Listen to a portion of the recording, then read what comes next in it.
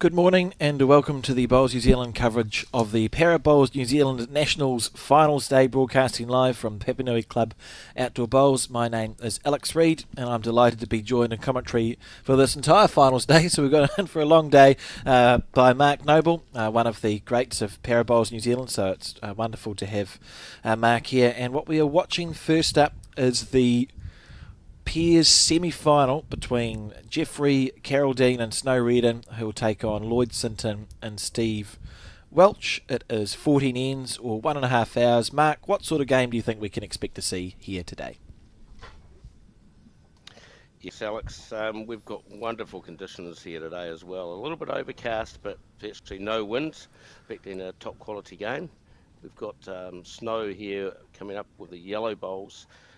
Class act in Para Bowls and has been in most finals that get played in these events. Yeah, certainly one of the well-known names, and with a new addition to his wheelchair too, which we will talk about as the game goes on, but sort of has allowed him to continue to play bowls. The smart drive on the back of the wheelchair.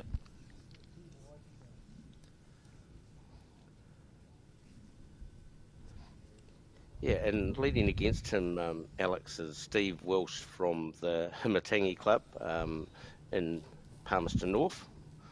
So Steve's been around in the disabled bowls for quite a while as well, and a few goodies as well. Certainly on these greens too, we'll see a lot of good bowls. We popped down yesterday to have a look at how it was going. There was a bit of post section on, and there's a lot of fantastic shots played because the greens allow that to happen. It runs at a nice speed and the conditions are good. Jesus Christ. I'm a wreck.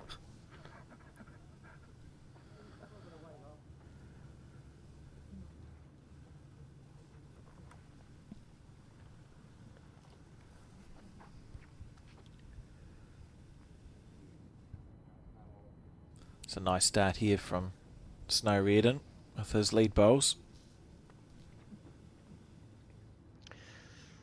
Yeah, a little bit unlucky to just touch his last bowl, otherwise he might have been a lot closer than that.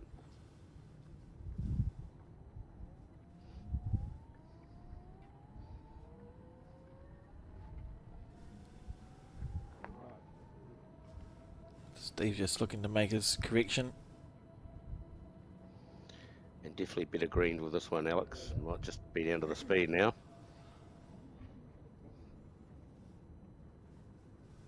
Pretty handy.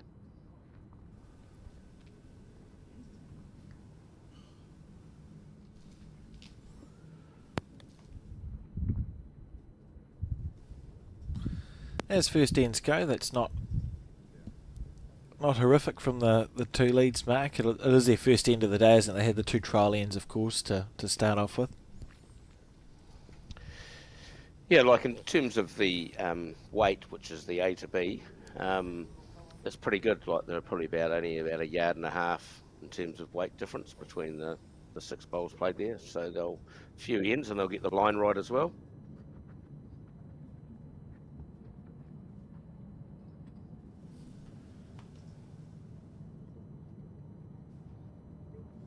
Jeffrey opting to play on his forehand side.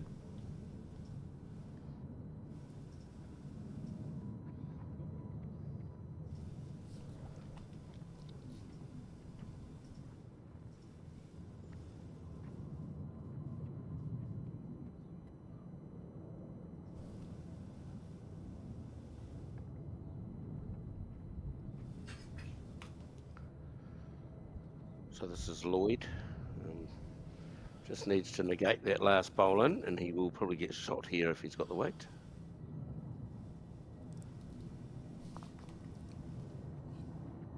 Just a smidgen short.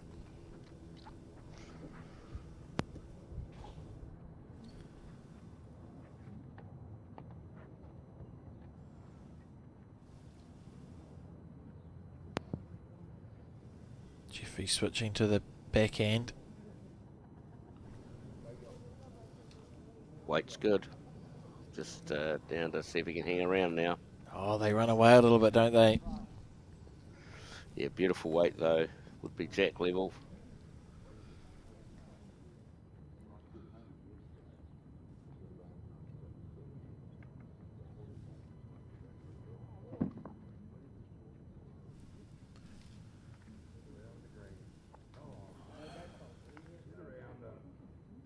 Look at this. Oh, he's just bogged straight onto that bowl.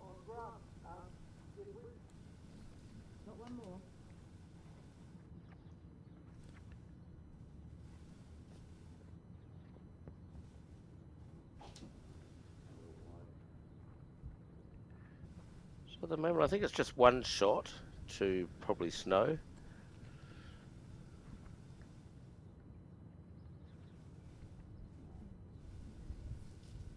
Yeah, that's certainly how it looks.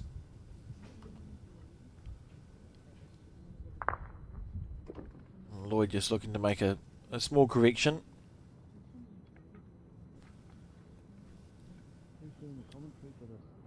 Gets it away nicely.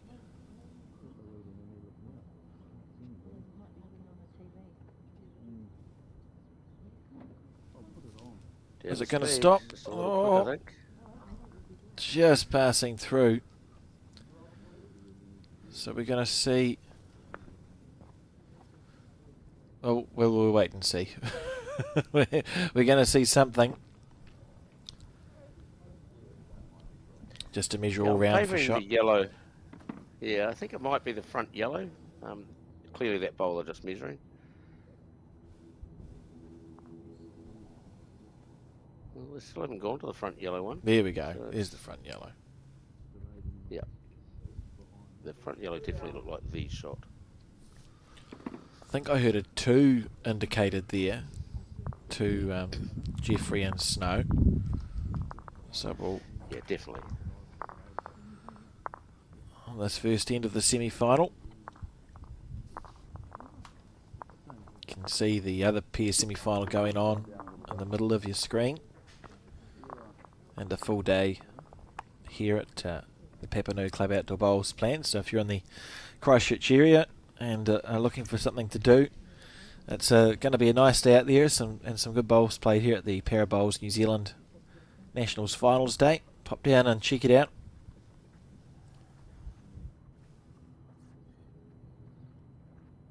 Jack on the 2 metre mark.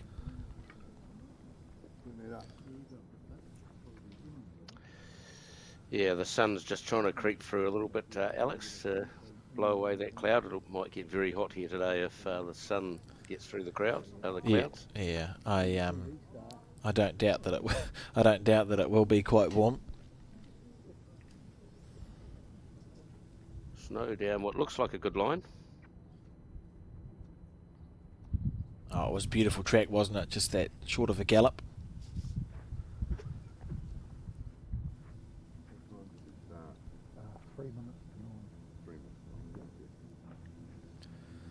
Interesting that Steve's actually playing the other hand, so it must look like it's blocked from his point of view.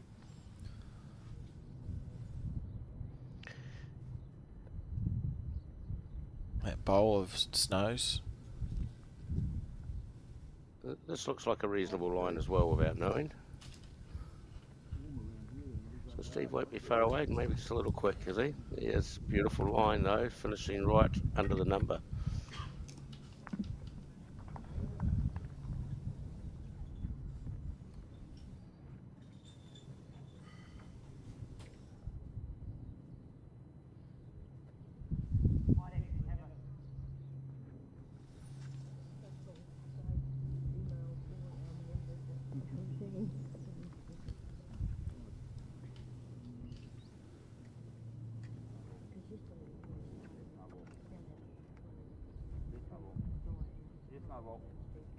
Nice correction.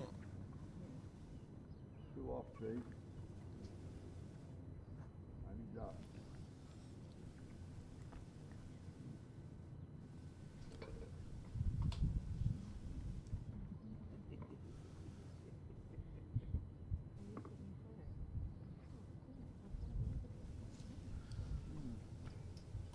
Remember his first bowl. Steve's just went a little bit overplayed. How's the correction? Oh, that's a fantastic shot. Look at that. Brilliant. Oh, as corrections go, that wasn't bad. That's almost as good as you get, Alex. So outstanding there from Steve. If I was skipping, I'd tell him he was heavy and narrow. And then I'd find myself funny for saying it, but in reality, it's pretty much a perfect bowl. You might find yourself playing on your own a little bit too. Yeah, it You might happens. not have any teammates for long. Well, rinse So and the repeat, last you'd bowl think. of snow. Yeah. The last bowl shouldn't be in the way, so just similar to what Steve just played. Snow a little bit unlucky getting caught on his own last bowl there.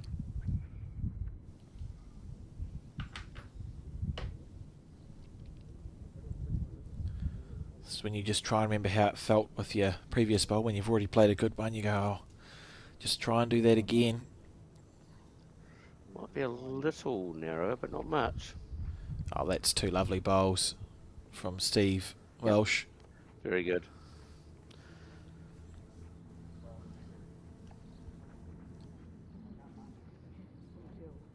You can see there from that angle they're pretty much both the exact same weight. Right on the jack. No back bowls for anyone. It'll be intriguing to see if Jeffrey feels like overplaying this mark. You know, you look at it and you think, well, there's a bowl and a jack target on either hand. It might be easier to reach right through rather than just try and draw. And it is a I'd be first tempted bowl, I just to suppose. follow. Yeah, I'd be tempted just to follow where Steve went down underneath Snow's bowl on the right of our screen as we're looking at it, and just try and land on a bowl. That's what I'd be looking at playing. So you're sort of thinking to yourself, oh, if I'm going to miss, I'll miss heavy here. Just make sure that if you miss, you're sort of past a little bit. And he's down a good track here, so this is sort of what I was suggesting. Down to speed now. This is a mighty Doesn't look effort. far away. How about this? What a bowl! How about this? Oh, that's great. That is brilliant. Unlucky, really. If he's down, he's unlucky.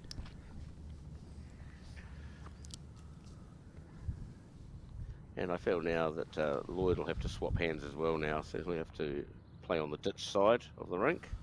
Although he isn't, he's Welcome try to and comment. negate and not hit that front one. Welcome to commentary, Welcome to Mark. commentary. Been there, done that. Oh, just clearly on this hand, a little bit of danger of knocking in that last bowl in. So he's finishing a good home though. One of the interesting things that we may find as the day goes on is that it looked this morning as though the greens have been widened up for finals day. So there's there's 6 rinks on the screen. I don't know if that means that the centre line. It must mean the centre line's now shifted, So we may see some bowls perhaps straighten up a little bit when they come to the centre line. I think you can see there, the reason I say it is on the right of your screen you can see the chalk marks that I presume are from previous day's play, and to the left as well. Yeah, that can happen, Alex, when the rinks get moved to where what we would call the rink peg, and it won't have had a lot of traffic walk down it, so it will hold out a fraction sometimes.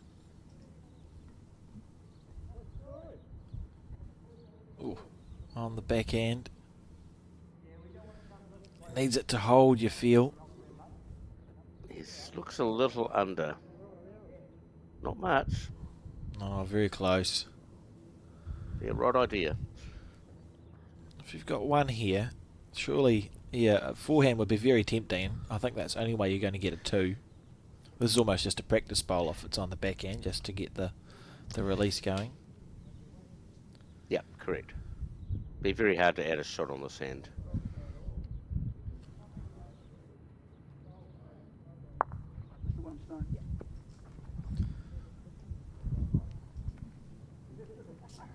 So 1-2 the score now. Yep, and that settles down the nerves for everybody too, Alex, with both teams scoring. It's always a little bit nervy when you play these sort of semi-finals and finals. We talk about that a lot on commentary, don't we? That it feels different if you're in a game and you haven't scored yet and say you're 5 down after 3 or 4. That feels quite different psychologically to being 5 down halfway through a game when you have scored, because you know you can score, so it feels like something that you can catch up to. Correct. It made sense to me about halfway through, and then I felt like I was losing my thread a little bit there. They're just checking to see if this is in bounds. Out of bounds. I think with the time limit, you can just place the jack in the mat where you like. I think other rules they'll be probably playing under with time limit. I quite like that that rule in time limit events. It saves the... You probably waste about 20-30 seconds getting the jack re-delivered, and all you need to do is have it out of bounds 4 or 5 times in a game, which can easily happen, and suddenly you've lost minutes. Yeah, and end up you could lose a whole end over that. So it's a good idea to just be able to place the jack in the mat.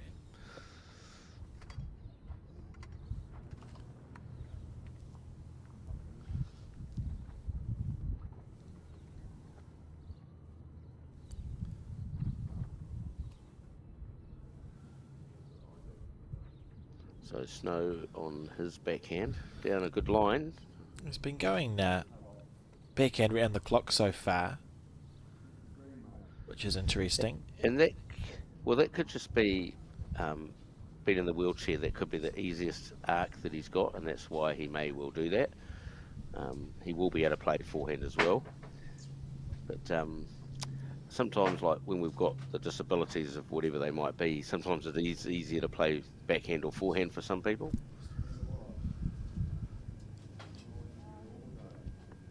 Certainly one of the not too bad. One of the good things about being off the front, Mark, is if you do have a favoured hand, for example, it's actually quite nice as a lead, because you can just go around the clock on one hand or the other hand and be a very effective lead. There's not usually that much stuff in front of you. No, that's the one good thing about leading. You normally got a free rein. Unfortunately, when you play in the middle of teams or you're skipping, you are stuck to what you get given.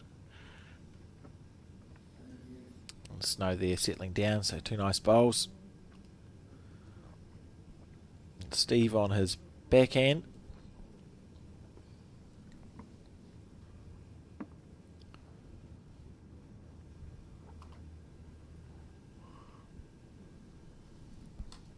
It's a little wider here, I feel.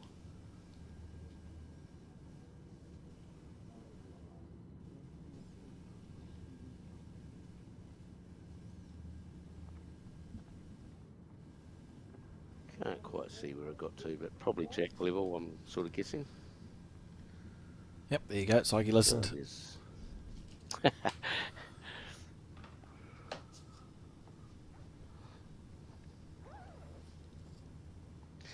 In the background there, Kerry Pratt from the Palmerston, I think North End Bowling Club at the moment. I think he plays out of. Oh, look He'll at be this hole. supporting Steve from Manawatu. Very good. From Snow. That held all the way. It was on a tight line. Beautiful bowl.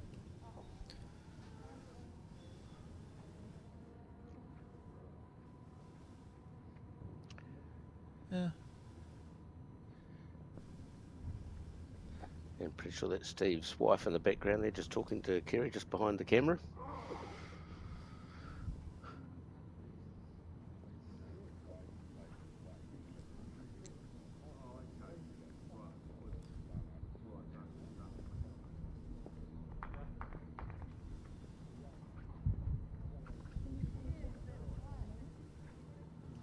Sun is trying to break through here.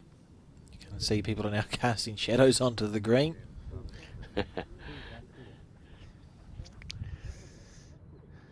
Yep, and there's a jacket coming off. So just showing it's starting to heat up here. Yeah.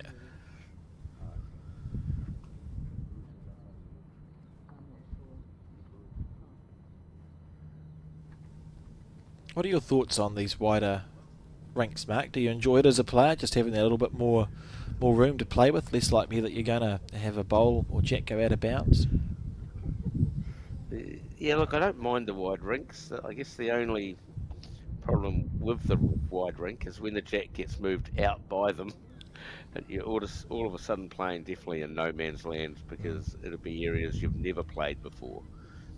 On the narrow rinks, when the jack gets moved out to those, we've played to those areas before. So does make it a little harder when that happens.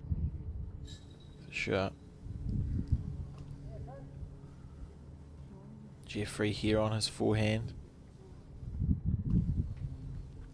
He's played some lovely bowls so far in this match. Yeah, played really good end last end. Oh, people keep sure, wanting Snow to get out of the way. It's a little quick with that one.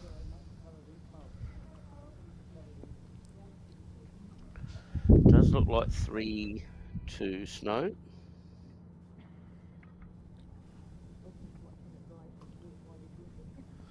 Yeah, it's becoming important for Lloyd even to draw a second shot here.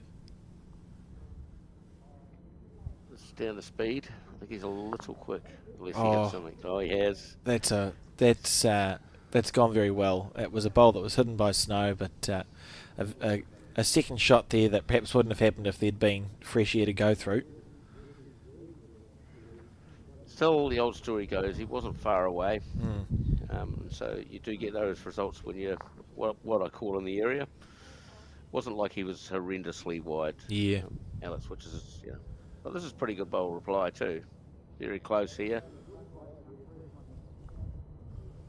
Beautiful effort. Yeah, very good try for sure. What would you do here, Mark? Are you staying on the forehand? I like the other hand, trying to land on the shot bowl or just touch the jack a couple of inches for 2. Is it? Just playing probably a foot past the jack, no quicker, because you don't want to spill the jack too far.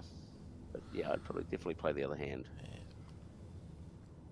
Looking like the ways. Looks like that's where he's heading. So it's not big weight, it's just a foot through. Small trail, sit on shot bowl for a couple. Yeah, more percentage chance, isn't there? Just switch cameras and watch it from this angle. Come onto your screen soon. Oh, just underneath the line.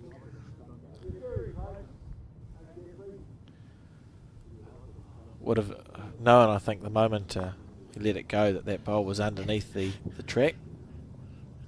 Sure. If Jeffrey can land on the second shot here, he might make 2 or 3, Alex. We can just get to it and sit it over a couple of times. Not too far away, Look at this. How's the weight? How's the weight? Pretty good effort. Beautiful bowl. How about that?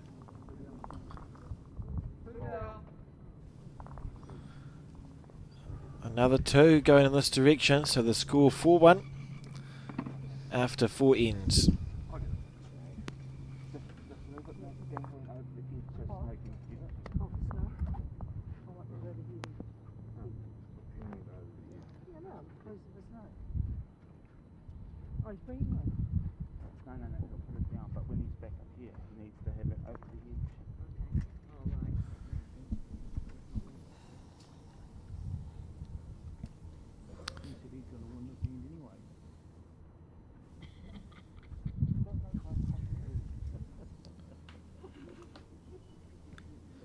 Looking pretty cool, calm and collected, the team of Jeffrey and Snow. You spoke about Snow, Mark, and he's one of the big names in para bowls in New Zealand. Has been around for a very long time. What are your recollections of him over the years and his involvement with para bowls? He's certainly had a lot of good results. He has won the para singles at least once or twice from memory. And he's, like last year, was in the final of the singles as well. He's always very, very steady player, and if you've got a lead against him, you're going to have to go good to beat him off the front. But he is a very steady player, and he is used to playing in Canterbury area, so that is a big advantage as well.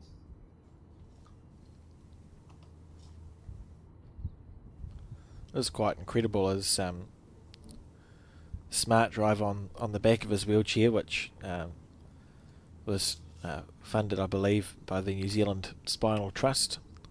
Or he was certainly assisted in getting that with the New Zealand Spinal Trust. But amazing, it's a little bit like an e-bike, isn't it, Mark? In that it kicks in when it's required and allows him to move up and down the green without having to do quite the amount of work that he was before. Yeah, it's pretty hard when you're in the chair and you've got to wheel up and down the green. It takes a lot of energy, and it does make playing all day quite tiring, clearly. So it's great that he's been able to get help with that. And He's pretty good here if he's got the weight. the attachment's been approved by Bowls New Zealand as well. It was looked at by Steve Beale in conjunction with the New Zealand Greenkeepers Association, and there are a whole lot of regulations. If you look at the tyres on Snow's wheelchair, they are wider than what you would see if it was just one you were taking around, and it means that the weight is spread out so it doesn't groove into the greens. All been approved.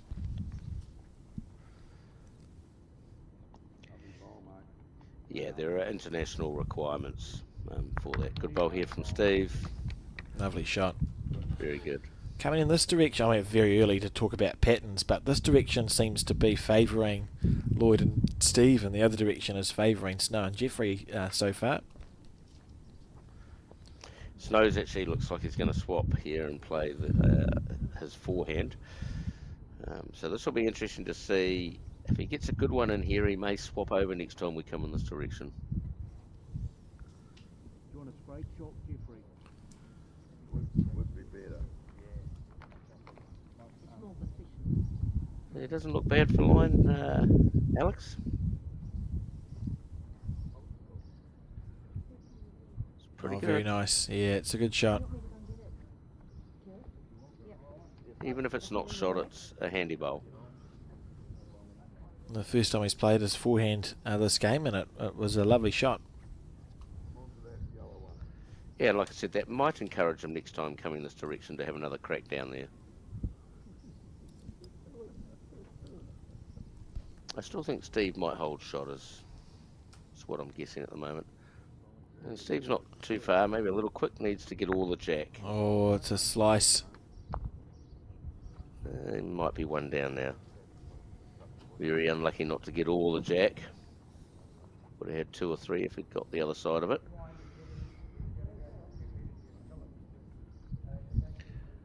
One to Snow, I believe, now. So the opportunity to score back-to-back ends for Snow and Jeffrey and sort of lock in that lead if they can score here. And crossing over with the shot.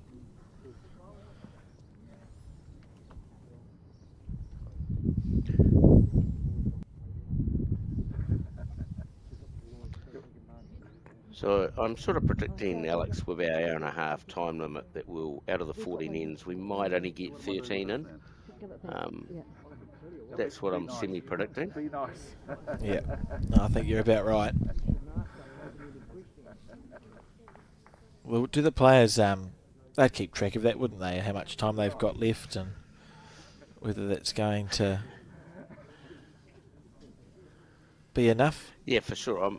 I'm sure that there'll be somebody, or they'll have a coach maybe on the side that might keep that time for them. So they're bound to have some knowledge of how close they get to time.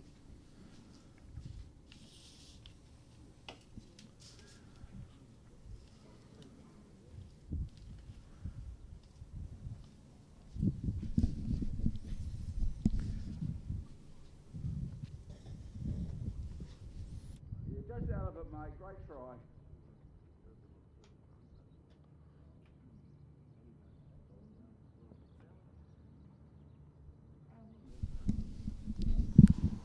This bowl. A little quick, I feel. Yeah, good green. Just overcorrected.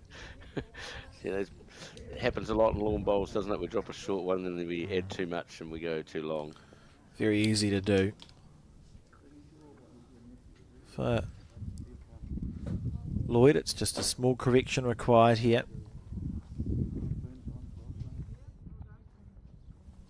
See his first bowl finished at 2 o'clock to the jack, so just a smidgen of a change. A little quick, I think. Well, if Jeffrey doesn't get one close with this, I'm wondering about whether we should attack the yellow bowl, which is worth 4 shots at the moment, Alex. So it's a pretty key bowl coming up here. It certainly becomes a very lonely bowl, doesn't it, if this doesn't get into count. How's the weight? Yeah, he still might have 3 or 4 seconds, you know.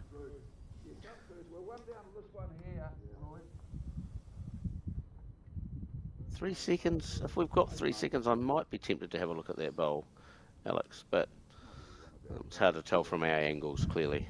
Yeah. He's switching to his forehand. My forehand's administration. Trying to get under Snow, but I think he needs a gap. Well, how's the weight? How's the weight? Not quite. Oh, not to be. 5-1 the score now as we enter the fifth end. Beginning just to open up a little lead, Jeffrey and Snow in the semi-final. Yeah, it's nothing too serious yet, Alex. Clearly, if it continues for another 2 or 3 ends, then it starts to get a little bit harder. But Lloyd and Steve just need to plod along, get a couple of singles, and get back in the game.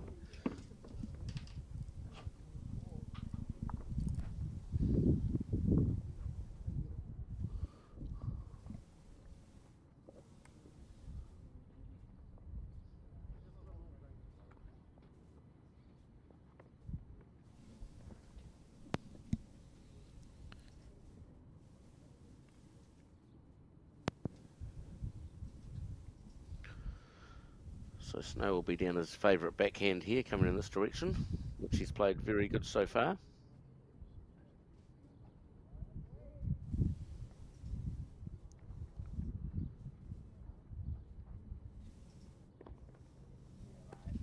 Nice weight again, Alex. Yeah.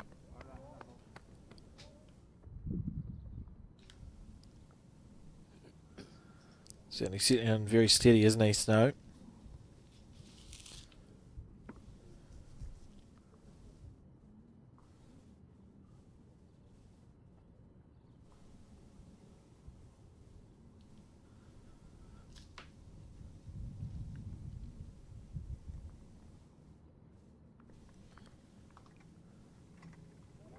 Just a little bit underlined, I feel, here for Steve.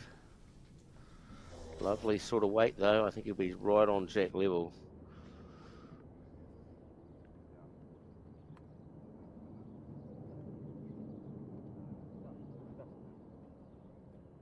I've forgotten they're playing on a wide rink. He went to pick that one up. Oh, the weight was good. Yeah, that weight was perfect. Does seem to dive across a little bit on that backhand as we see it, whereas this forehand side to the left of your screen seems to hold a little.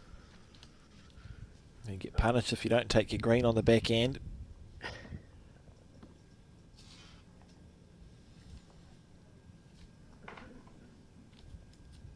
Still looks a little under for my liking. Might hold. Yeah, you can Just see it feel diving he's there. just missing line. He's just missing his line of fraction with beautiful weight again. Like if he gets the lines sorted out on this hand, he'll start putting them all over the jack. So just needs to concentrate on just getting it out just that little bit more. Trusting, I guess, trusting what his eyes are telling him, Alex. Mm-hmm.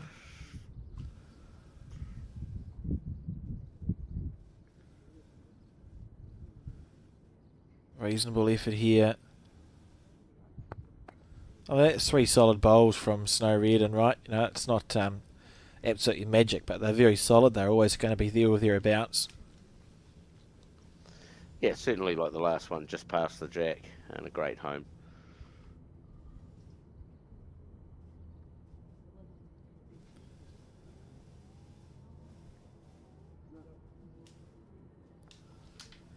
That's got to be better line, I feel. So hopefully he's got the same weight. He's just added the weight, is he? No, it's not bad.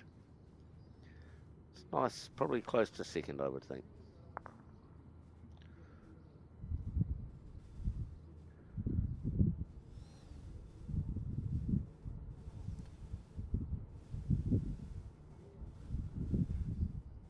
So on the crossover, looking like Wonder Snow.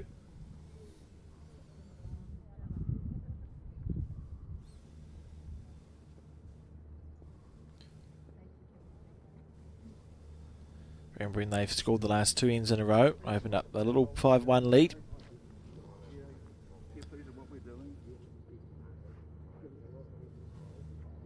Jeffrey on his forehand.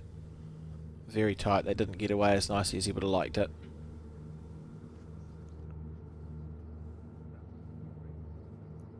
It's one of those bowls that you want back the moment you let it go, Mark. Yeah, look, and clearly you can see there Jeffrey have some balance issues, and so when we've got a disability, we always don't get them away as nice as we might like to, Alex. Just about resetting for the next one. You see a couple of deep breaths there from Jeffrey.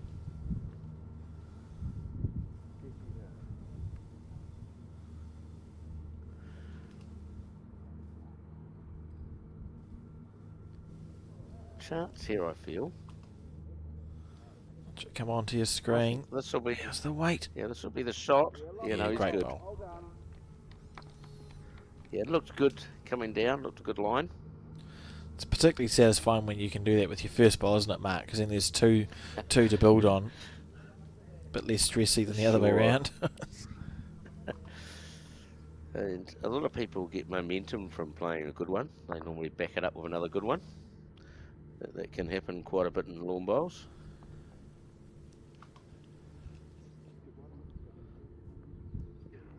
Alright, see if Floyd is able to rinse and repeat.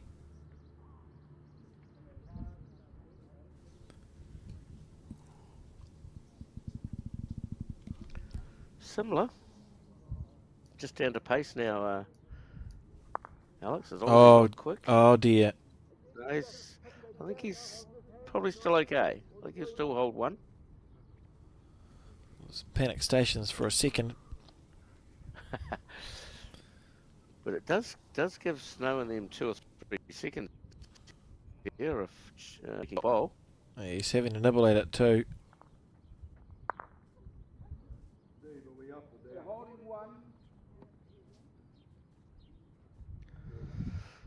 Same as you've been doing, I'm thinking, from Lloyd.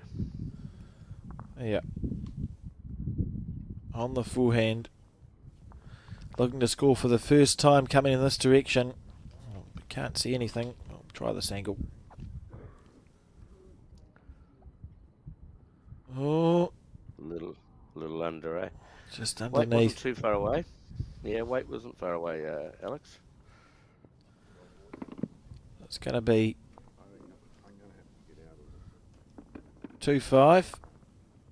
And we're on the 6th end of a scheduled 14, but as you said, Mark, with the time limit being 1.5 hours, it's probably going to be sort of 12 or 13 end game as opposed to the full 14 here in the semi-final. Yeah, that's what I'm expecting.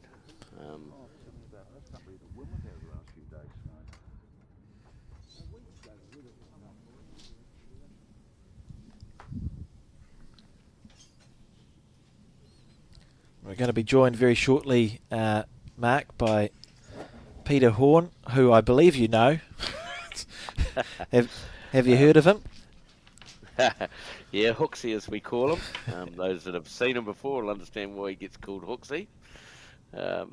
Certainly one of our legends in Parabowls, if not the legend of Parabowls. Well, he's just popped his headphones on, so it's a really good time for him to hear what you have to say.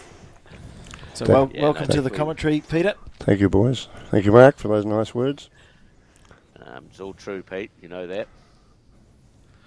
Well, but yeah, good to have you. So he can't talk now. We've got a lovely day down here. I've just come in from outside and it was warming up quite nice. So I think we're going to get a real stinker.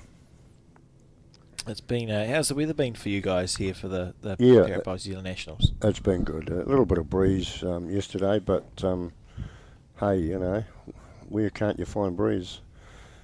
So it's all part of the bowling game, isn't it? Absolutely.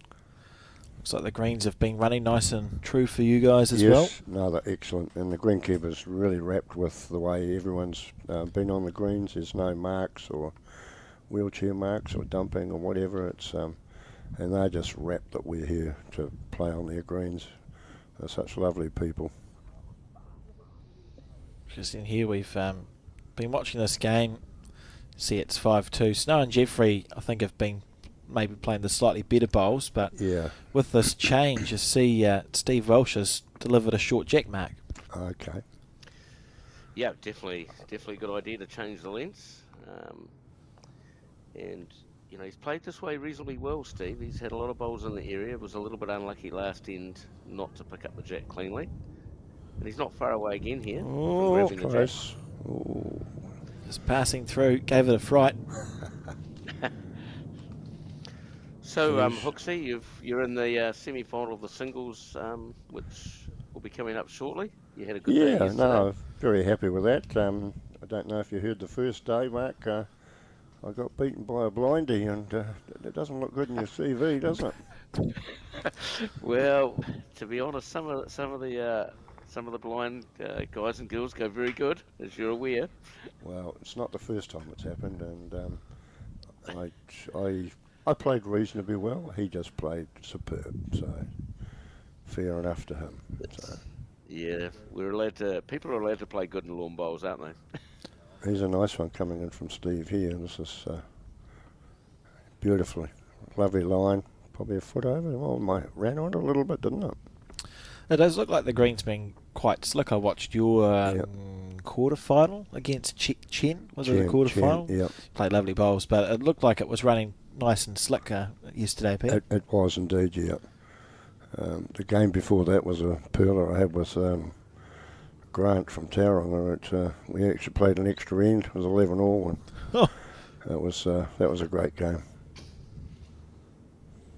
So that shorter jack has thrown both the leads a little bit off. We see the two scattered bowls at the bottom left of your screen, then the four closer ones. I think for Lloyd and Steve, they're trailing 2-5. It would be nice if they could score on this end, wouldn't it? Just to keep well in touch. Yeah, Lloyd really handles that stick really well. He's usually not very far away. Snow's a little grumpy with himself, but as he expects to do better. But he's got a new chair this year that's motorised, and it's really helping him out as far as tiring him out and whatnot. I remember he played Mark in the final in 9i in 2018, Mark. You're not sure of the year, but yes, I did play him in the final down in 9i. And I think it blew a bit of a gale and he couldn't handle it. It was a gale, yes. It was a When's gale. it ever got windy in Wellington? Here's a lovely ball. Did struggle a little bit, but never mind. That's a long time ago. There's Lloyd's drawn that shot. I would say that would be shot. I think from memory, Lloyd, who's in the background, it's only his second or third year of playing the game, isn't it? He's I believe so, yeah. He won our consolation singles last year, and I think he beat Graham Scalloon on the way to his qualifying. Of course, Graham ended up winning the major event, but I've been quite impressed, with how he handles the bowling arm. I was saying to Mark before we were on air, it reminds me of remember the golf clubs, like Adam, there was an Adam. Yes, I remember, yeah. An Aussie guy used to use the golf club as a putter. It reminds me a little of that. Yeah, they used to have those tall ones, didn't they, the putters? And he's had this specially built, I believe, for himself. And, look at this bowl. Beautiful effort. He's certainly mastered that stick. I think there was a few here struggling yesterday with the sticks, but it seems a little bit easier mechanism with it being more upright. I don't know. It's interesting to have a look at it. There does seem to be a wide variety of different types of bowling arm. Kyle and I were trying them at the Dunedin Lawn Bowl Stadium. Ken Walker sells different types of bowling arms down there, and there's ones where you pull the trigger to let the bowl go. Yep. There's other ones where you let the trigger go to let the bowl go, and then there are other ones that let it go by themselves somehow. Yes, the momentum of it. Yes. All very complicated. We had one or two members ask if we've got anyone that can actually coach the swinging arm, so we're going to sort of try and have a look at that. It's something we probably haven't thought of, everybody gets a bit of coaching on bowls and delivery and whatnot, but so the swinging arm would be an interesting concept to see if we talked about maybe having some Zoom meetings. Yeah, there are a few. I know there's Ken Walker down south and Possum. I always want to say Possum Bourne, but I feel like that was a rally. Was that a rally driver? Yeah, he was indeed. Yes. Okay, well that's not his name. Correct. No, he was from Timaru somewhere. This one's from Gizzy, I believe. There's a guy called Possum anyway from. He used to play with Tauranga South. I know he's from Tauranga. Used to organise a bowling arm tournament there as well. Okay. So there is a few sort of coaching bits and pieces available. Oh. And I wasn't paying attention. Can anyone tell me what happened there? Who scored? Was it 2? Was it? It was either 1 or 2. Well, 1 or 2. So I think it was 1 to Snow. To flick over. I'll trust Peter and say Who 1 to Snow. trust? So we'll go 6-2, and I believe this is the 7th end.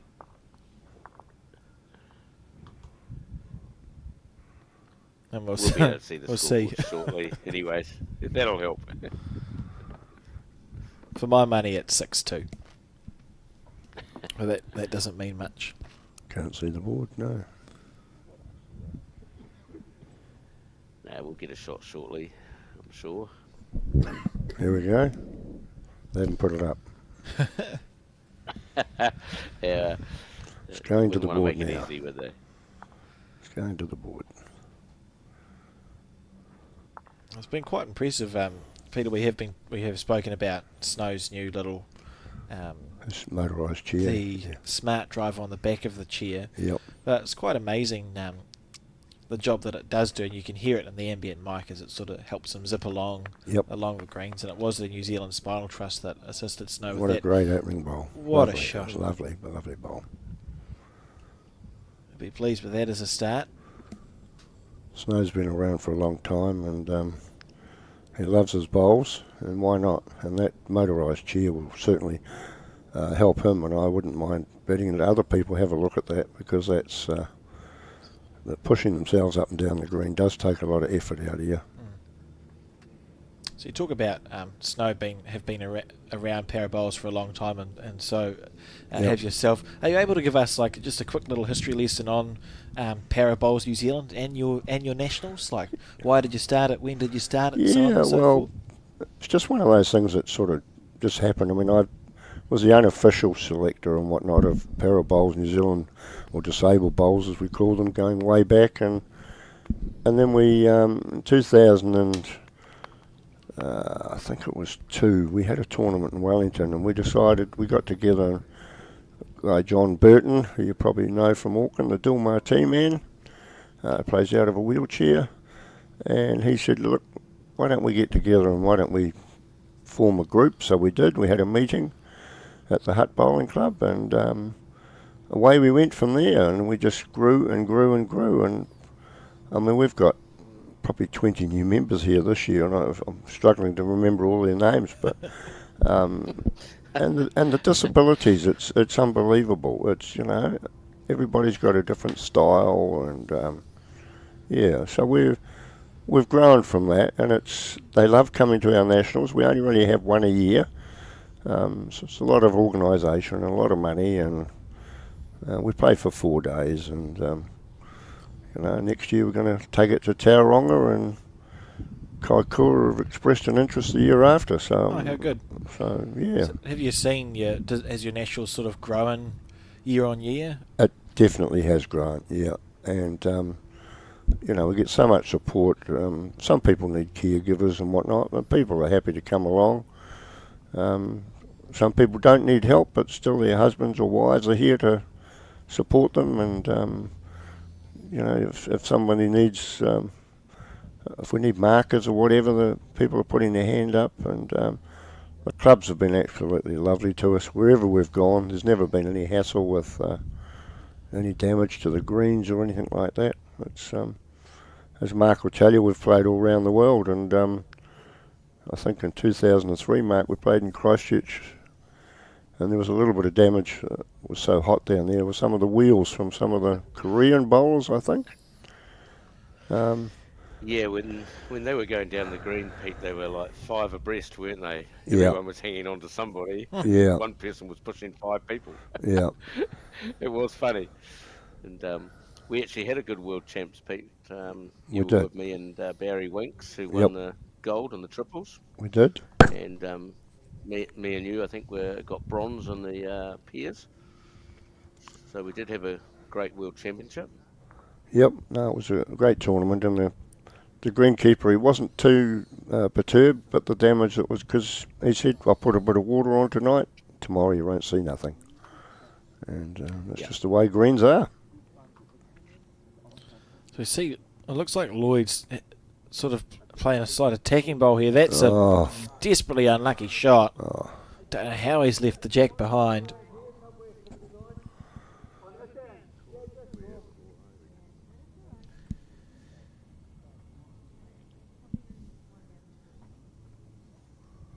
Might be Yeah, seven. that's a couple of times that's happened, hasn't it? A couple of times they've just got half a jack and not all the jack.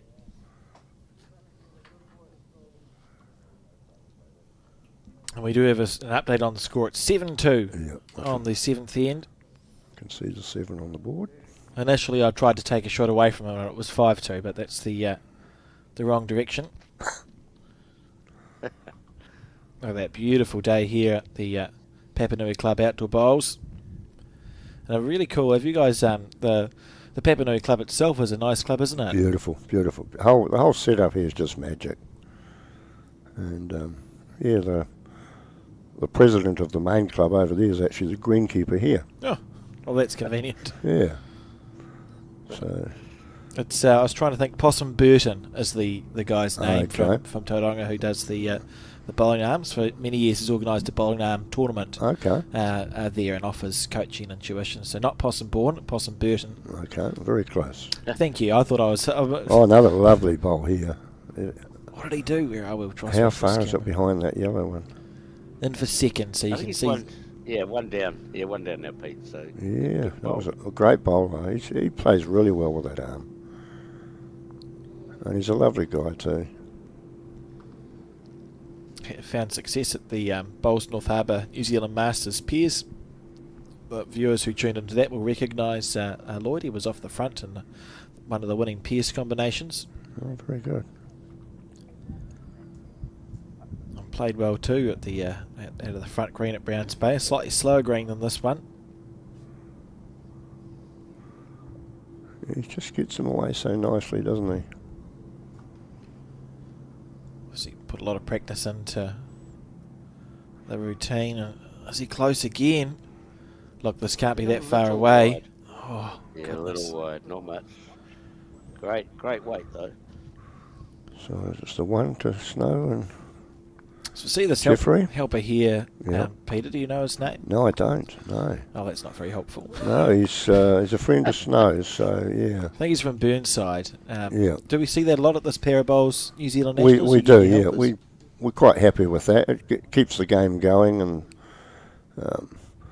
we played Piers yesterday, and we had Snow playing against Peter Wiley, and nobody helped them, and you know, they've got to sort of bend over and throw the bowls back, and then get the mats and the kitty, and so. But So if there was a pair of bowls national, so we know the next year's in Tauranga, Yep. and someone thought, oh, I wouldn't mind being involved with the assistants, would Oh, they just contact you yeah, guys or yeah. pop down to the club? How's that work? the year we had it in Nainai, we got, I think I can mention the bank, the ANZ Bank asked their staff if they wanted to come along and help. They get a day's paid leave if they help in the community. And I think we had 10 or so, Mark, that came along that year. There was all sorts of nationalities and ages, and the people just loved them, and they loved us, and they were out there helping, and yeah, it was just really cool. Yeah, it was certainly brilliant, Pete, and it was great that the ANZ climbed on board and helped out that event. Yeah, It just helps speeds up the games a little bit, and anything like that's got to help our game. haven't seen it And much. they were all really much in friendly, New weren't Zealand. they? Yeah, as I haven't seen it much in New Zealand, but there is a metal frame that you can collectively push all the bowls back, and you sort of scoop them all up. It's We like a had big that. C. We called it the bowls. We actually couldn't figure out a name for it. There was a variety That's of right, names. Yeah, yeah. We had it for the Twilight Bowls League that we ran on Sky Sport last That's right, year. Yes. I think Cambridge Bowling Club. Okay.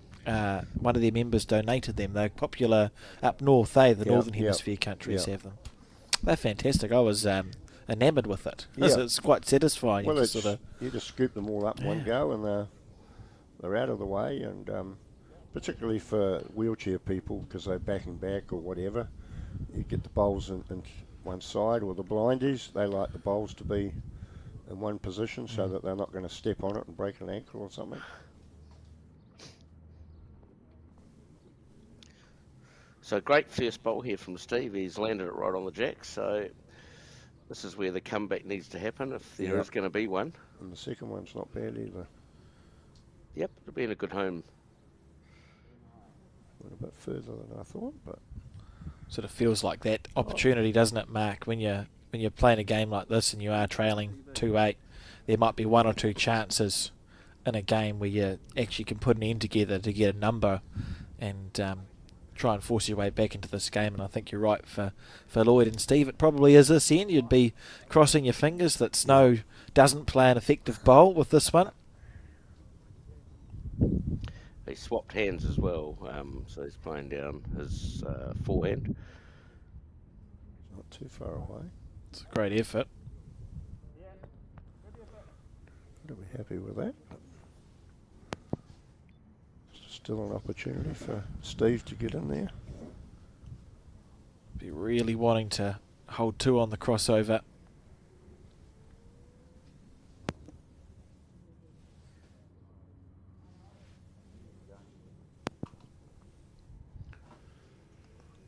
Oh, I'm not sure how far that... No, it's just going to run on a little bit, but not the end of the world to be past the head.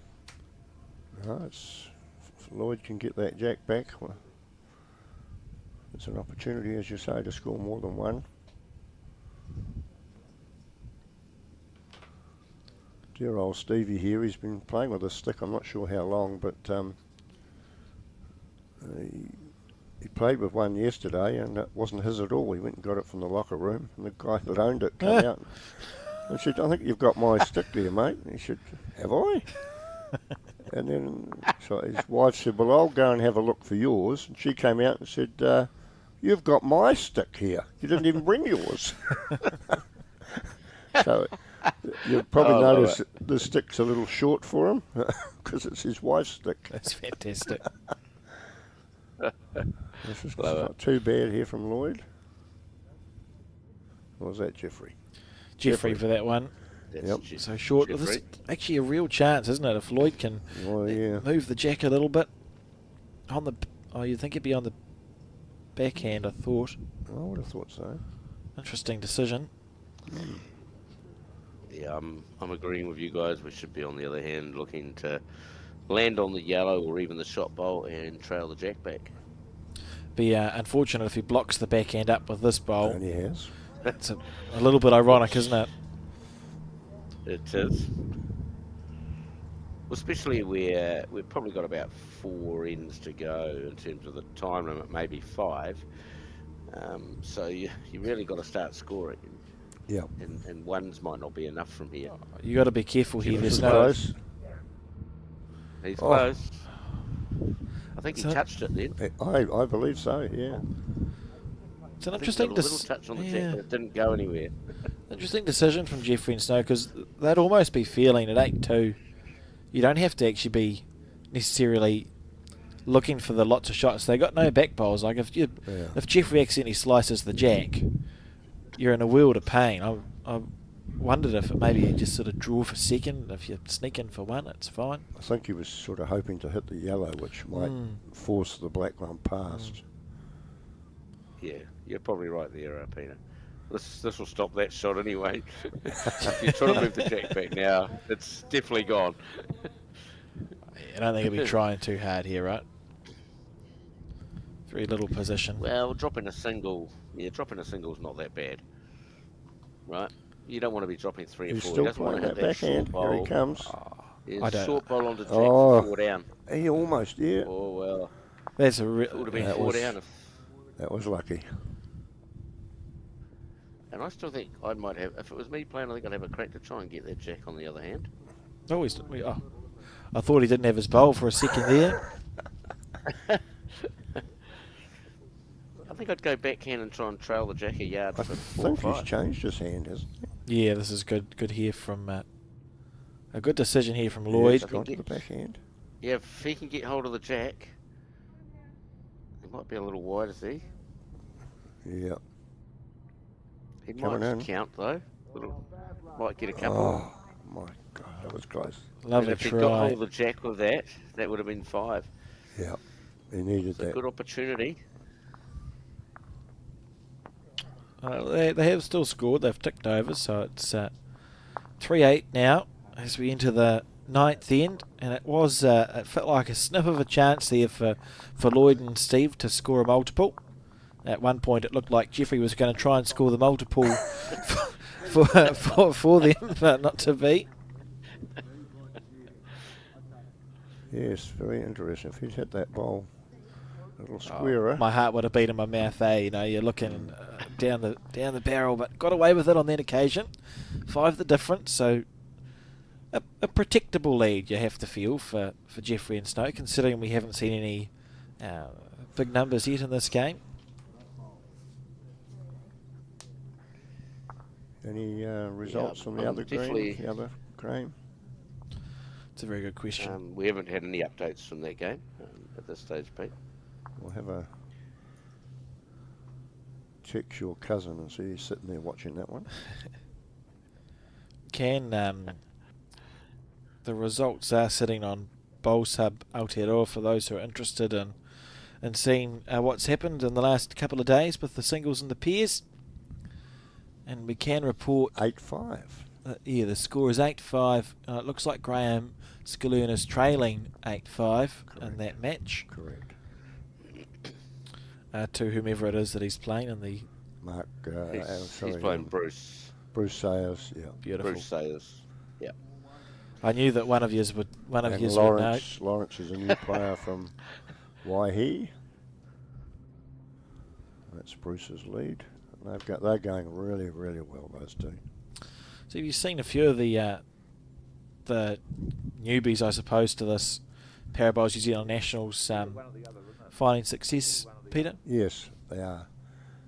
And they're seeing other disabilities, and it's the old story. You think, oh, how hard everyone's done by, and then you see someone else and think, well, I'm okay as it is. You know what I mean? It's there's always another story, isn't there?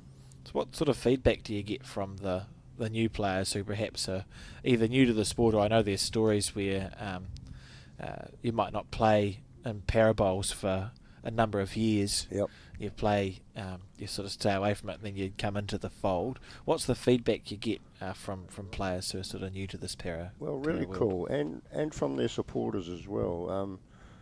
We had a lovely lady, well, her husband is out there, Lloyd, playing now, and she got up at the AGM and said, I'd really like to thank the committee for putting this tournament on and what you're doing for us, and to see so many people enjoying themselves, and so it was nice to get some feedback, because we don't always get feedback, and it's a lot of work from the committee. Snow really finding this hand nicely, isn't it? Yeah, it's not as aggressive on the turn, so you can afford to take less green and not get so punished. Well, that's 2 lovely bowls.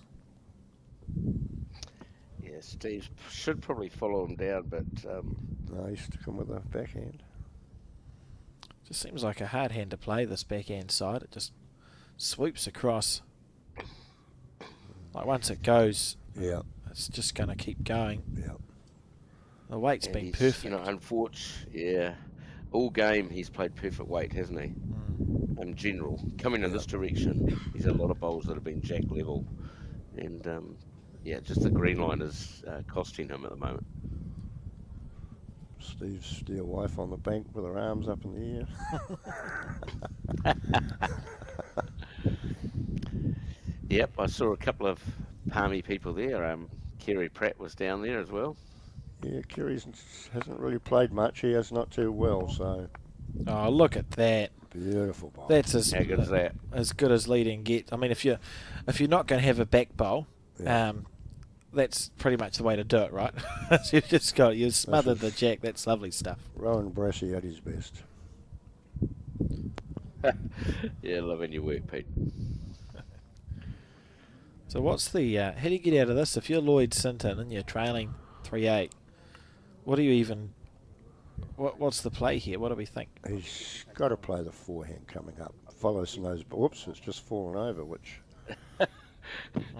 Which might change your mind, Pete. But made I think it a you're little right. bit. I think he's still maybe. going to do that because he's got to rest into them and try and tap it back a foot or so and give himself some room. Yeah, I think down on the forehand with a yard of weight, try and land something called create some play, I guess is the best way. Because they definitely can't afford to drop this 3. If they drop a number here, I think that will probably be the whole game. Just about. Well, just so hard to get it back, isn't it? They just got to play with a good line and hope to get a result. And he looks reasonably lined here. And even if he misses, as long as he stays on the island, he's got to be on the island. Yeah, that's the secret, isn't it? He's This gonna bowl be in the needs to stop because you're trying to create a back bowl for yourself, so not able to do it with that bowl. And now certainly it does get a lot harder, for sure, for Lloyd to get out of this because he could potentially drop 5 or 6 here now. Yeah, well, every bowl's going to be under more pressure. Yeah, because this will count. Yeah. Jeffrey's come on his game superb. In the last, when we first met him probably 5-6 years ago, he was very erratic. Last year he got the cup for the most improved player. He qualified in the singles for 4 wins out of 4, and I think he did it again this year. But he's come on his game, and it's great to see. He really loves his bowls. Switching to the backhand here. Is this aggression, is it? Yeah, I think I made that comment earlier, Pete, before you were online, that I played with him in the 9 Nationals and the triples. Yeah. And yeah, you could tell that he has improved his bowls. I think that was not such a good choice of hands. Well, if you were going to play the backhand, you had to wind up, didn't you? I know what Mark Noble would be doing, but do you think Mark would be short? I think we'd be trying to kill it and start again.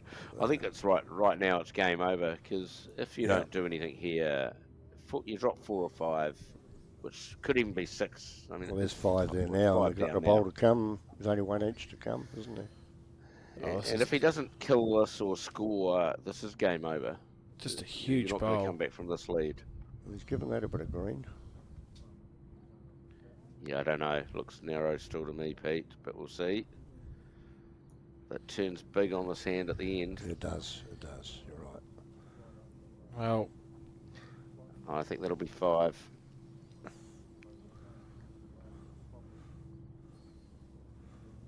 And not a lot of danger here either. So Graham Skillen's come back in the game quite well because he was down at the start there about 5-0. So we saw. That means if it is a 5 here, Jeffrey owes Snow a drink. That's the etiquette in bowls, isn't it? If you've got an opportunity to draw a bonus for a maximum number and you miss it, or even if you score 1 short of a maximum number, whoever has let the team down has to buy the other one a drink. You'd have to say, though, that all the bowls that went up on the backhand were all undergreened. So, you know, sure. There was a big swing there, wasn't there? Yeah, it's been the harder hand. There's no doubt about it. Yeah. If you get it, you get it, but if you don't...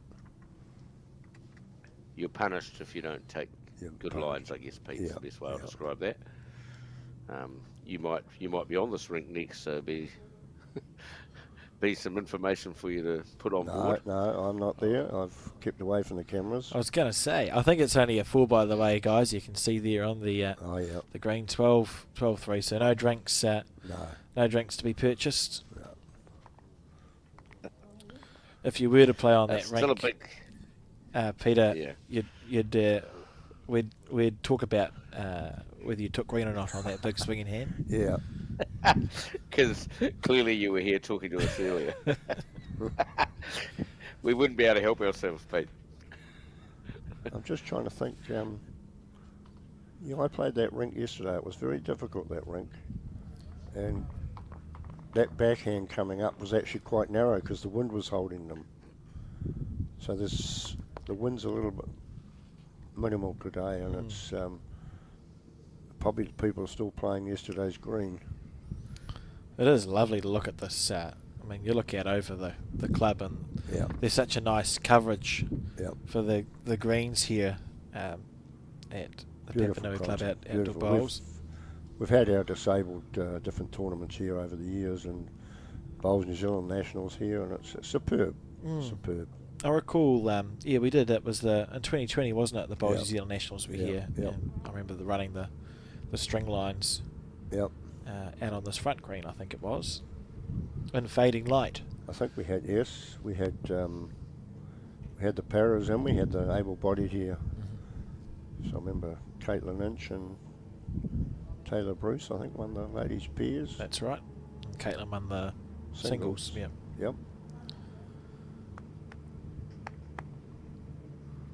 Two nice bowls again by Snow. He's been very steady. You know, it's just everything you want out of a lead. I recall one end actually where Jeffries crossed over with a bit of work to do, and they only dropped the one in the end. It was when we knew there was that half a chance for Lloyd and Steve.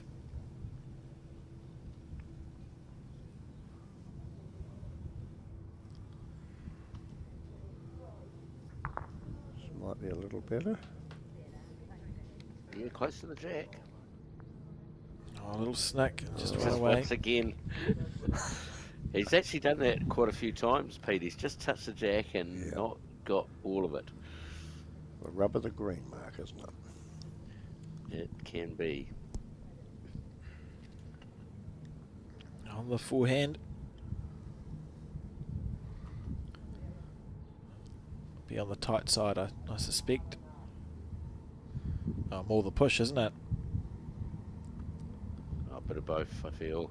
Still on Definitely the underlined.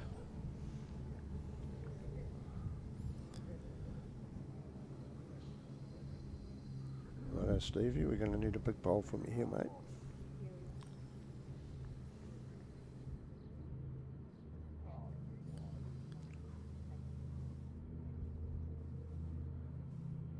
Just might have overcooked the line here. I did hear some words when you let it go. Yeah, we wouldn't want to replay them. We might have to use the profanity buzzer. There is good news. It is past the jack. So every ball past the jack's in play. And it was the right bias. It's puffing away there.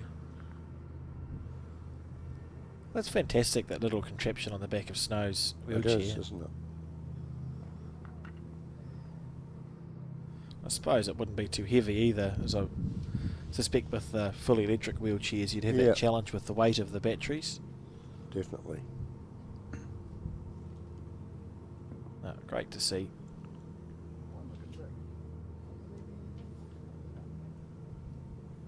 Good sort of track here. Shot itself. Yeah, nice bowl. Played it very good.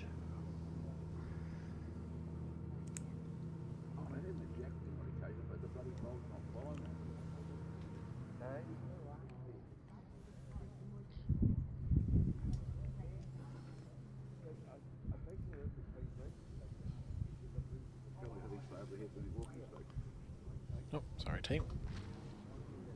Just thought we'd watch Lloyd for a few seconds.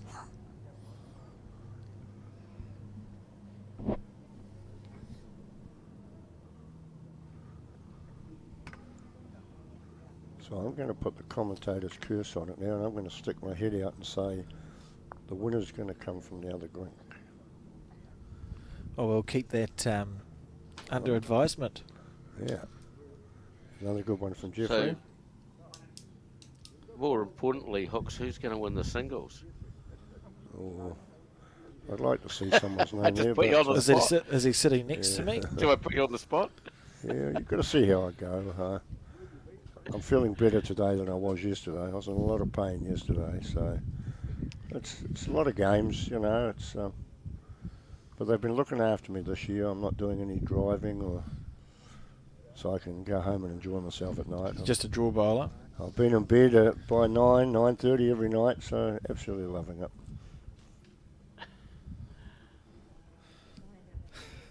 Never heard Mark speechless before. Yeah, I was actually trying to work out how to comment to that, Pete. So, because I have been away a couple of times with you before. Well, I'm normally driving the van, so I'm up at 6, and you start running them here, there, and here's a I lovely was bowl meaning again. about some other reasons why Yeah. you might have been up later. Yeah. I think he's changed his hand here. Well, he's got one bowl and he's 5 down again. So if he fails with this bowl, it'll be 17-3 and it will be all over. Yeah.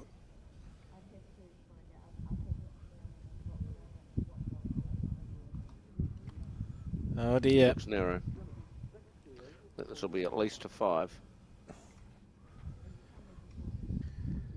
In fact, I won't be surprised If it's a if that's 6. the game over. Could well be. It's close to it. It's 5 or 6 anyway.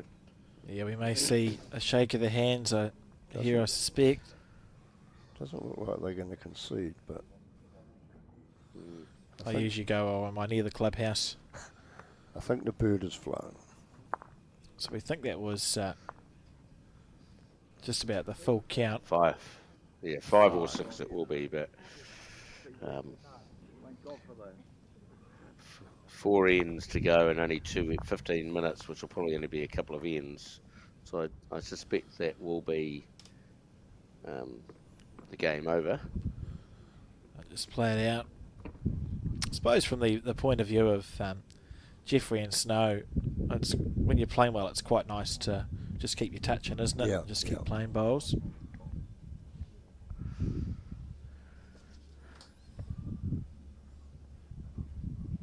So is our Zoom man able to zoom in on the other board again? Good question. Here he goes. Yeah, sometimes Colin's not really onto it. Sometimes he's 10-5. asleep 10-5 to Bruce Sayers. 2 ends to go for them.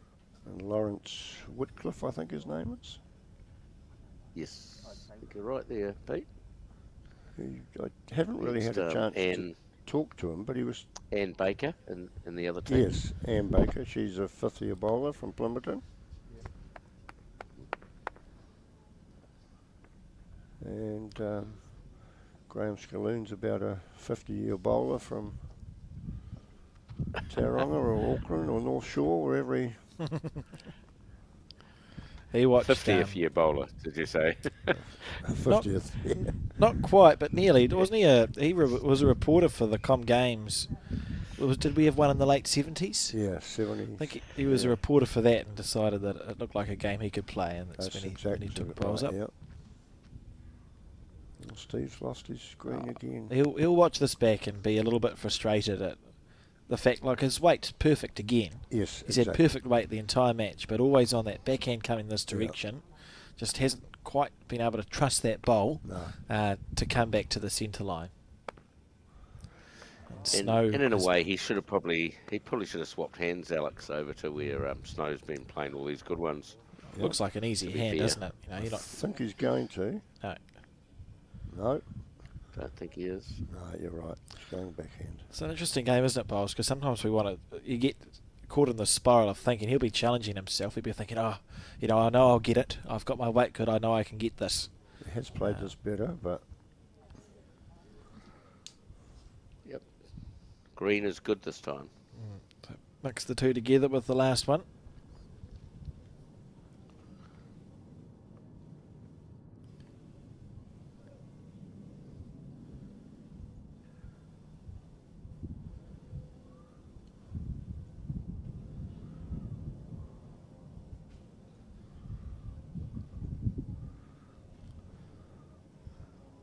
Chris Snow wasn't going to play on this at all. It was just somebody.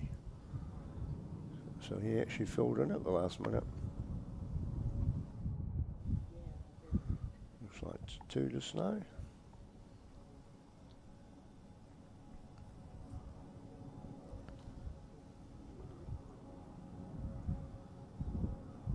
Steve's sticking to that backhand. Under the line.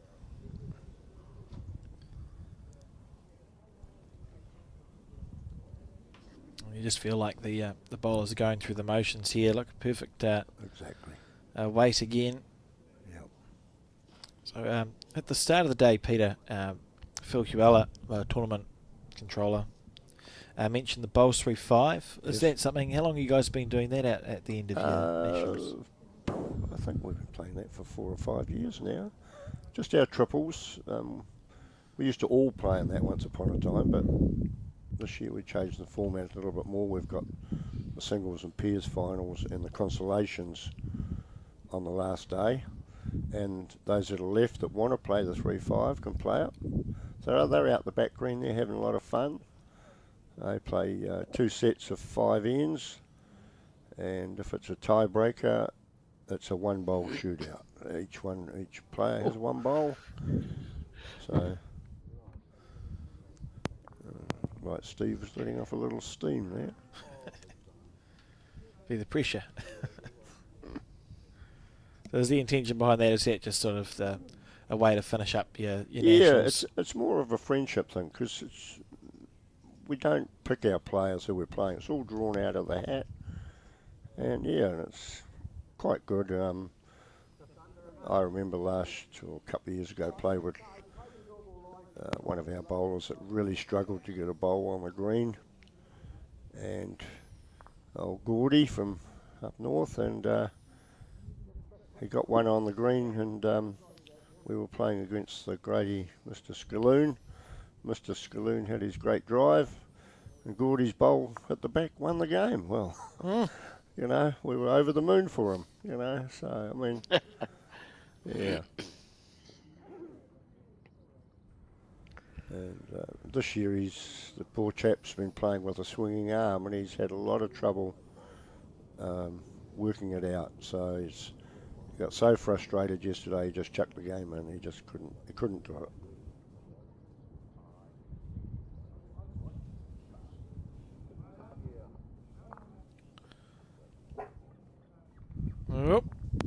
Slicing the jack. Yeah, the last few ends have just been like that, haven't they? Yeah. It's not quite going right for them. No.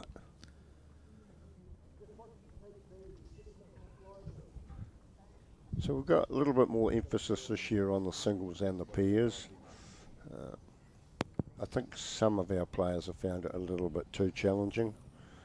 A lot of able-bodied people can't play 4 games of singles a day for an hour and a half. It's a lot of work.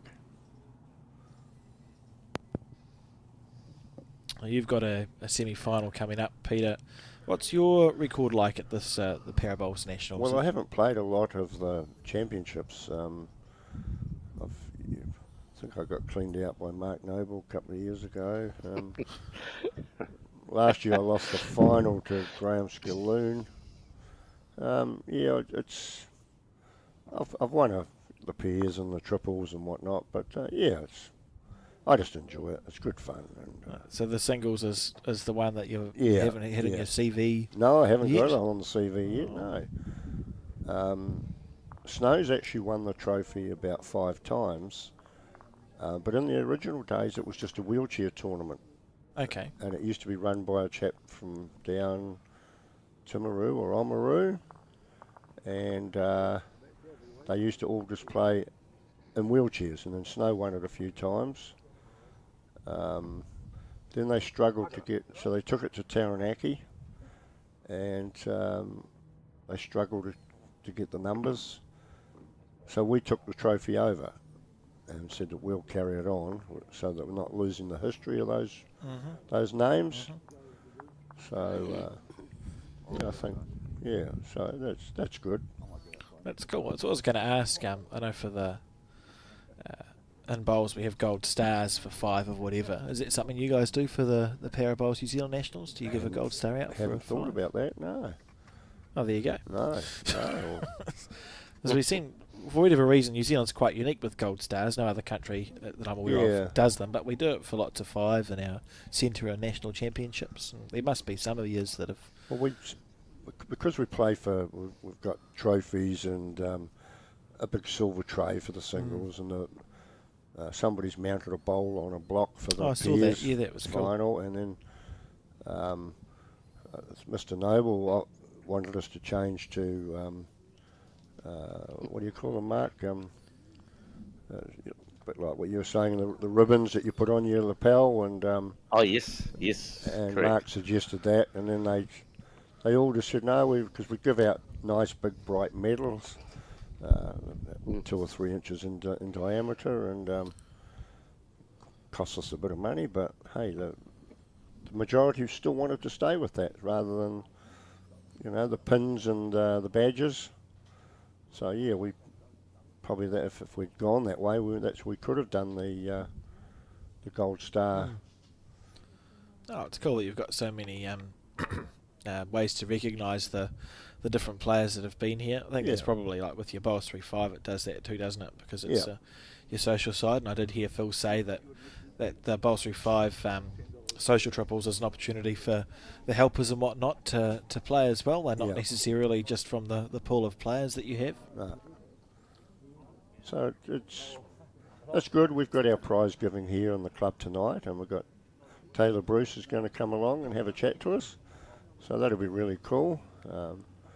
We had Graham, is it Reese? Reese, yeah. Yeah, Reese. He came. Graham Reese. He gave us a lovely talk the other day on his coaching methods, and anyone that needed some help, he was prepared, and everyone interacted with him and his board, and so I think he might also appear again tonight, so that'll be cool. I'm looking forward to chatting with Taylor, and we're going to do a question and to and froing. Oh, cool.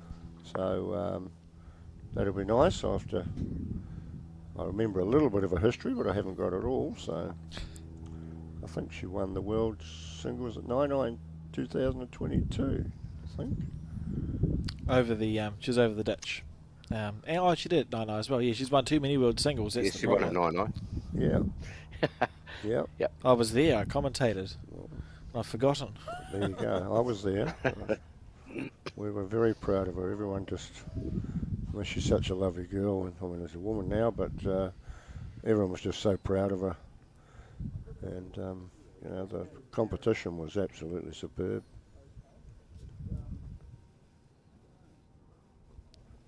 So the players just working their way through this. Realistically, we are going to see Jeffrey and Snow contest the Peers final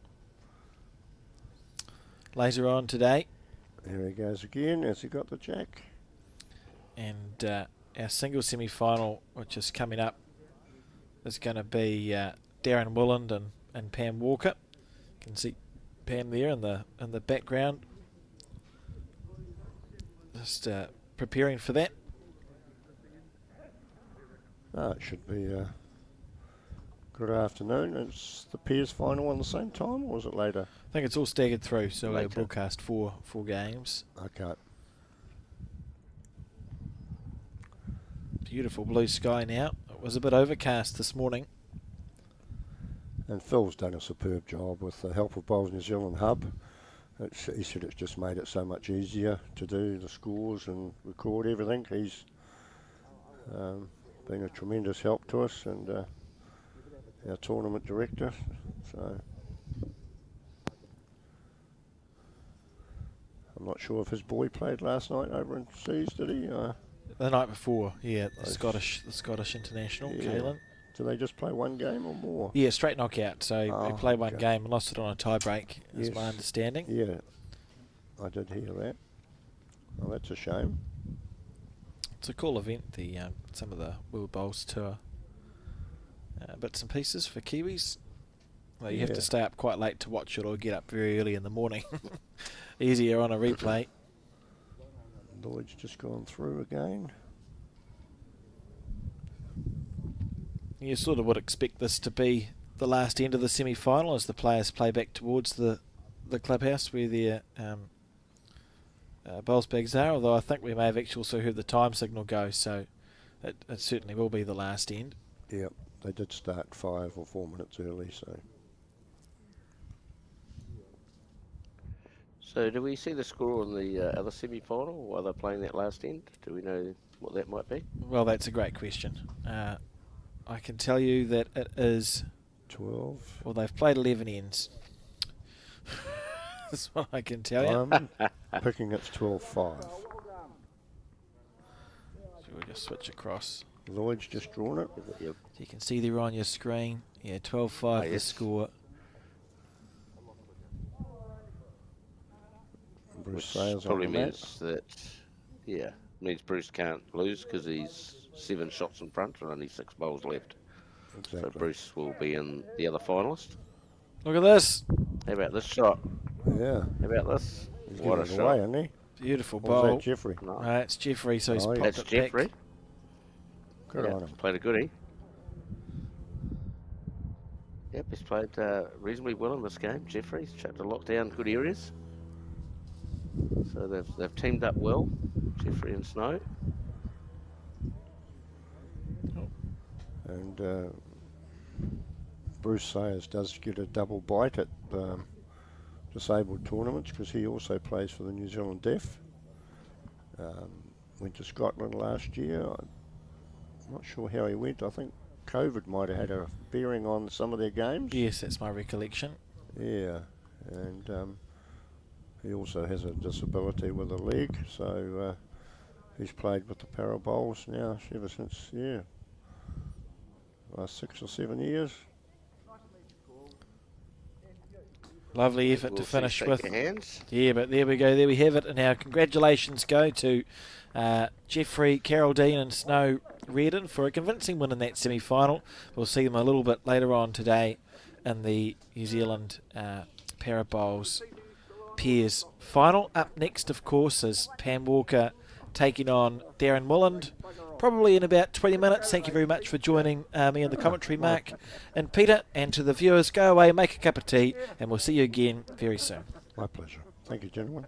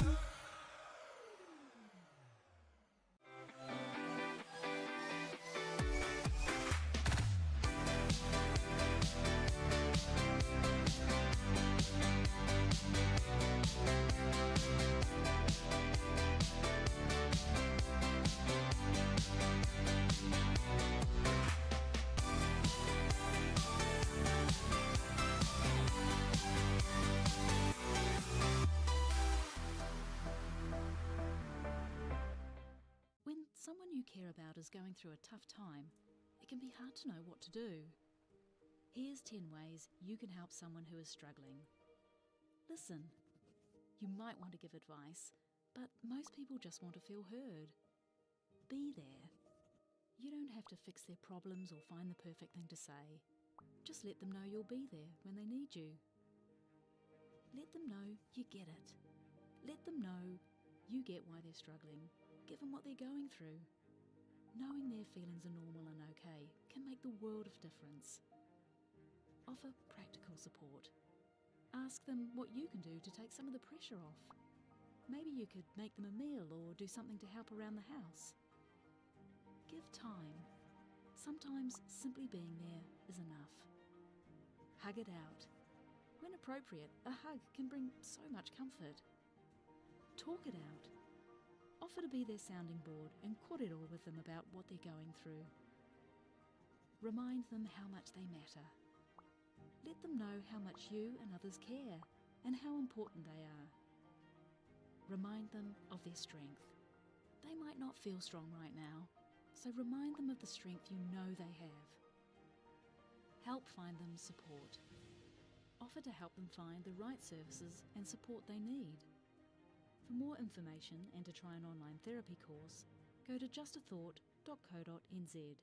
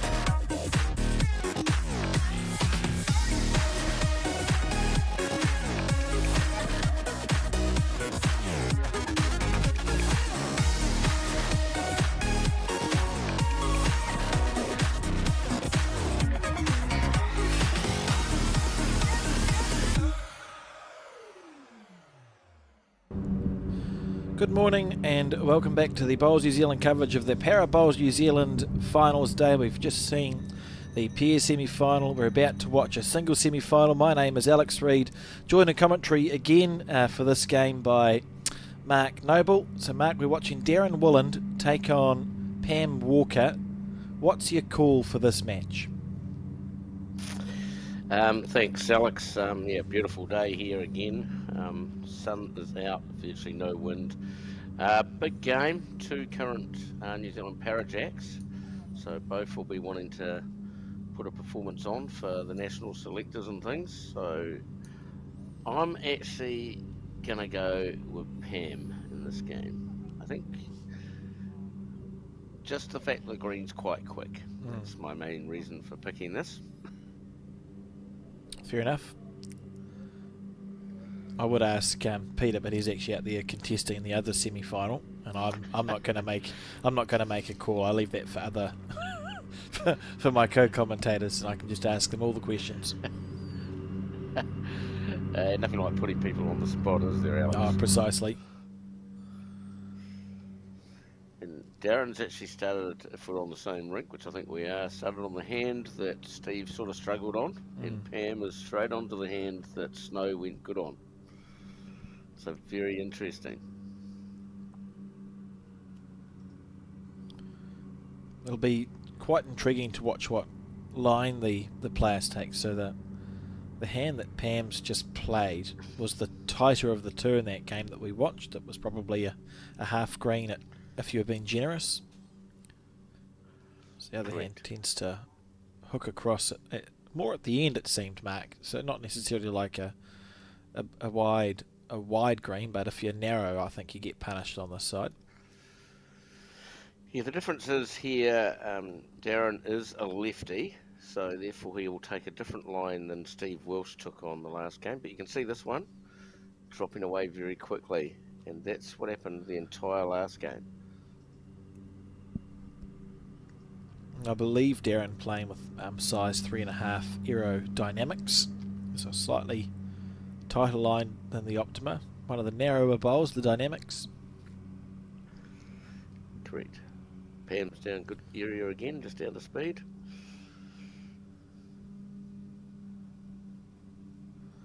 Lovely stuff. Just a much kinder hand that I feel, Alex.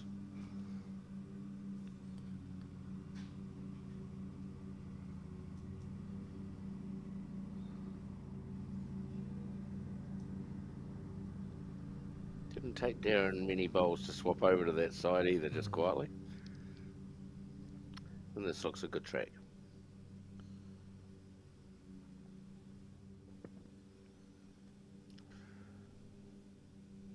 Beautiful line.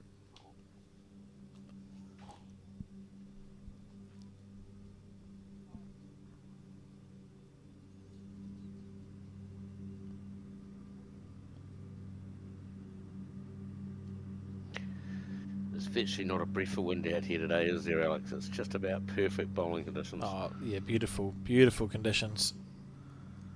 And you can see there. Another goodie here from Pam. Yeah, really well played. Holding 2. There's a little bit of pressure here on Darren. You wouldn't want to miss this bowl and drop a loose 3 on the first end. Knows he's got his green right, so it's just about taking a bit of the weight off. Yep, down good area. Not far away, Alex. Yeah, that's nicely done, isn't it? Really good bowl there from Darren. Settling in quickly, you know. You just sort of it could have been a pretty easy 3 to drop there if it's your first end. You just settle into the game. Doesn't take much to overplay a bowl. Yep, I think Pam will be reaching just a little, just trying to sit that bowl or trail the jack is what I'm predicting.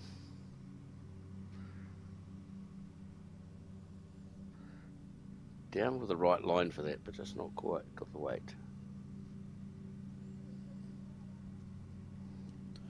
So that will be 1 to Darren Willand on this first end.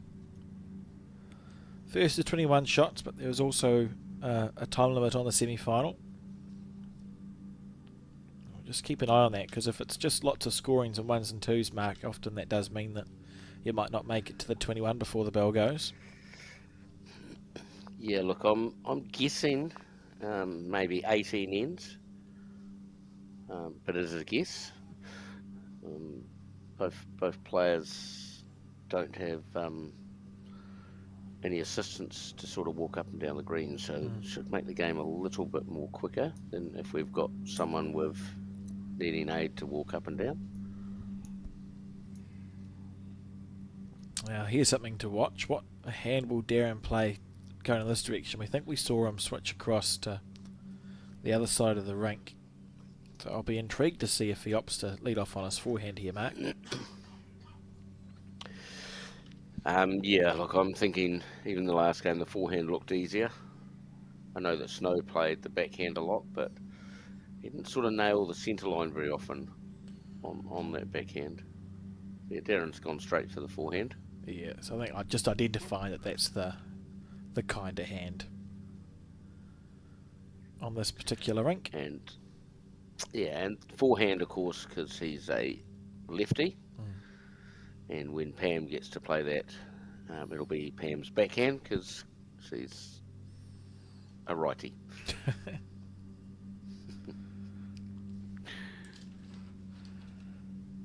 And you'll see the difference there, whereas Pam is actually on her backhand.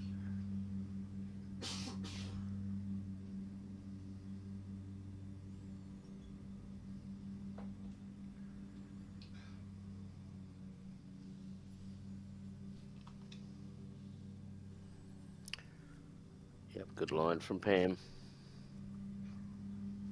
Lovely What a shot. start. Yeah, that's a beautiful bowl.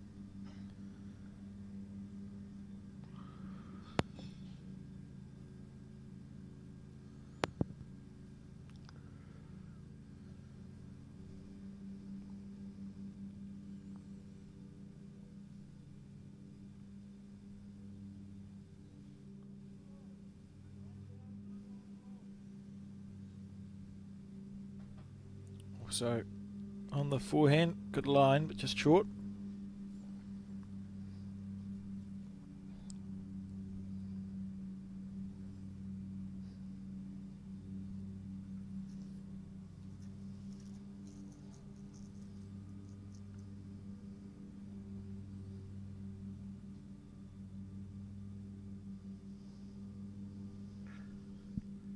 Yep, nice line again from Pam. Just a little quicker. Pretty good though. She'll be happy with that after her first bowl too. Holding a good shot.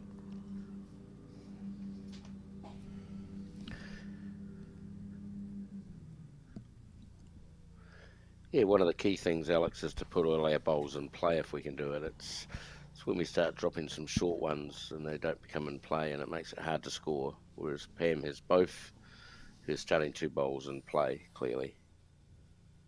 Darren's just a little bit struggling already for line on the sand.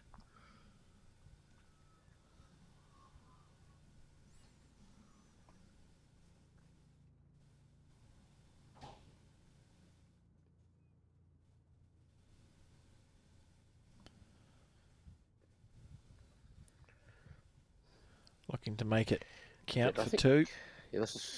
Yeah, I think Pam's worked out the green line is roughly where that chalk line is from the day before. Because all three bowls have been near that chalk line. That we can see just the faded out chalk line on our right of the screen when we go back to it.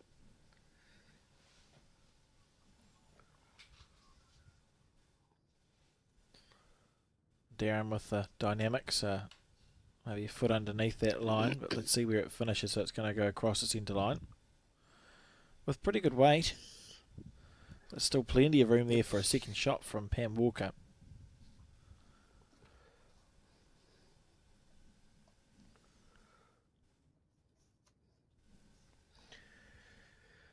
These ones, Alex, they definitely hurt if you fail on these ones when you've got quite a lot of room. You really have to put these ones away. I don't know that Pam's got enough green here. She'll be disappointed with that. Certainly with her ability, she would have expected to draw a bonus bowl. It's going to be 1 to Pam, so 1 apiece. As the players settle into this match, the semi-final.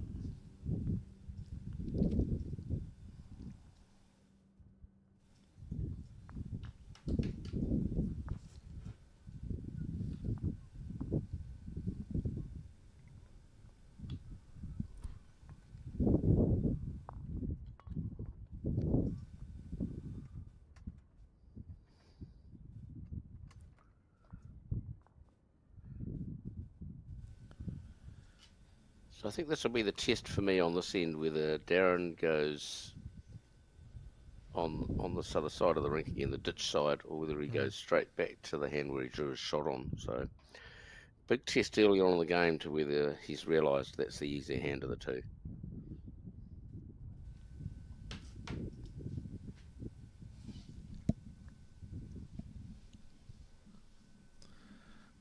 Pam playing her backhand this time, coming in this direction. Got it out nicely. Interesting decision. So this will be a test. Well, that green was fine, just the oomph. And Darren, persisting. So Darren's decided that the other hand's the way to go, and I'm not sure what Pam has decided yet. It'll be intriguing as we continue through this game, Mark. No, you're good. Darren, probably known as a more aggressive player than Pam is, so I wonder when the players are formed up, and we'd expect to see Pam to begin to stack their heads up, and probably is going to be holding twos and threes. Quite looking forward to some of the shot play that we might see from Darren Mulland. Yep, Darren's pretty happy to have a little nibble for sure. It's interesting to see Pam swap over to the side, even though she's played this bowl really well. But there's the problem, isn't it? There where that's the problem there. Looked like a similar line or the same as the last bowl, but it just ducks away so quick.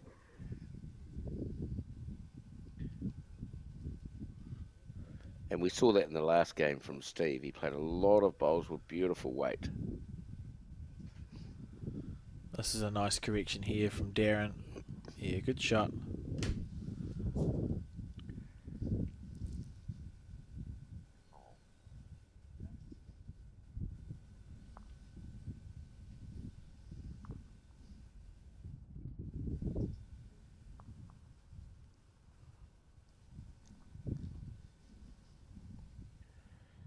Well, this one will go under.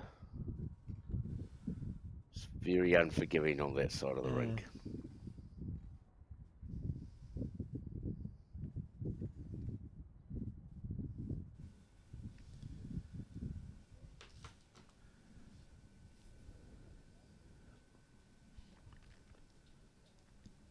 There's Darren, just rinse and repeat.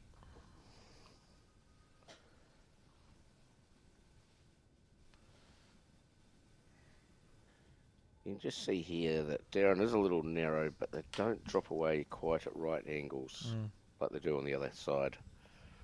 This will force Pam over to the other hand. He was really punished less there for almost missing by more than what Pam missed by. Correct.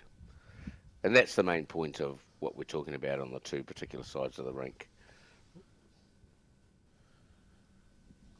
Now Pam's carrying on down the backhand, hoping to negate that last bowl. It's a rub. Will run away for a long way.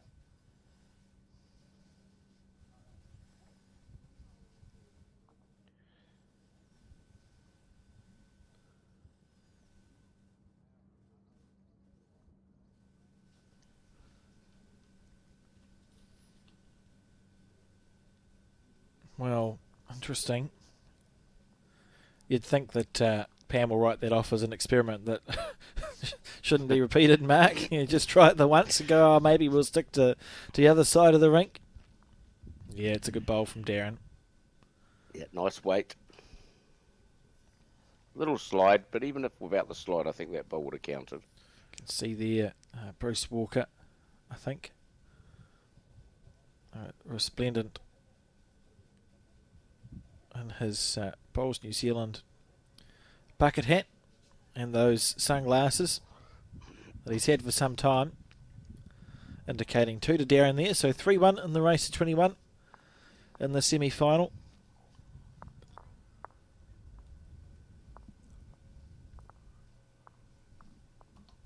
Absolutely stunning day.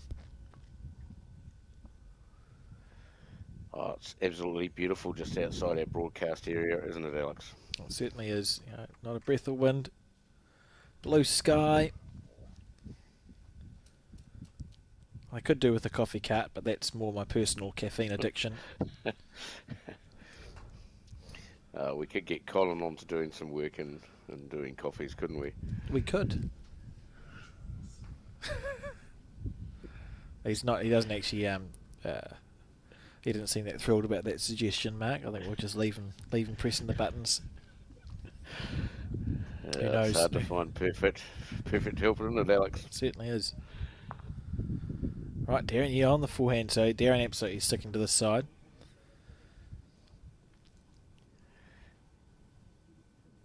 And fine line down here for him too, but sort of this is coming back though. He's just outside the chalk line, and he's come back reasonably good.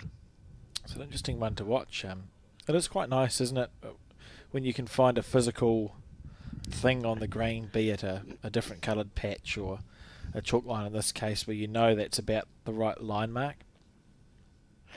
Oh, look, definitely a big advantage. Yeah, so Pam. Pretty good here from Pam. Yeah, Beautiful. it's handy. So the chalk lines, Alex, are about 1.5 to 2 feet apart. So those of you watching will be able to see roughly how far away the bowls are. It can be hard to see the depth sometimes on television.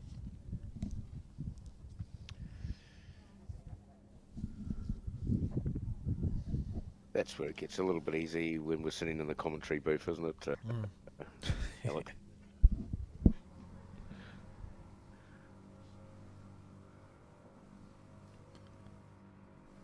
Nice and smoothly out with that bowl. Pam's been a member of a winning Intercentre team from memory when Central Otago won the New Zealand Women's Intercentre 4 years ago. Yep, you are correct. It was a mighty win for them.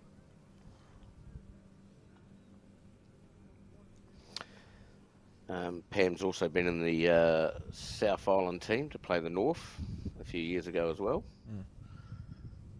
Has also been to the Commonwealth Games, so definitely played a lot of high quality tournaments. Darren would have been just willing that bowl to stop. It's the same with Darren. He's played the World Championships in Australia a year odd ago, wherever it was, a year and a half ago. Somehow. Everything seems to go so quickly. I don't understand. Everything goes so quick, yeah.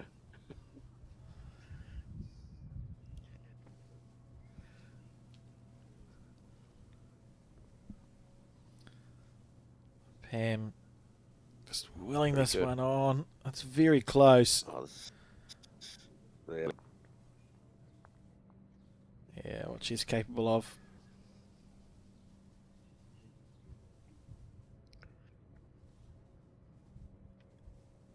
Darren may think a swapping hand. Not sure. Yeah, would have crossed his mind, certainly.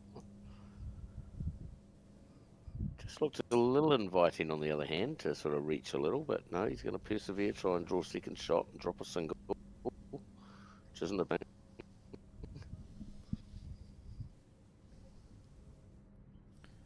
Needs to hurry.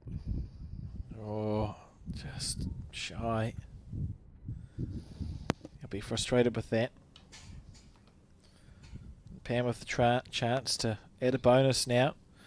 As it looks, you could just about stay on the backhand side. You're not going to hit Darren's bowl in for second shot. Although she may opt to No, switch. you're correct. She's doing the swap. Just a couple more things to think about when you switch to add a bonus, but certainly plenty of room. Yeah, I like the line.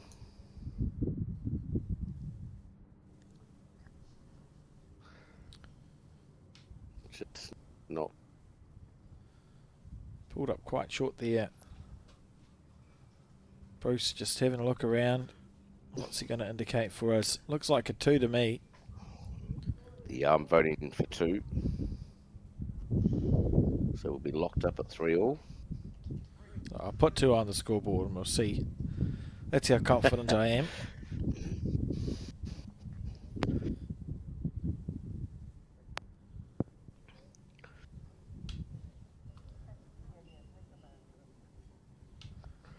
Oh.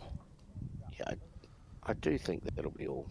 2. Yeah, there we go. There we have it. So 3 apiece in the race to 21. Remember, folks, last time we played in this direction, Pam led off on her backhand. It didn't really find it.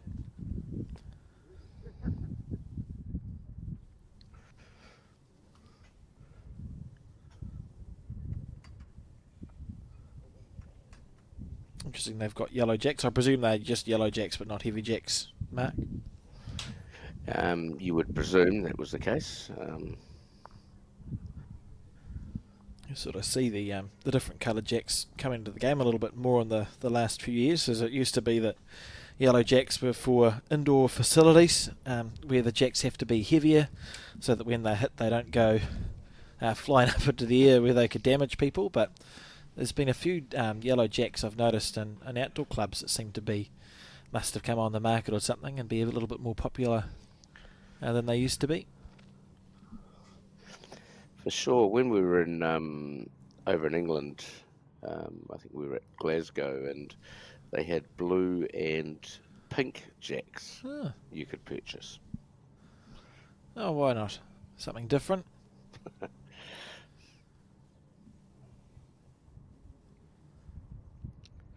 So Pam started on the trickier hand, as we're calling it.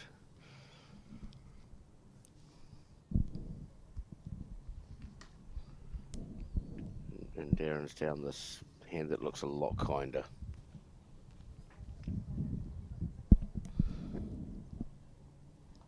Lovely shot too. Pam swapped over pretty early, so that's a good sign.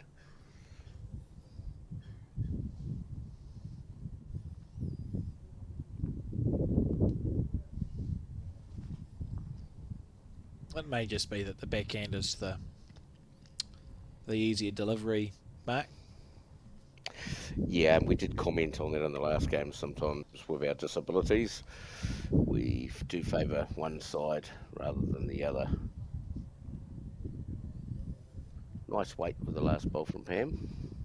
And the thing about a backhand is that your arm doesn't have to go away from your body when you play the backhand side. It can just go through the side. So often, if you were to pick a hand that's actually just easy to play in bowls, in general, the backhand is usually a player's favoured hand if they have one.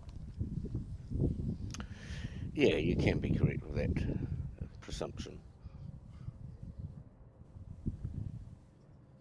Seen a few. I actually haven't seen an outdoor. There's a few in indoor bowls, Mark, that go backhand both ways. There's some ambidextrous people. I'm not sure if I've seen that in outdoor yet, but I'm sure there's someone out there who plays backhand both ways.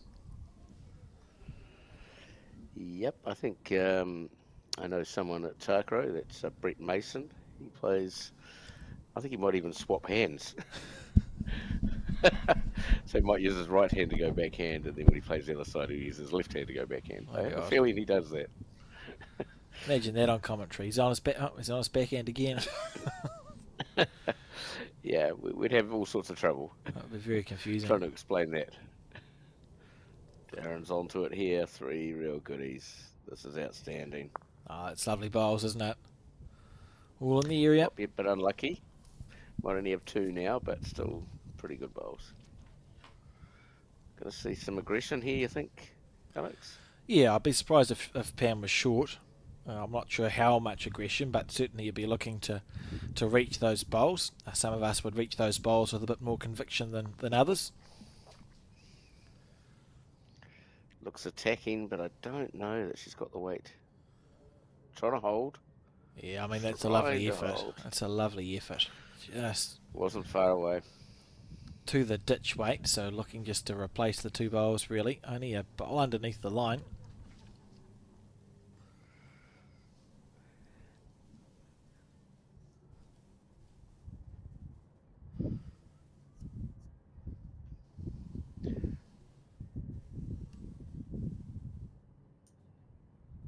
Good line again.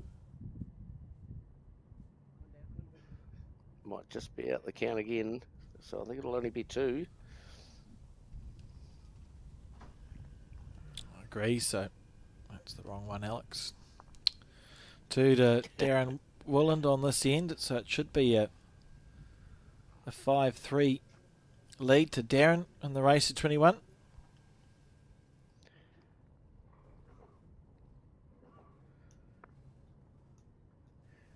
So be interesting to see if the trend carries on here with Pam winning in this direction. Because at the moment, Darren's winning going the other way. 3 ends going one way to 2 ends coming this way. So we might have a pattern starting to happen.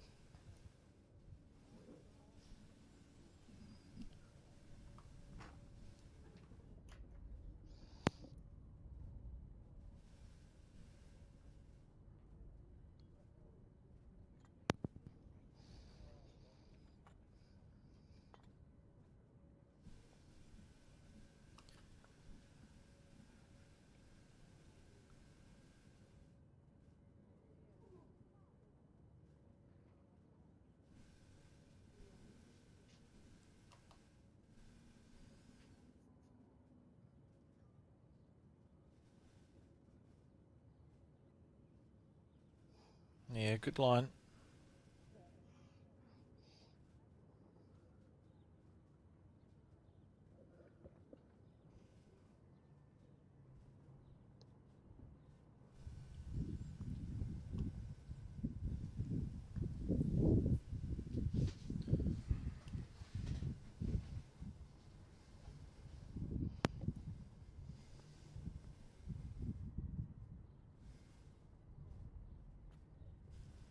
That's a good bowl from Pam Walker. Darren will just be looking to beat that.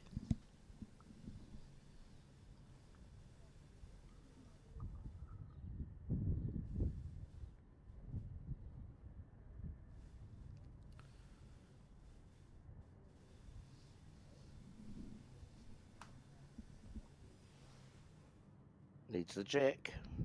Oh, just underneath the line.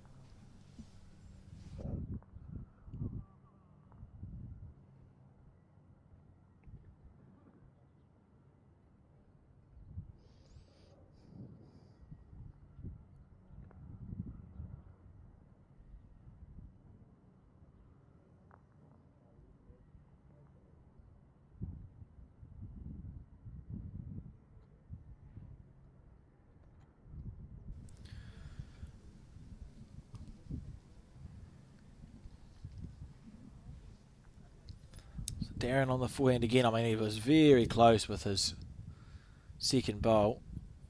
Doesn't need to change much at all. Yeah, I reckon sometimes here, Alex, we try and change instead of just trying to play the same bowl. He's not bad again. He's just a little quick through. 3 good bowls in play. If he picks up the jack with the last, he'll have a 4. Yeah, certainly be a handy spot. We're seeing Pam switch to the forehand, so this is sort of a covering bowl.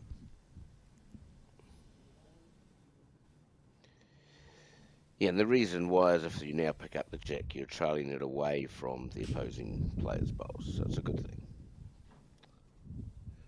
But as we saw with Snow in the last game, if you get a little bit wide out there, they don't come back. We've seen that from the last game. All right, here's half a chance here for Darren Mulland. change very little. See if you can trail the jack back to your bowls.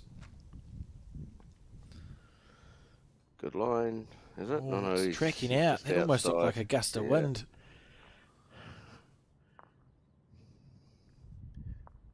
Got sort of halfway down the rink, didn't it? And just went for a bit of a walk. Yeah.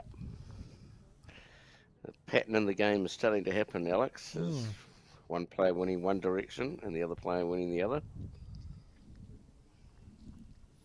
Interesting how we see that in bowls. And Pam switching to the backhand, back to the backhand to add her bonus ball. You wouldn't want to chip yourself out. Ooh. Well, imagine. Could be a calamity.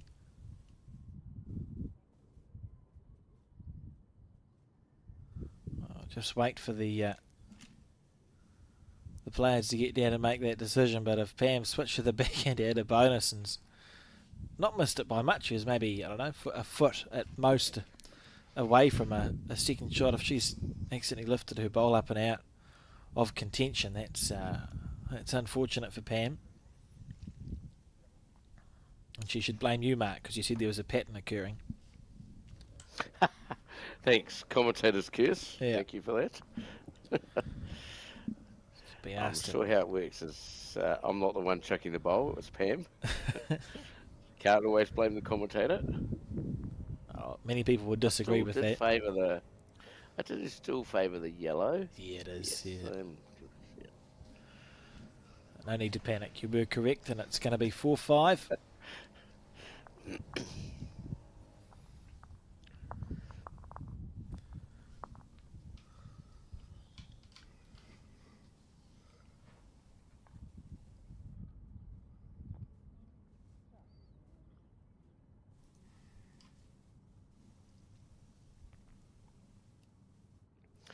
So the only question I have here is, will Pam start on the forehand? Yeah, well, I think that's yeah, it'll be interesting. That'll probably inform the logic, right? Like if she's on her backhand, it probably means that she prefers to go backhand round the clock, and if she's on the forehand, you're then acknowledging that it's actually there we go. So this is clever from Pam, and she just essentially saying, oh yeah, I think this side of the rink's kind of. Yeah, and she is a very experienced player. She's played for quite a long time. So she will understand which side of the rink is kinder. And already the ball here is proving that whole point. Even though it's a little bit quick, the lines were really good. And not dropping away at big right angles like they do on the other hand. And I think that's the key points.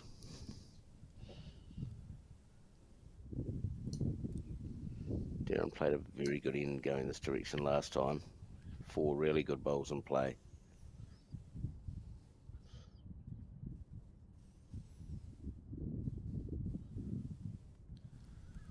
Good bowl to correct from.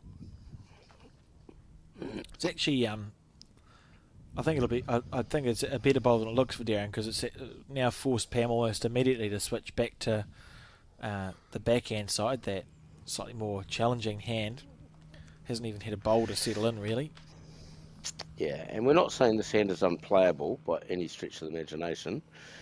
We're just pointing out that when you are a little bit wide out here, it doesn't come back as well. And if you're a little bit offline, they turn away at right angles. And that's what's happened with that one. Pam's probably thinking, I thought it was a good line. And whether she falls into the trap of being narrow with the next one. Wait and find out, I suppose. Darren just taking his time. Should be an easy bowl to correct from his last one. As long as he doesn't run into it, he'll be pretty good here. Oh, look at this. That's a lovely correction. Beautiful, perfect correction from Darren Willand. Outstanding Very bowl. good.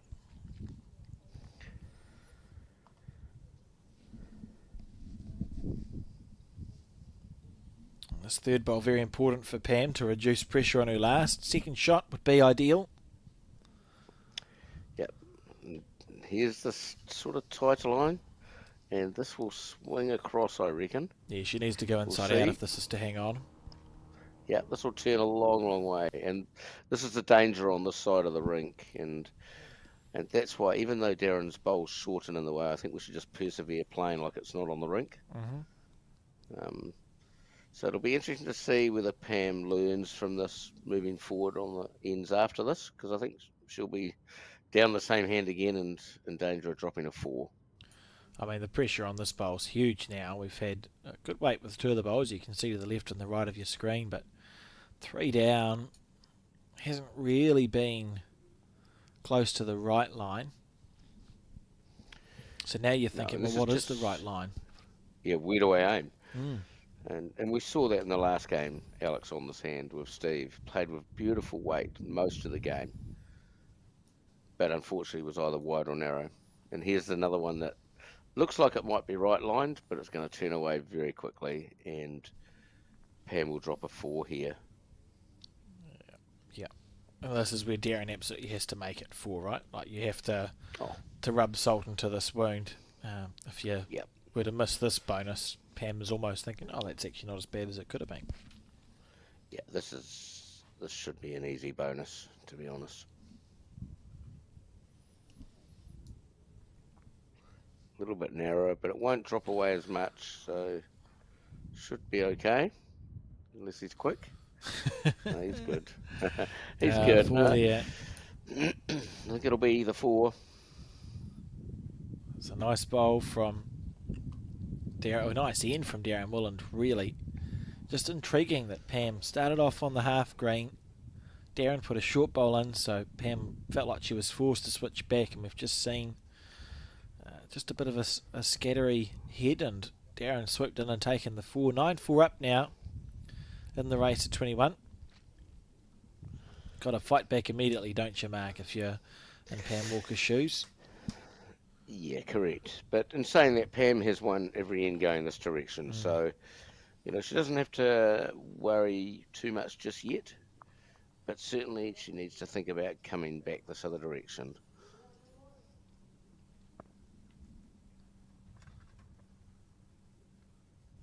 I mean, yeah, we've won 3 ends from 3 going this direction. So Darren needs to come up with a plan coming this way.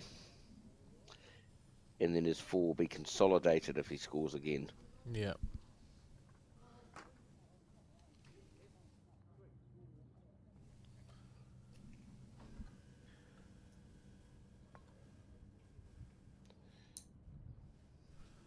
So I know we've got the number of ends up as well. Even though the ends don't count in this game, but we are predicting around about 18 or 19 ends in completion, unless someone gets to 21. Yeah, because we do have that time limit also. The players will probably start thinking about that as we near the last third of this match, Mark, particularly if one of the players is trailing. It's nice to know that instead of it being to a shot target, you actually have got, say, 15 minutes left, which you'd say maybe 2 or 3 ends worth of bowls. Yes, you're correct there.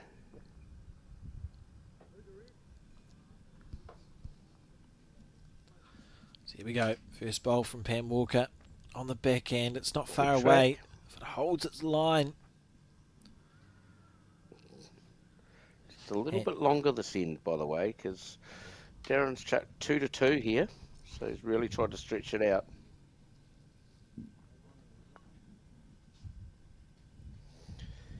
And that's probably really good from Darren because he knows he's probably lost every end going this direction. So he's lengthened it out, tried to get Pam off her comfort zone.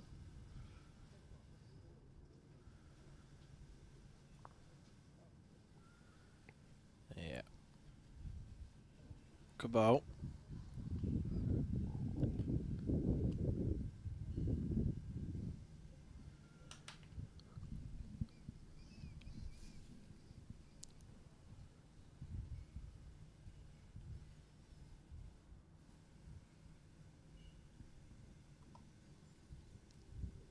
Needs it to hold, and it should do. Yeah, not far away. Just going to drop again, though, I think, Alex. Oh, look at that. Just ducking across pretty much the same bowl twice. Yeah, I think that's more to do with the length. That we're playing a fraction longer, so you have to be just outside that chalk line. Whereas Darren still could be down that chalk line being a lefty.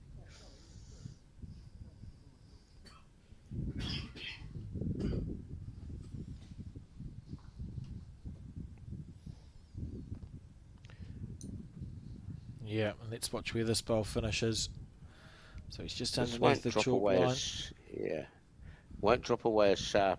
Yeah, good bowl. And clearly it's a narrower bowl, but that just shows you the difference between the two types of bowls. That was pretty close to down that chalk line and doesn't drop away as far as Pam's did. So Darren on the brink of getting a little bit of a breakaway here if he can score back-to-back ends. Pam switching to the forehand. It must look more open to her from her end. Must think that the pink bowl of Darren's is in the way. So going to spend 2 bowls on the forehand.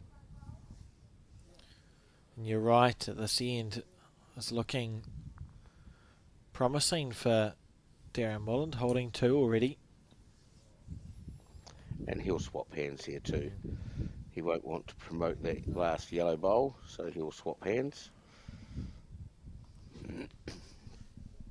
Over to what will be his backhand. And yep. No commentator cares that time, Alex. Well, he hasn't let go of the bowl yet, but oh no, yeah, you're right, he will be on his backhand.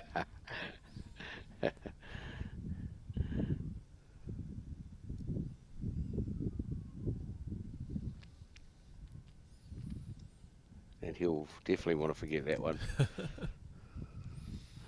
Here we go.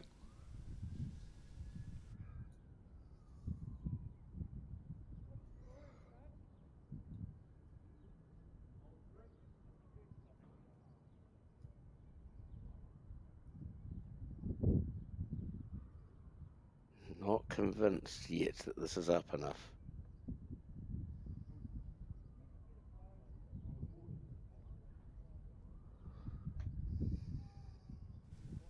So into double figures now for Darren Molland. Going to lead 11-4.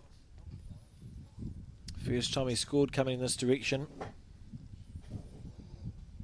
And will now be thinking to himself, I've got a 7-shot lead.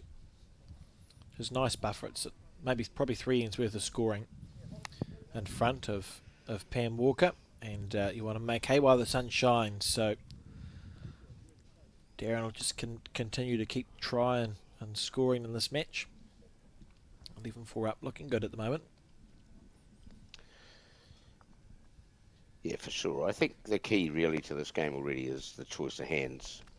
That Darren stuck to his guns on the what I would call the easier hand. From bowl 3, really.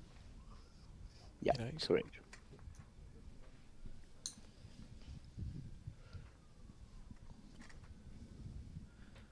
And it's easy for us to recognise the hands being easy. Sometimes when we're out playing, it's not easy to recognise that. Yes. It is always easy just watching and observing what's going on.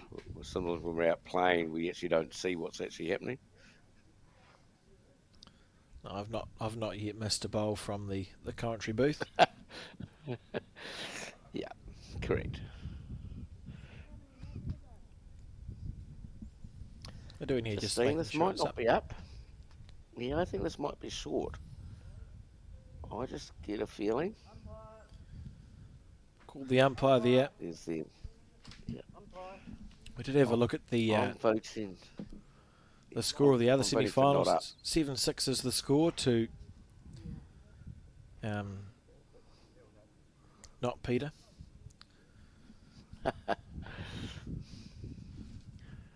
So that will be to Wayne. That's the one. Close game. You can see them there. They're the next rank away from the camera. It was good to have. And I think that's the plate going on, I think, in the background, is it? That's right, yes, yep. Nice full green of bowls. And the umpire Oh no, was up. deemed it up. But certainly is a shorter end, so we've gone from a full 2-2 length to one on the shorter side.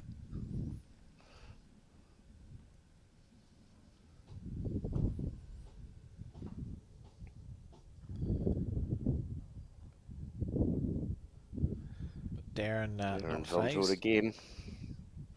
And he's onto it here. Very good bowl.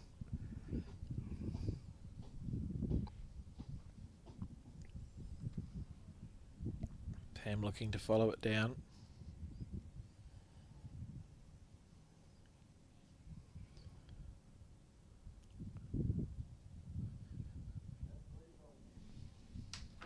Yep, nice weight. Beautiful speed.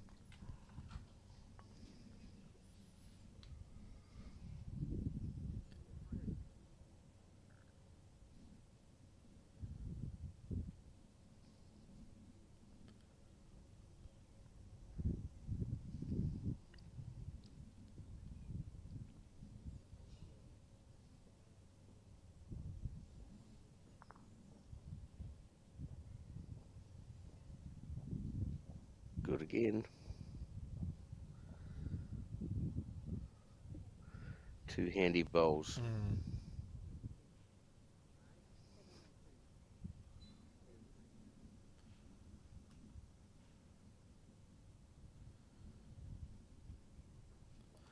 Just seems to have settled into his rhythm a bit now, Darren. This is close here from Pam. If it gets down, just looking to rest through those bowls, and it's gone on the outside of them. Right in the area.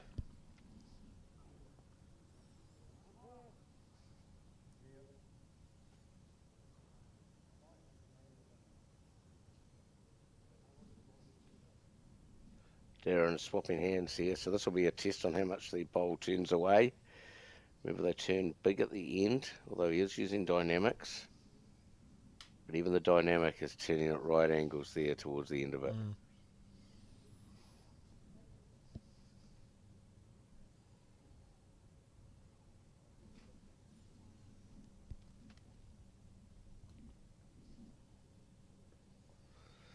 Pam looking to reach. Work off a bowl, land on a bowl. Oh, mighty effort from Pam Walker, but still too light. What would you play here if you were Darren, Mark? I think I'd go for the backest right now. I think if Pam trails the jack back, I could be 3 or 4 down. So I'd be concerned about dropping 3 or 4. So I think I'd try and get past. Even just a yard past will take away most of those shots. The worst thing I can do here is be short. Yeah, be disappointed with that, right? Because you're not covering any danger and you haven't added anything. No, so if Pam Or actually gets changed hold of the anything. jack here, she'll get 3 without even looking. So it certainly has a good reason to reach. 2 bowls to sit on, jack trail, 3 or 4 shots.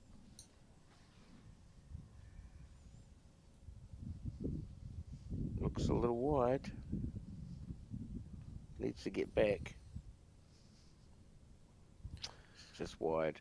Yeah, not to be. And it's another 2 to Darren Willand,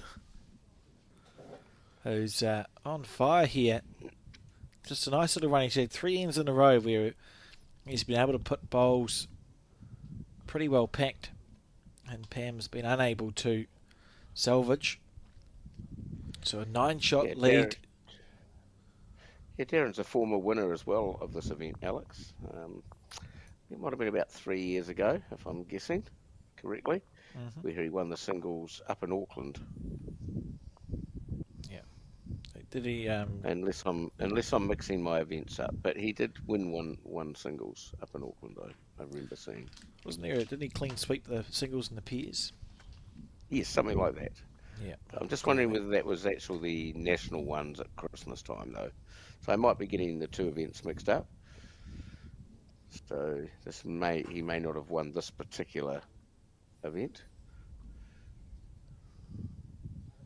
Certainly on course to book a spot in a final. It's interesting, isn't it? Because he's 13-4 up, but we also, as we've spoken about, we've got the time limit in play, and it gets to a point where if you can be enough ahead of your opposition, like we know, there's a 9-shot difference here, so that's at least, it's realistically, if he was to find himself 13 each, that's probably going to be in 6 ends time, 5-6 ends time for her to draw level. Sorry, because he'd score a couple. 6 ends, 7 ends, you're cutting then into the time limit. He must be getting to a point where you're just about far enough in front that if you play a defensive game, you'd ring the bell on you anyway. Correct. And that's why we talk about playing second shot, Alex. If we can just drop singles, if Darren plays well and just drops singles from here, it's going to take 9 ends for Pam to equalise. So it's a long time. Especially when we're predicting around about 18 or 19 ends for these these time limit games. Pam, nearly. It's not far away, that bowl. Tightened up the path. Darren may opt to switch. Don't think he will. No, fair enough.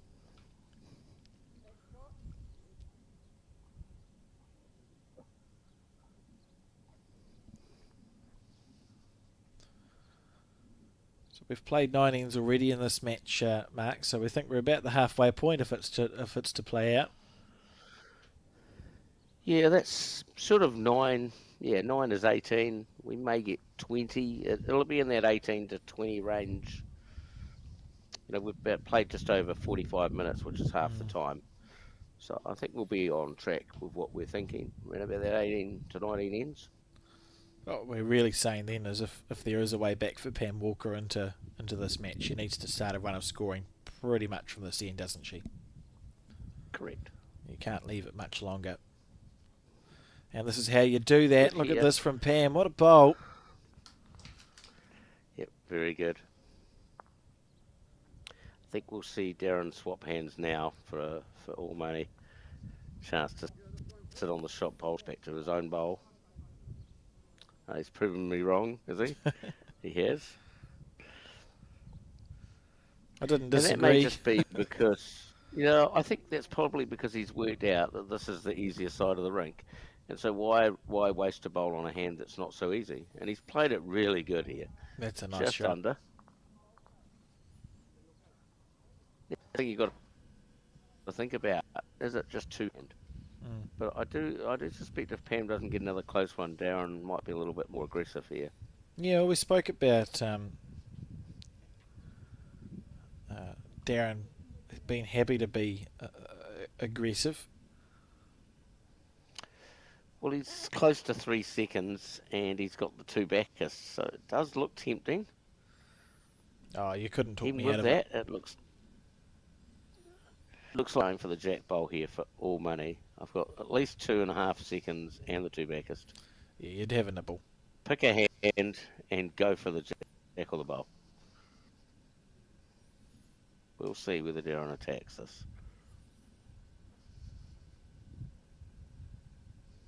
Yep, it's an attacking line. We called it. And he's 1-2. just Oh, how did he find the gap? Where? That's a good shot anyway. I like his shot option. Oh. Holes for bowls, we call it, Alex. Where is the gap there, Mark? I thought, oh, goodness gracious me. Well, as you were telling me earlier, he's got a 3.5. Yeah, if he'd had a 4. If he had a size 4, he would have got it. So, we can always blame the player. Yeah. Goodness. Pam's trying. That was such a mighty effort. This is a lovely bowl from Pam. Well, that could be. It was a roller coaster of the last 2 bowls. Darren Mullen within millimetres of perfection, and now it's looking like he's going to drop at least a 1, but potentially a 2 here. Goodness. It was a great last bowl from Pam to draw around those front bowls, and it did fall in to help. So Bruce Walker is doing the measure for us. It was a well-weighted bowl, wasn't it? Of Pam's with her last. Looks like 2.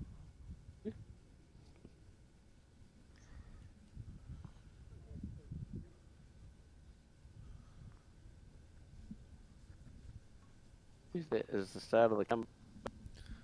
Could well be. We said it needed to start this end.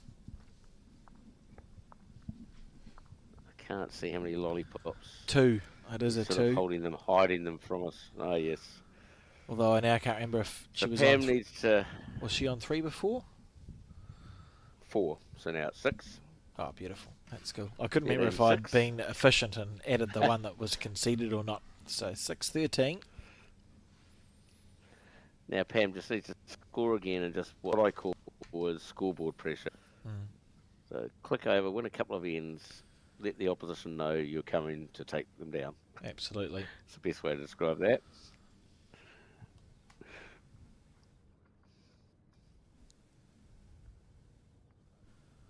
On the forehand.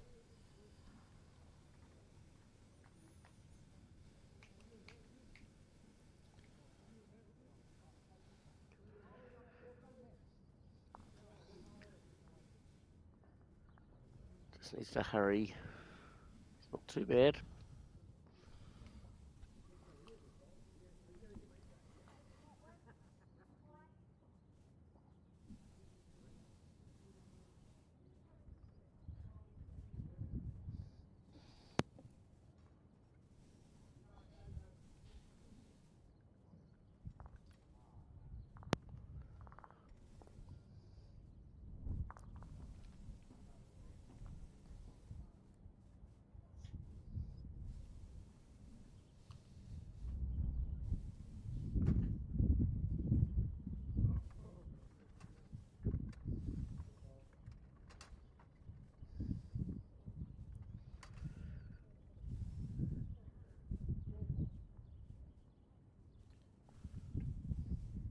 This is good stuff here from Pam Walker.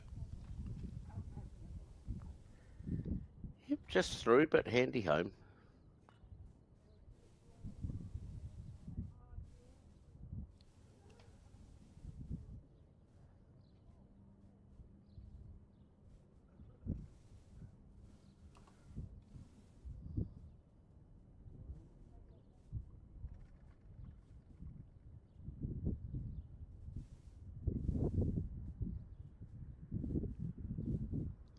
Similar to Pam's last one.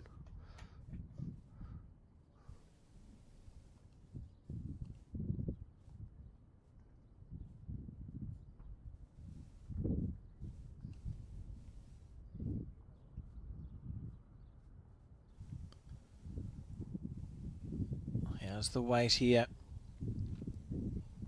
It's a lovely bowl. Oh, Brilliant. it's looking okay. Darren, 2 bowls to salvage.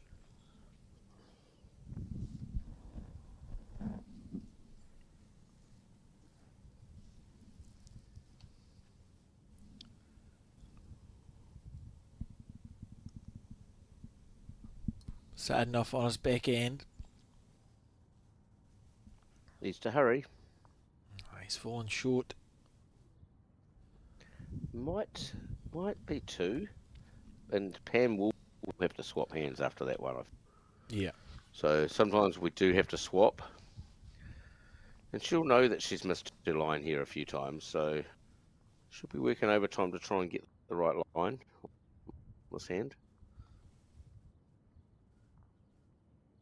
Down to the weight now. Yeah, Got this the is weight. looking a better line out of every one she's played. Yeah, beautiful track. It's a perfect track, but unable to quite reach the head. Does Darren switch to his forehand now, or does he stay on his backhand side and just try and beat his last one? For me, it's 1 down. Stay on the same hand. Just make a little correction. Get onto the other hand and just drop a single. He can't be far away here. How's he weight, Darren? Oh, that's a nice It'll be bowl. second. cut it down to Ballard. 1. So 7-13 the score now.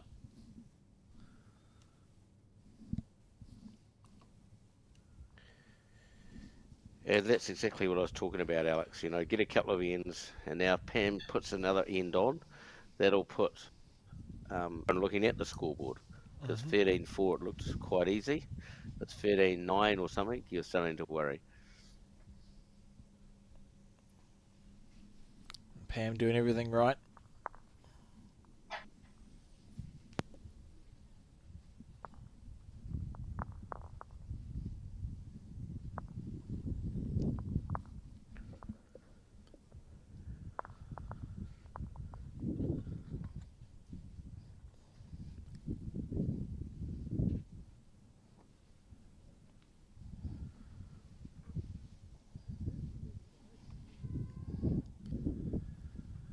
Straight down the centre line with the jack.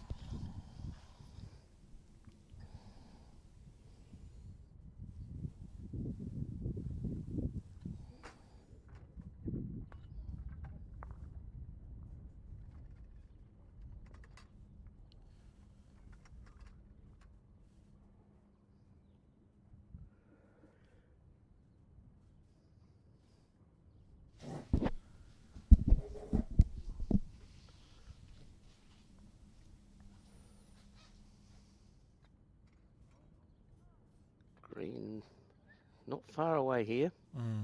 Nice start again. That's just what you want when you're trying to chase someone down, Alex. A good starting bowl.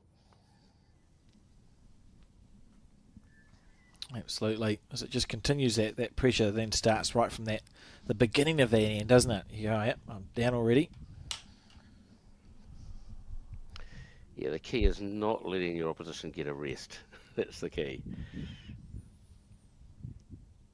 Good reply.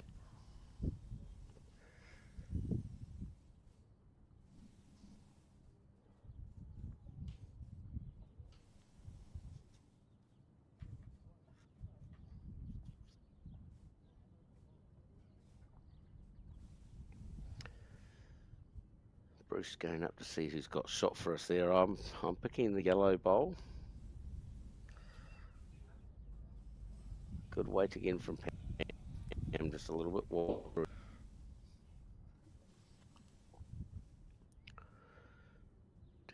Just try and play this. I shouldn't try and correct anything here, Alex.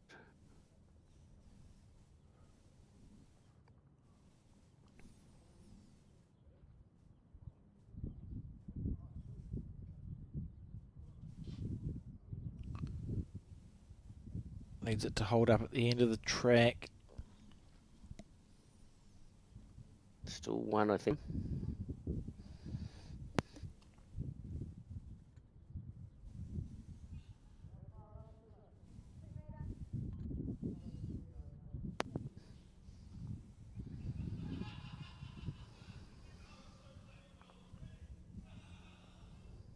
On the back end. Oh, good try from Pam Walker. This is a really good head for Darren. Even though he's 1 down, he's got sitting on the bowl, trail the jack. Big chances to make a number here.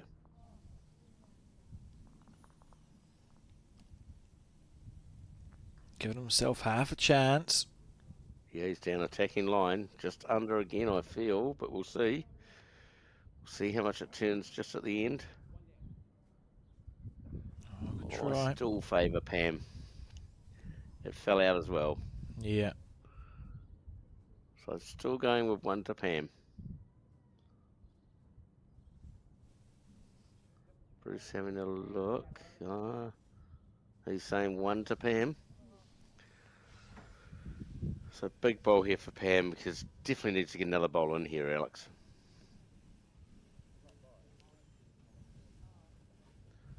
Swapping over to the trickier side of the rink, as we're calling it.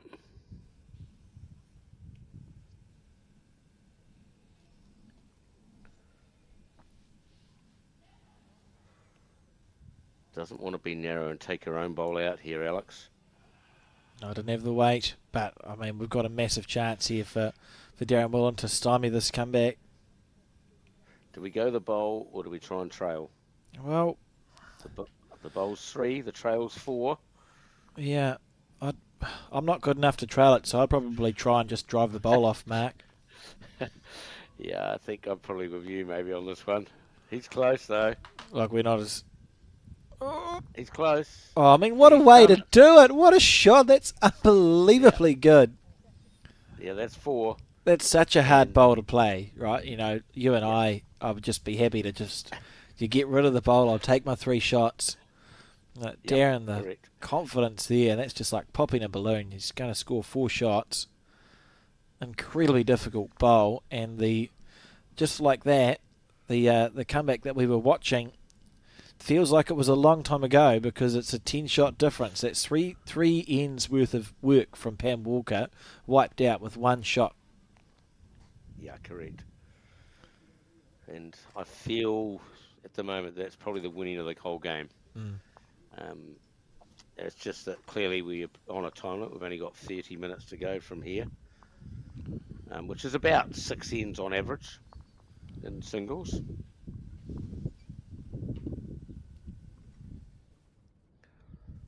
So it means already Pam's having to score more than 1 an end from here. So she's going to have to start getting 1s and 2s. And clearly if Darren gets to 21, the game is over anyway.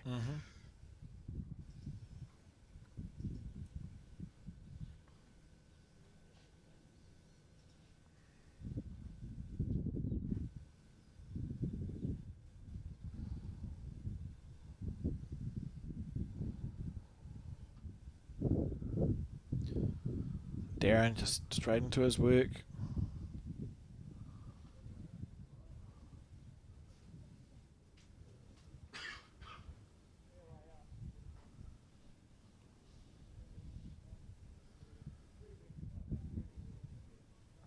Lovely bowl.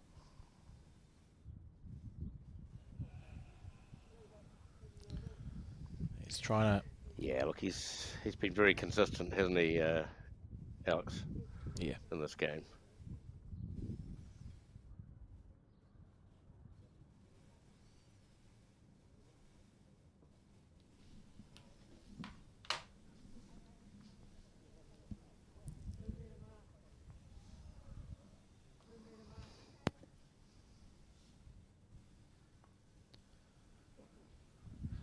No reason why he can't put another ball there or thereabouts. He's in checkout range 2 now and 17 shots, so you think, well, if I have another good end, that's the game over and done with. Yeah, and after such a big bowl in before, you are on a real high. So you actually start thinking you can actually do it. And he's pretty good again here. Won't be far off counting. Yeah, 2 nice bowls.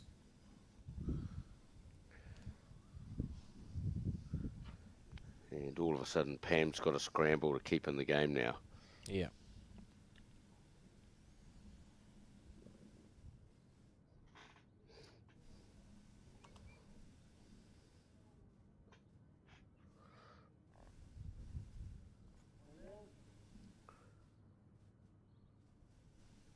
Yeah, I'm starting to get a little bit worried that Darren might go out here. Certainly, if he can place his 3rd shot to count, there'll be all the pressure in the world on Pam.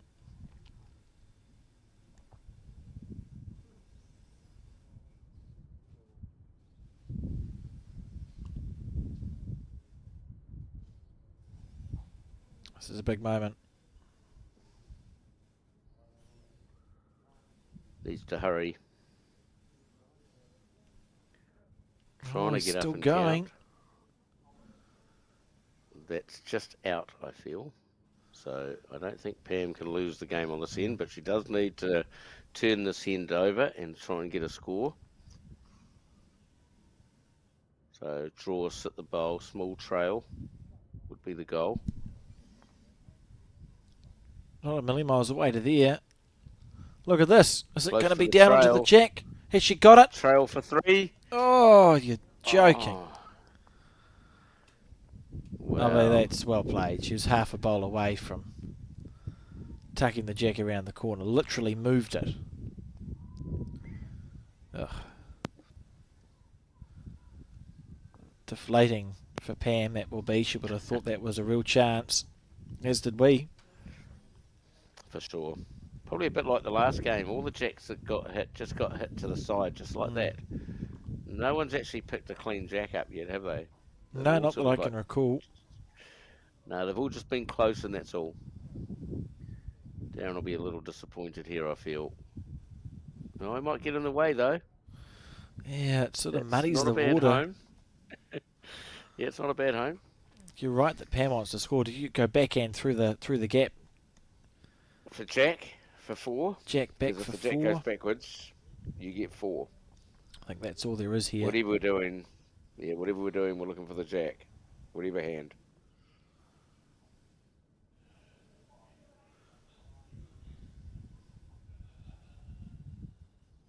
Oh, I think she's only drawing. And that's just a tricky hand to draw one. How's the weight? Oh, this is very surprising bowl. Yes, correct. So it's going to be 2 now to Darren Willand, and it's looking pretty.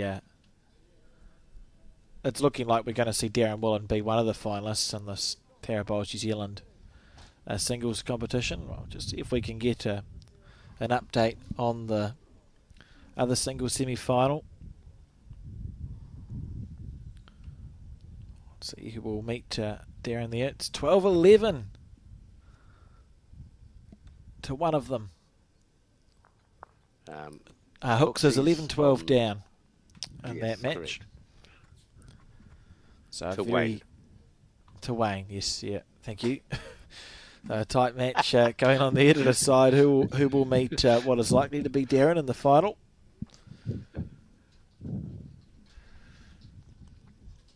Yeah, it'll be surprising if Pam can turn this deficit round in, what have we got, about 23 minutes, 22 minutes to go. It's a big turnaround. Yeah, just when you consider all the variables, just a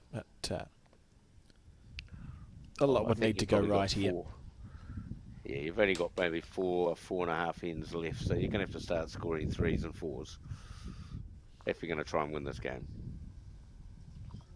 Ones will no longer be good enough for Pam.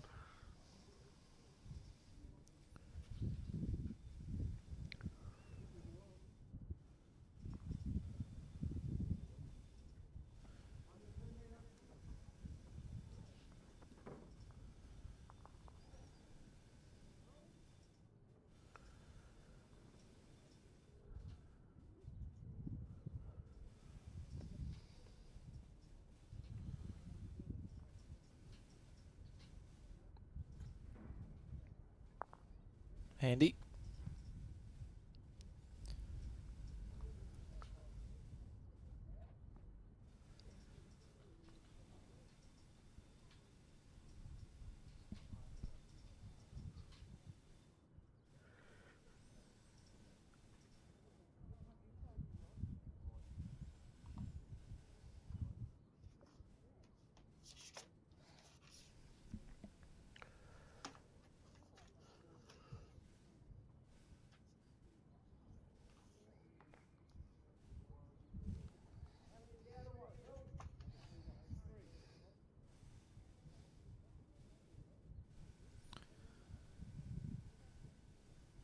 Furthest away, Darren's been with his first couple of bowls and a few ends here.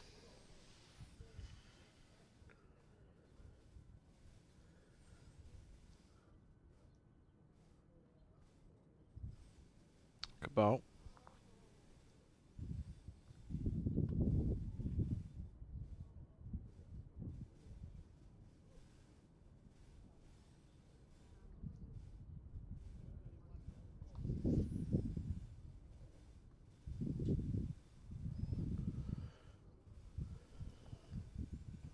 How's the weight?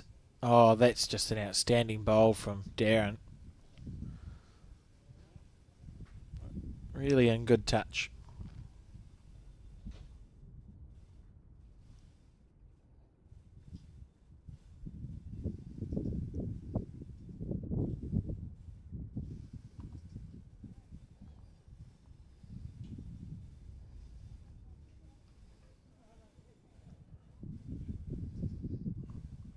Sorry for to hear from Pam, but not to be. So Darren now with an opportunity to hold the win if he can draw a second shot here. And for the first time.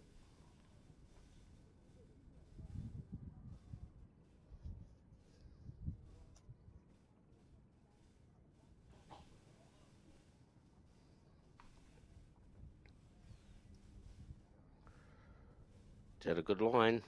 He's very close. Just needs to miss. And that'll be good enough, I reckon. That's lovely stuff from Darren. So he should be holding the two there. He's holding the win. Yeah, definitely. So 1 bowl for Pam to save the match. Well, we will have our first finalists. On a good line here, Pam Walker to save the game. When's it going to turn? Close. Oh, I'm not sure. I'm thinking it's 2. We'll go 1.5. Yeah, no, I'm definitely thinking the back one is definitely second shot. I think Pam a little Bruce unlucky has there. signalled 2. Yeah, Bruce, I think, put 2 fingers down. So I do believe that might be the end of this game. There's Peter Horn in the background there, just walking back. Just wait for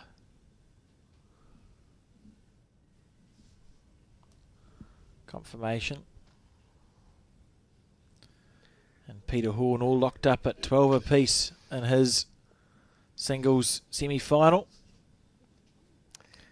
And he did tell us he's never won the singles before. Yeah, just something to file away, isn't it? As he's titan of the game. And I would suggest that there wouldn't be many titles left to go on to Peter's CV. So it'll be interesting if we do see Peter in the final against Darren Willand. And it is Darren Willand's game, as we see there. Pam Walker conceded the 2 shots and the match.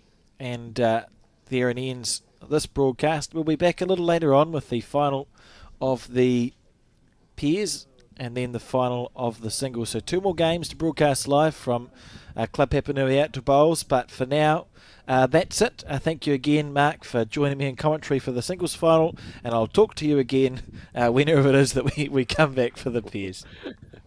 Beautiful, thanks.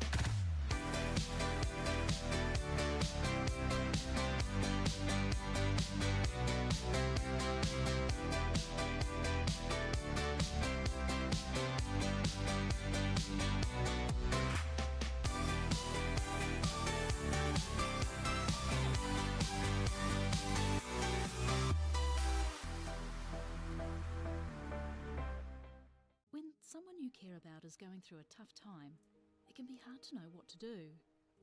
Here's 10 ways you can help someone who is struggling. Listen. You might want to give advice, but most people just want to feel heard. Be there. You don't have to fix their problems or find the perfect thing to say. Just let them know you'll be there when they need you. Let them know you get it. Let them know you get why they're struggling, given what they're going through. Knowing their feelings are normal and okay can make the world of difference. Offer practical support. Ask them what you can do to take some of the pressure off. Maybe you could make them a meal or do something to help around the house. Give time. Sometimes simply being there is enough. Hug it out. When appropriate, a hug can bring so much comfort. Talk it out. Offer to be their sounding board and kōrero with them about what they're going through. Remind them how much they matter. Let them know how much you and others care and how important they are. Remind them of their strength. They might not feel strong right now, so remind them of the strength you know they have. Help find them support. Offer to help them find the right services and support they need. For more information and to try an online therapy course, go to justathought.co.nz.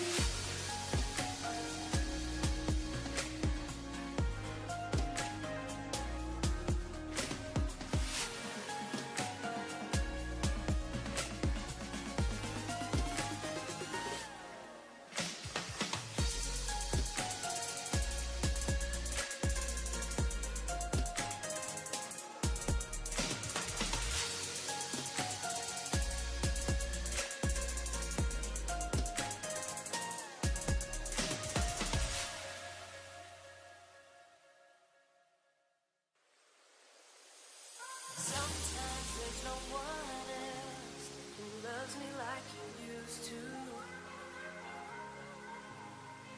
Sometimes we're not ourselves. There's no one I can turn to. And I know all the feelings that we shared are in the past. And I know your relationships are never meant to last. And I'll take some time, but I'll be alright. We're moving on. We're moving on. I know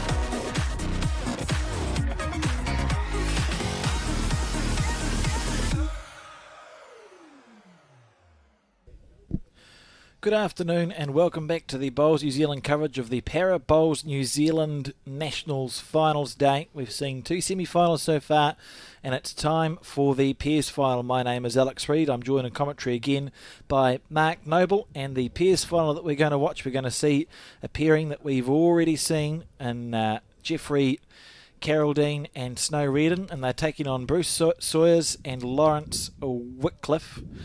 Mark, what can you tell us about these two pairings? Yeah, thanks for that, Alex. Clearly, we watched Snow and Jeffrey this morning on a bit of a tricky rink, but they definitely dominated the game and played very well. Bruce, he's been around for a wee while, been on a few trips with Bowls New Zealand. Was in Korea not that long ago playing a tournament over there. And he's got better and better. So I won't be surprised to see Bruce winning this final, but Snow, one of the better leaders around, so it'll be a very interesting game.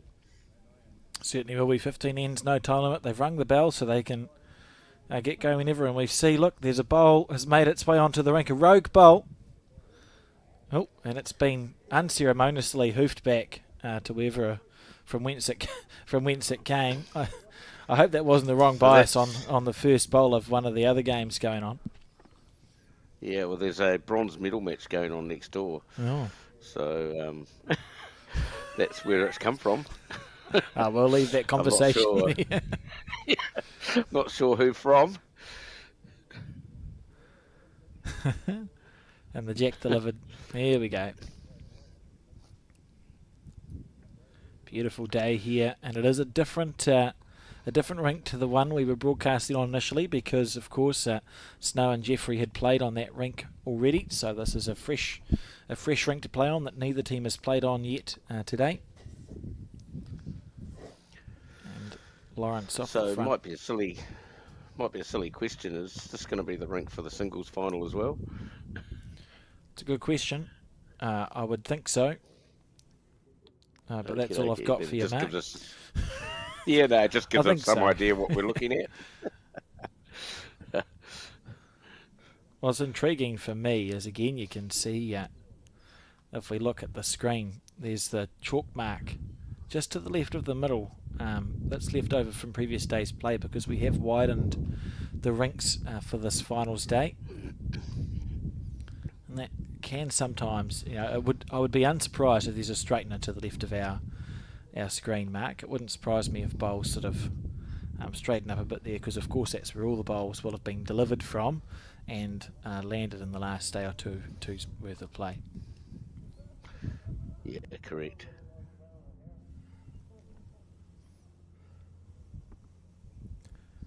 So Lawrence here. Ooh.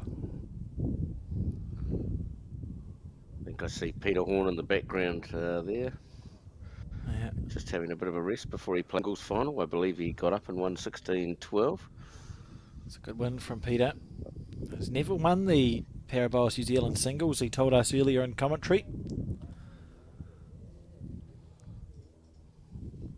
It's probably the only thing he's never won. I was going to say. He's won most things. He's even got, I know he's got at least one Wellington title. He may well have more than that. So he's a very accomplished player, as Pete. Was the champion of champion peers in about 86, wasn't it? Was it with his father when Peter won the Wellington his title? Yeah. Correct. Yes. Yeah. So as we see with most games, Alex, they just fiddle around on the first couple of ends trying to find the right line and that sort of stuff. And same sort of things happened here.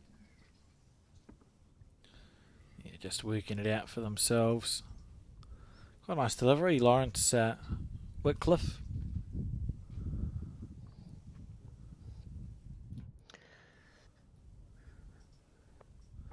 Be happy with that Handy switch. bowl here. It'll be interesting if we find this rink that the kind of hand is the one to the right of the screen in contrast. Well, that looked pretty good, that one. It didn't look like it was doing too much. Snow swapped over as well. The thing will be how far is it going to come back in? I think if he had the weight, that was actually a really nice line. Look, early days, but I think we may find the players favour the hand to our right on this broadcast game, just to change it up. Yeah, that certainly looked like a kind hand. The other hand looked okay though, so I'm not thinking there's any gremlins on this rink at the moment.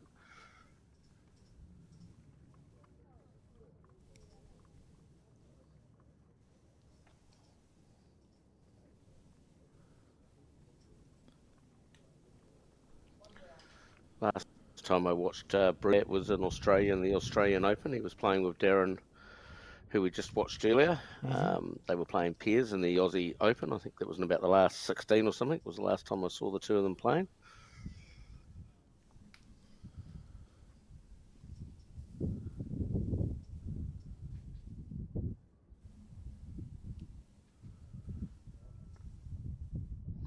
Just needs to miss snow. Oh, anything but that, eh? He was in the area. The weight was good because we can see that Snow's bowl's been promoted to pretty much the right weight to get to the jack had he missed it.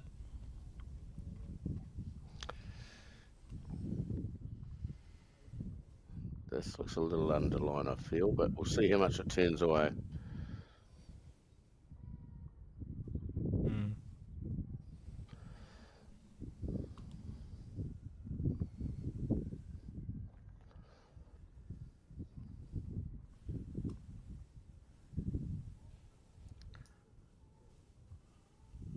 Needs to hit his own bowl, I feel. Oh, just about.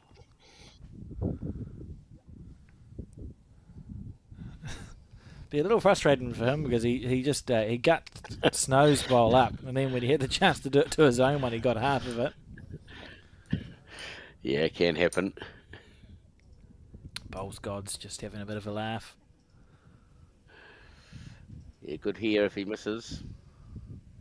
That's a lovely shot from Jeffrey. Yeah, Bruce might attack this. He normally likes to be up when he's down, so don't be surprised to see him reach through the two shot bowls or the jack here. They look like they go quite nicely. Like to reach. Yeah, he does like to reach. So we'll see when we get a line of it coming in.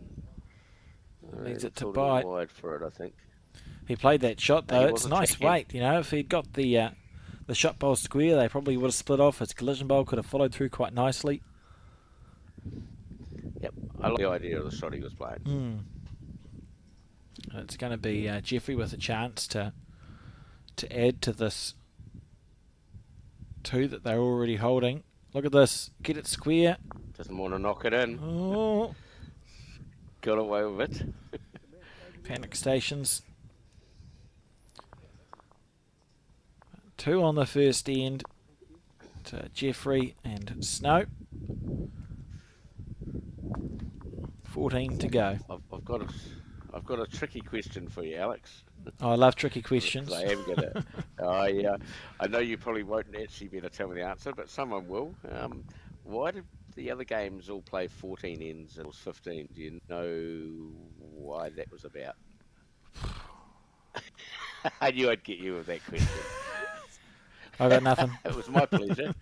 No, well, I guess if Hooksy's around, we might better ask him why the actual final was more ends than the semi-final. Yeah.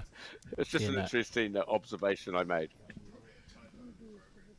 No, I don't have an answer to that. I don't know. But it's 15 we might ends. get lucky and find out. Yeah. It's interesting, and I'll segue briefly before we come back to parabols, but you played a bit of indoor. For about 40 years, the indoor nationals, you'd play 9 ends of singles all the way through, your semi-finals 9 ends, and then the finals used to be 18 or 21, just because. And that would be, I don't know how I'd feel about that if I was playing really well over 9 ends, and then my national final, suddenly it's it's an 18 end game instead. It's doubled. They don't do that anymore. Yeah, you're correct. Well, I think even in outdoor, if I remember rightly, the old days, they used to play 21 ends of singles, and if they had a draw, they would replay the whole game. Oh, yeah, So that's it. there were some funny things that used to happen. That sounds right. It was interesting looking through when we amalgamated, the men and the women amalgamated in 1997 to become Bowls New Zealand, and at around that time World Bowls was amalgamating too. So there were, what happened was all the countries had domestic rules, and then all the countries' men's and women's associations had different rules as well, and they had to try and merge it all into one. And one of the things that was different between the men's game and the women's game is the women's game, the first end, the mat had to start on the 2 metre mark because it was deemed to look tidy. So it was meant that the green's supposed to look nice on that first end. It had to start on the 2 metre mark for the first end. I thought, what an interesting. There's just some interesting rules that we have had over the years. For sure.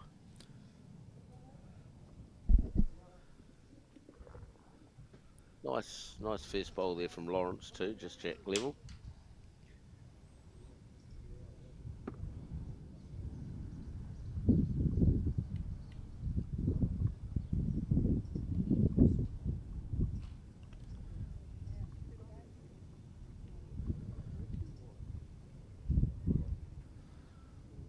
This might not quite get back. We'll see how much turn we get on this side of the rink. Beautiful weight, Alex. Yeah, lovely speed.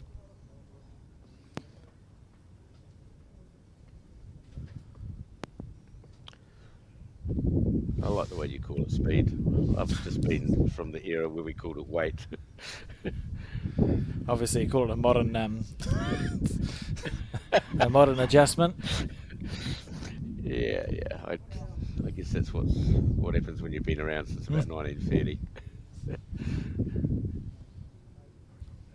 Close there from Snow. It's a nice start. Oh, that's a lovely bowl.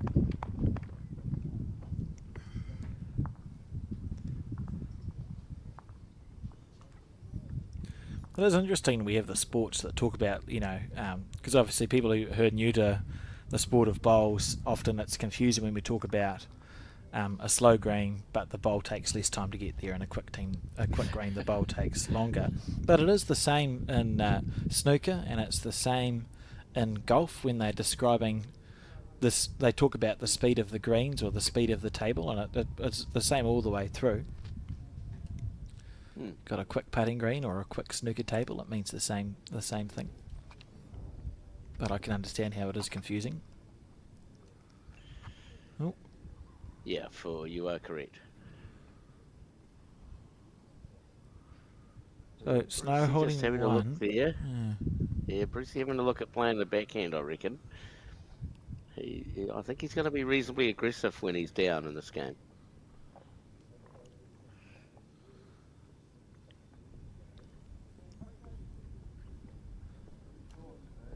So As he's you can thinking see he's on got that shot, we've got the other bronze medal game going on.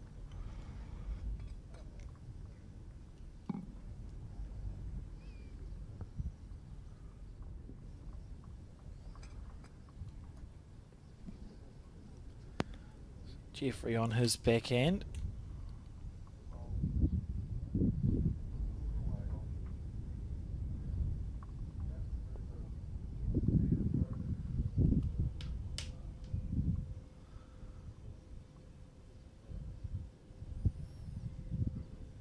It's a handy bowl there, isn't it? Oh yeah, that's a good place in case Bruce does have a little nibble for the shot bowl. Nothing wrong with getting a back one in play. So that'll force Bruce into trying to draw a shot now.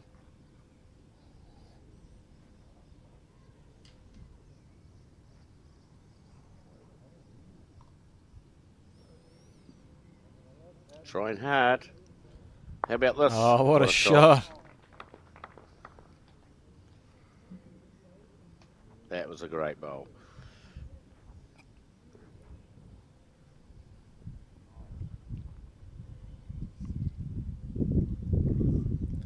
How long is it going to hold for Jeffrey? No, I think it's going to drop away, Alex. Weight's going to be really good. Yeah, look where he's finished there. He does now have 3 back bowls in case he wants to try and trail the jack. So Bruce will want to get past here.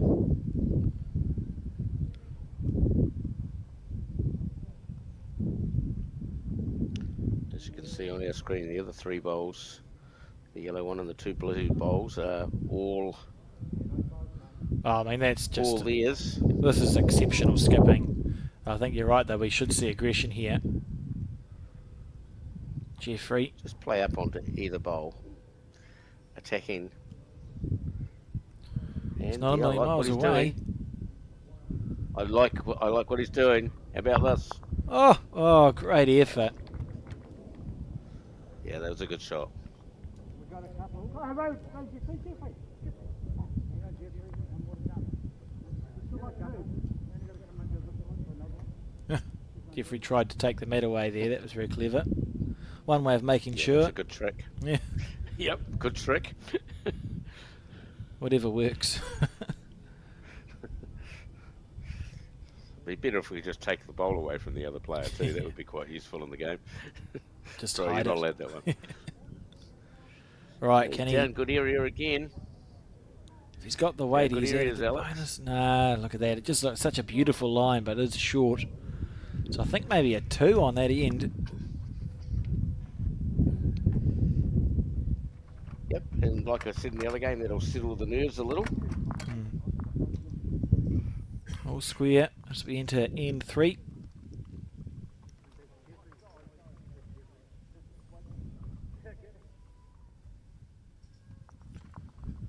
I think.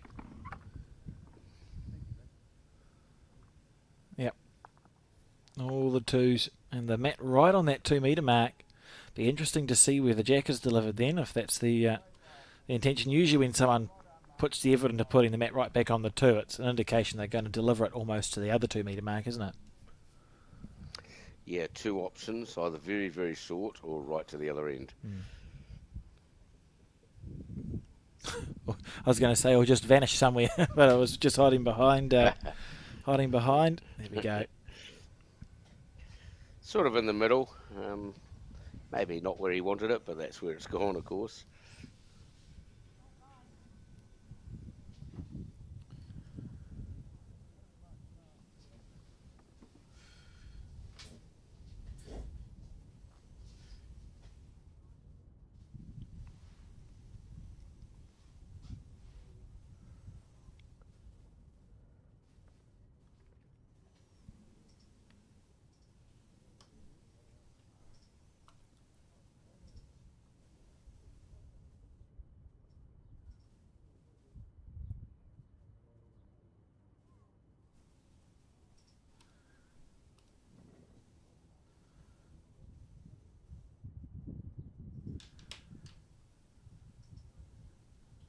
Nice bowl. Yeah, good shot. Yeah, very good from Snow.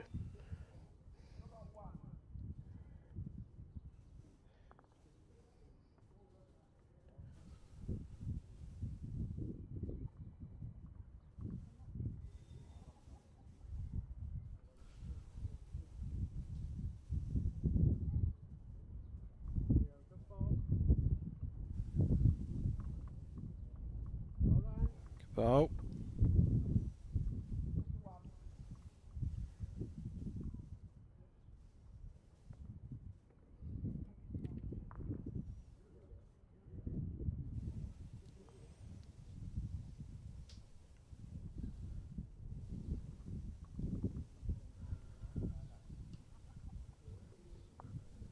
Absolutely beautiful day here.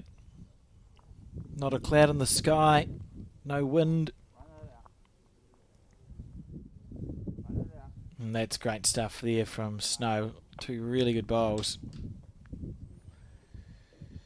Yeah, nicely weighted twice. The second one maybe just out the count, but very good home again.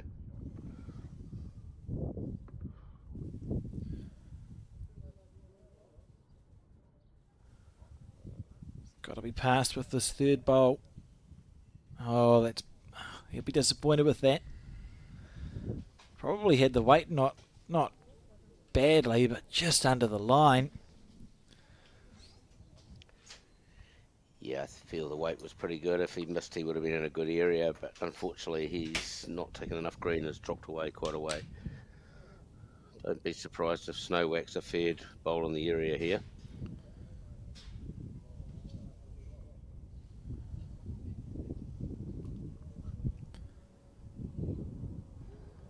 not a million miles away again. Just down to the running. Oh, it's pretty good. Oh, what a lovely bowl that is. That's fantastic leading from Snow Reardon. It's a, Not it's quite a a bit more touch. than pretty Oh, good. it's set down. Well, do you think we're going to see Bruce be short, Mark? No, Bruce will be up at this. He hits the last bowl that just came in, the jack will kill. And there is a chance if he was to get the two bowls at the same time, they could both just disappear. And he would be holding the shot. So we'll see some aggression. And that, funnily enough, that bowl way out on the wing there, or the right of our screen, if the jack doesn't go out, that will end up the shot bowl.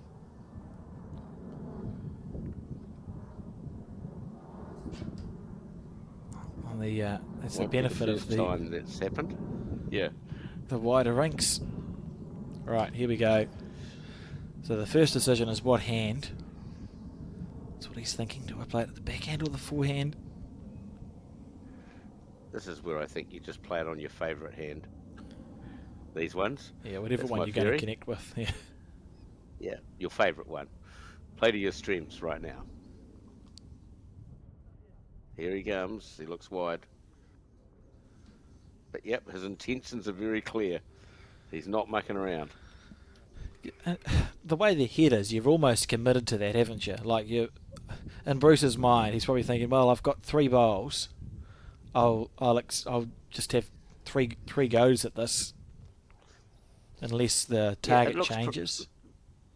No, it looks pretty safe, because if he's a little bit offline and he gets his own bowl in front there, Straightens it up. his contact bowl will go towards those bowls. So there's no reason not to just keep going here. So you're almost We're thinking, all in. yeah. And if you're going to miss, you want to miss narrow, so you go straight at the target. And if you're narrow, it's fine. Yep, correct. All right, he'll be attacking for sure. Yep, attacking line. Did he keep the weight on, or has he dropped too much off? And here's the contact bowl that we talked about. Edge of that, and Yeah, onto good. the shot I mean, bowl. look, that's for actually a one. good bowl. That's a good shot. Yeah, there's no luck in that, to be honest. Even though he scored a little bit lucky, that shot was always on. Yeah. Yeah. You know, you could And we afford did to. say that could happen, didn't we, Alex, in our commentary? Yeah, we did. We've actually got one right. Nice to be right on occasion. Doesn't happen that often, Mark.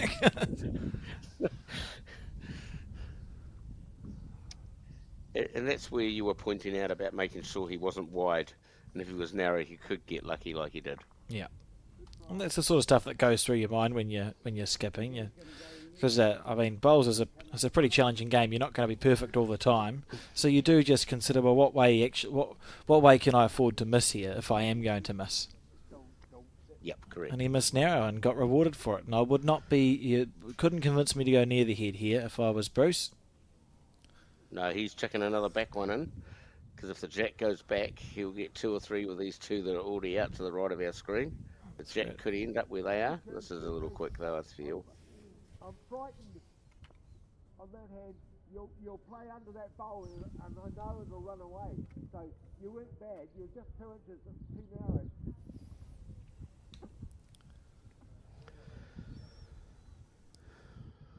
Yeah, just not enough head for me, old mate. Thank you.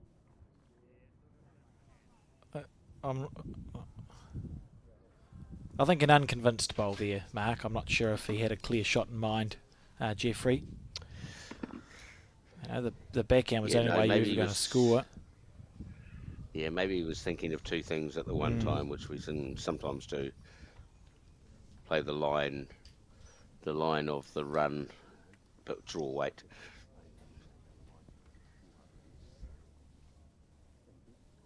But a single to Bruce and Lawrence.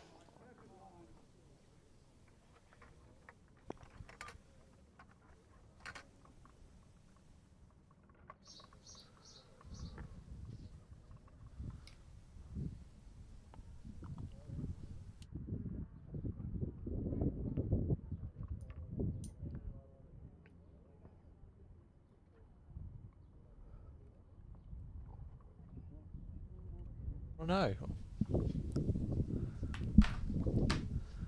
All right. See Lawrence on the back end.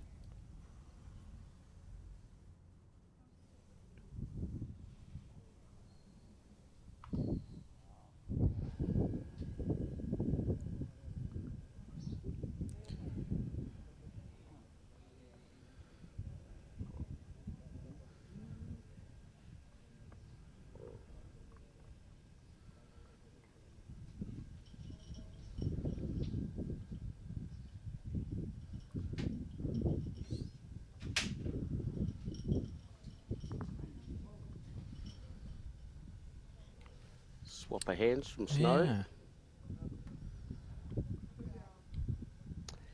He must be worried about that front bowl.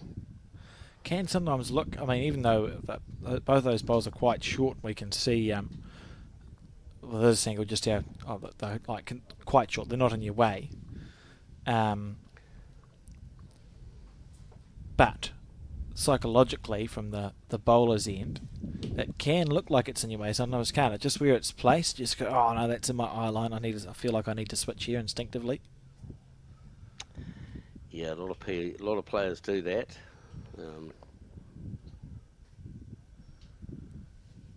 What a correction.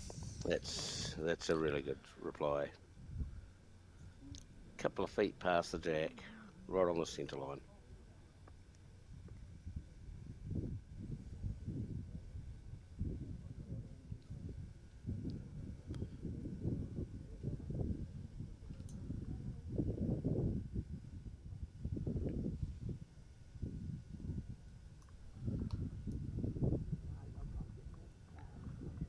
Don't know, Snow's up again here. He looks a little bit short again.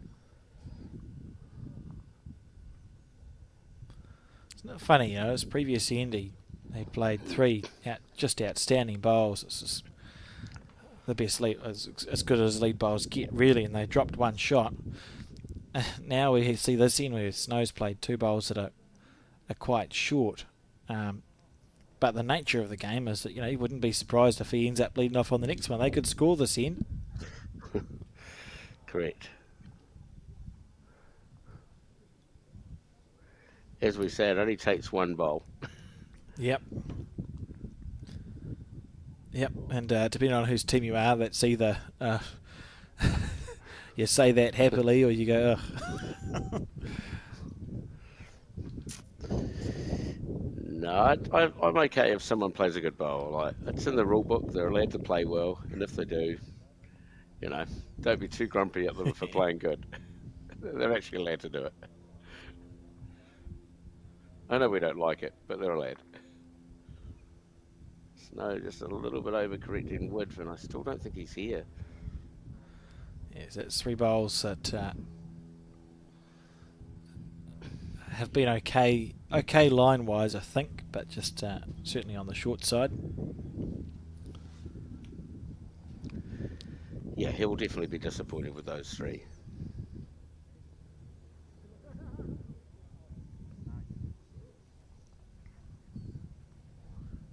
So I'm pretty sure Bruce will be playing round the front yellow and blue bowl. Is the hand I'm suspecting Bruce to play.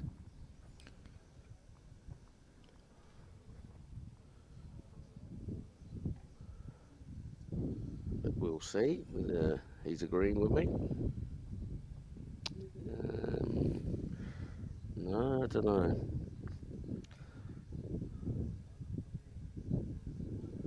Yeah, no, he's agreed.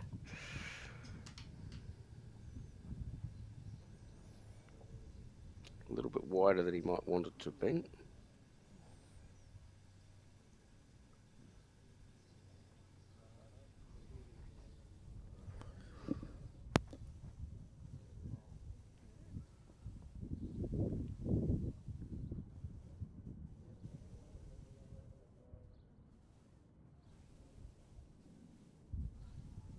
Look at this.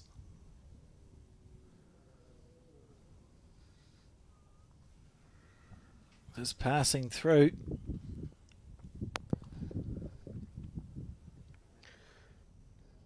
We actually see that quite a lot, Alex, when there's a couple of short bowls. People think they need a bit more weight to get round them. Bruce looks pretty good here, unless he's quick. No, he's pretty good. That's a lovely Yeah, bowl. through. Yeah, that's pretty good. Yeah, so this is where Jeffrey will be looking to play a good skip bowl. You've, in theory, you've got a bit of room here to draw the shot, but there is pressure on. Like, there's nothing to play, no position to play with. You're just trying to draw within a metre, and he's given himself half a chance there. I think his 3rd bowl he'll be feeling reasonably confident about.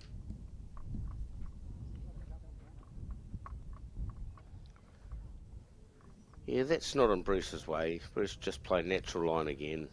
No bowls in the way.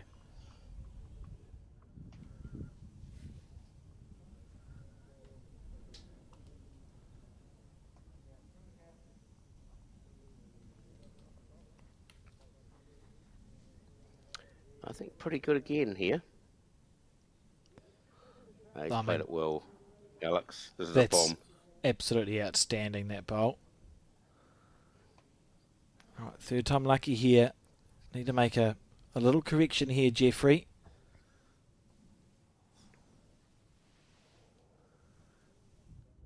Down good lines.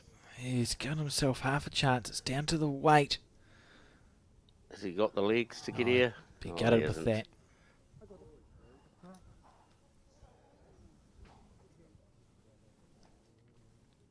I think that's going to be at least a 3. Yep, I'm agreeing. 3 there to Bruce and Lawrence. Strung ends together. Really, if we hadn't seen Bruce's bowl on the previous end, which was on the slightly tight side, but got that good result, it'll be looking quite different, that scoreboard, because they've taken that one shot and a bit of momentum and played a really nice end. For sure. It was just the 2 there, so 5-2 the score after 4 ends. Really? I find that I'm struggling to believe that. I will zoom in closer, and then we'll understand what's happening, because I'm confused. It certainly looked like a very, very clear 3 from where we were sitting. Yeah, no, Well, they've written down 2 on the board. We'll just flick to that to prove that that's a 2 there, isn't it? A 2, a 1, and a 2. Oh, no, I don't know. I'm not convinced. Okay. Well, I'm not. There's a siren out on that number. we Board might be saying 5-2. Yeah, they might change it. We'll see. We'll see. It did look like it. I mean, I felt pretty good saying it was 3 shots, but it's a pretty clear 2 on the physical board out there. So that's the one we'll match until otherwise proven. Yeah. Nice to see our cameraman making sure we don't know what we're talking about. He's doing a good job. One of the few times he might have done a decent job. I thought that, but I decided not to say it. You didn't want to say it, eh? No. No. It's all right. Colin's all good. He'll only be swearing at us a little bit. Just a little. 4th bowl in a row that Snow's pulled up short on Mark. Something that he'll be thinking about, perhaps. Just thinking, why am I suddenly falling a little short? Yeah, not sure how that sort of happens, but it does happen to all of us. Oh, it happens in bowls, and the psychological challenges, particularly if it's still feeling okay and you're starting to fall short, is you don't want to overcorrect and suddenly just go flying. So it's just about trying to get it working, and this is a correction here, nice correction here from Snow Reardon. He's played this very good. Yeah, good bowl. Will be second shot for sure.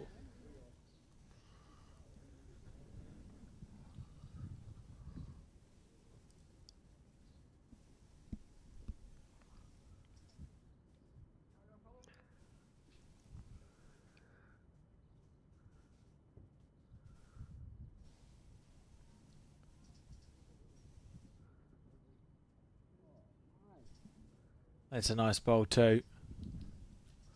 Good stuff. Good.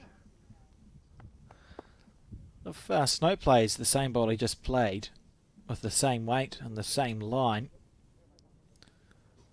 there's a bowl there for him to rest on now, Mark. Correct. Doesn't want to back off too much. Clearly doesn't want to go too heavy and start running at it. Just have a look at that last end again, and it certainly did look like 3. So I'm very confused about what happened on the last end. I got nothing. Yeah. Snow's got the weight to be up here. Needs to Oh, hurry a little. Hit the line. Just a little more. I feel like he almost, it would have been tempting just to try and play the same bowl again. Well, I'm feeling that this is 2 to Lawrence and Bruce. Are you sure? I'm brave enough to say this one. I was pretty brave last time. I thought it was pretty Well, comfortable. I mean, but you and me both. We were both pretty confident.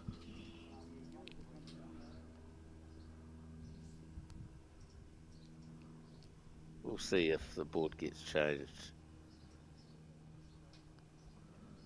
There is someone at the scoreboard having a bit of a fiddle with the scoreboard now, so I reckon we might have been right, Alex. I'd actually be quite pleased if it was a 3, because I'd feel I was just surprised that we were that wrong initially, because I've been wrong before, but not Yes. usually by that much, Mark. No, it's sort of the same as you there, Alex. We've all been wrong before. Unfortunately for us, as we see this bowl pull up short, and I think it has been ticked over. Yes, it was. At 6-2 the score. It was a 3 on that end.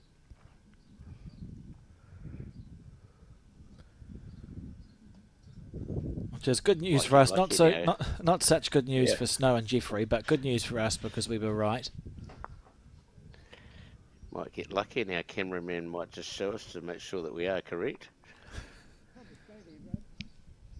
Yeah.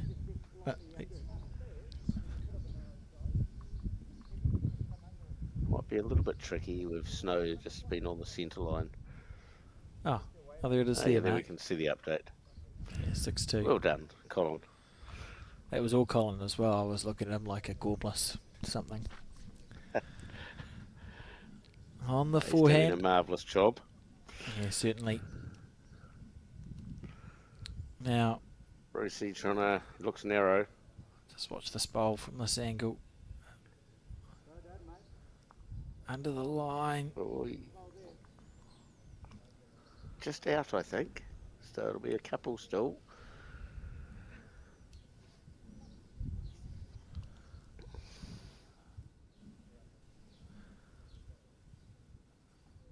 Just passing through. Stayed up on the paddock. Just. With one bowl to come. Early in the game, for sure, but 2-6 down. It'd be nice for Jeffrey and Snow to find a way to score on this end.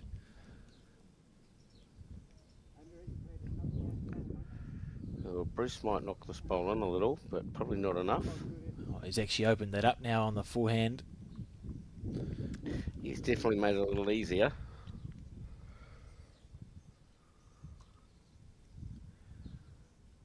Yeah, chance, I feel. He's going to need to get a bit of luck Quick off as Snow's A bowl. little wick. Oh, Almost got a little rub. I think he was a little quick for that shot, to be fair. I think we'll see a couple here to Bruce and Lawrence.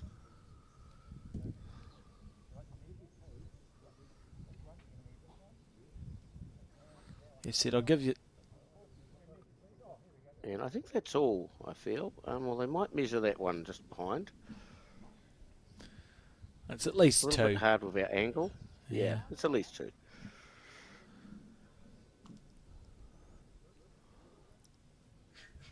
I felt like the yellow was in, but it might not be.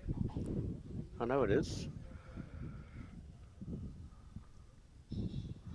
Definitely the yellow. Yeah, so that's a 2 then, isn't it? 2 Bruce Correct. Sawyers and Lawrence Whitcliffe. Yup. Yeah, no, definitely. 2. So the score now 8-2, and this is the 6th end. So we're a fair way through the game now, Alex, and it does look like Bruce and Lawrence starting to dominate a little bit. So pretty key next set of 5 ends coming up here for Snow and Jeffrey.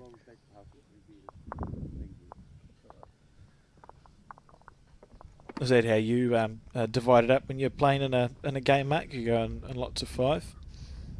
Yeah, something like that in general. I might do in the 15 end game. I might do 4, 8, 12. maybe, and do it that way, and play in fours indirectly, you know. But 18 end games, I'd probably do 5, 10, 15.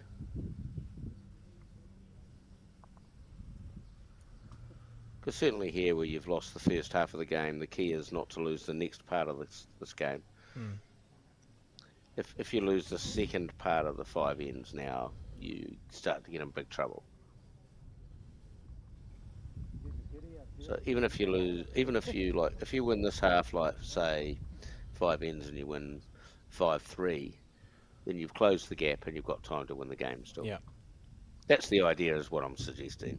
Well, it makes sense. Well, it sounds like it makes sense anyway. Like, we don't have to get the whole 6 right now. That's the best way to describe it.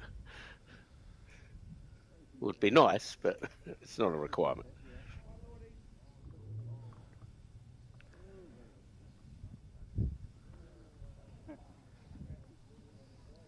Wasn't sure from crappy.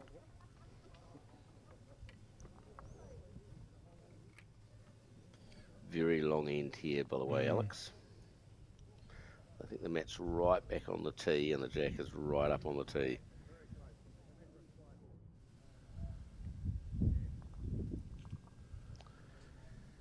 A few people think sometimes if you're in the wheelchair, it's a lot harder to get the bowls up at this length, but that's not always the case. Yeah. I think on our quicker New Zealand greens, perhaps less the case than some other places.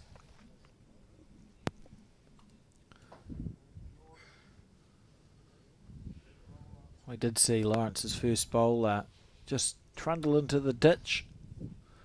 Be looking to make a correction with this one.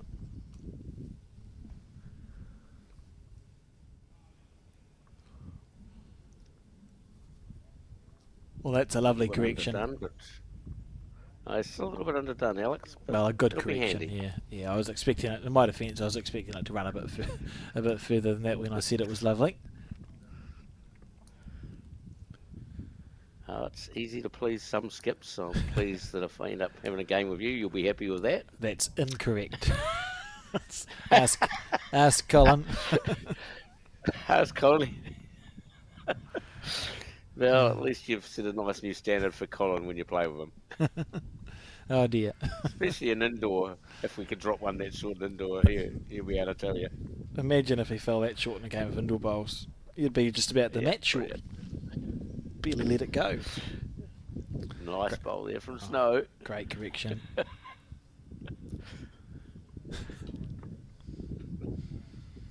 I have made the mistake. I used to think I was funny.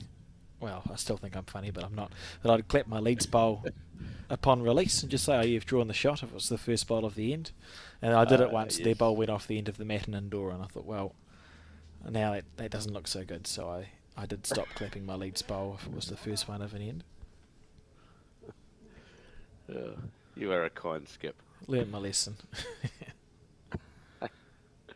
Right, so Snow's made a lovely correction with the second bowl. No need to change anything really. Be nice to. He'll be thinking of crossover holding 2. That's good news.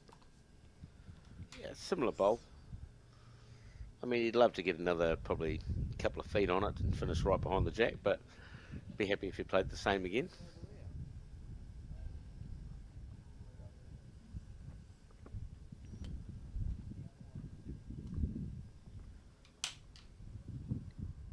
Yeah, this might be a fraction wider.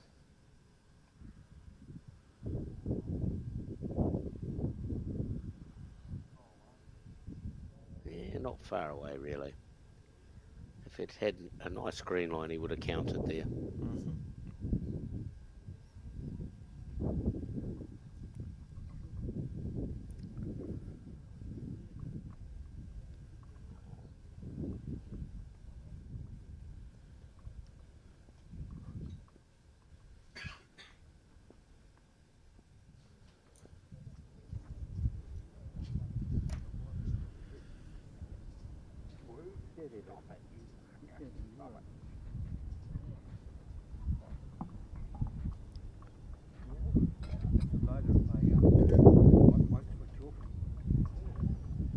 I suspect here Bruce will play the backhand, but he might be lining up forehand actually. Yeah, it's interesting. So, must think he can get round the front yellow, which he should be able to, but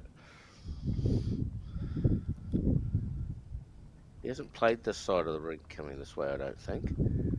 He hasn't played it too bad though, has he? Maybe a Oh, little look at quick. this make its way back in. Not bad. Oh, that's a very good bowl. Yep, that's close, but I think still 1-2 Snow.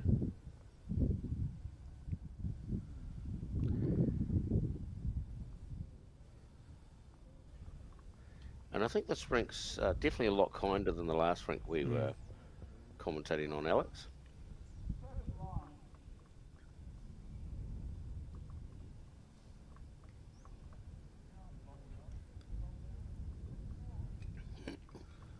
Good line, but very short bowl.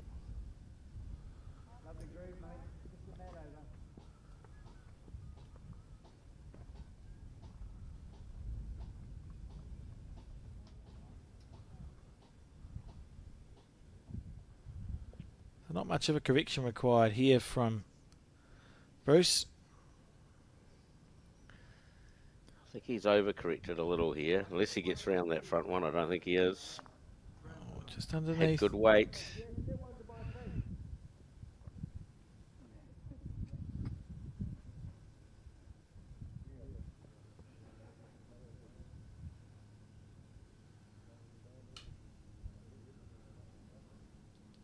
Interesting. Dead square. Oh, look at this. Can you imagine if that had been punched up for second shot? Would have been his own bowl. Yeah. They're okay to do. His weight was pretty good. It tells us his weight was pretty good, really. And Bruce now, third time lucky on the forehand. It's on the wide side to me. Although, Yeah, it's going to need a lot of turning. Feels quite important to add this bonus bowl in here from Jeffrey.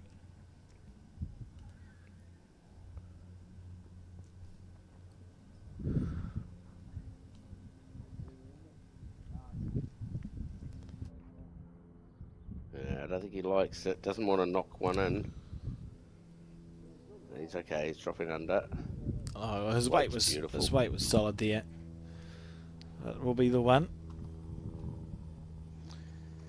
The good news is they've won the first end of the next group of 5, so that's a good start. Try and back it up with another single now, Alex. Yeah, it's a nice way of looking at a game, isn't it? When you just divide it into those sections and you can start to see the patterns that come through in a game of bowls. Yeah, there is no panic to try and get the points quickly. We just got to plot away, collect them slowly. It's clearly good if we get them in a multiple, but slowly is fine as well. You always feel like that's probably the difference between a bowler who's new to the game, perhaps, and then the ones who've been around a bit longer. Is the newer bowlers tend to hit the panic button a little bit early. By which I mean, if you find yourself 5 down or whatever, you think, well, I need to get it back as soon as I possibly can because I want to be in front. Whereas the reality is you only need to be in front after the last bowl of the last end. It doesn't need to happen too early. It comes with a bit of experience, I think. Yeah, we talk about, little fish are sweet, and in this case, in lawn bowls, ones are pretty good because while you're getting one, they're getting none.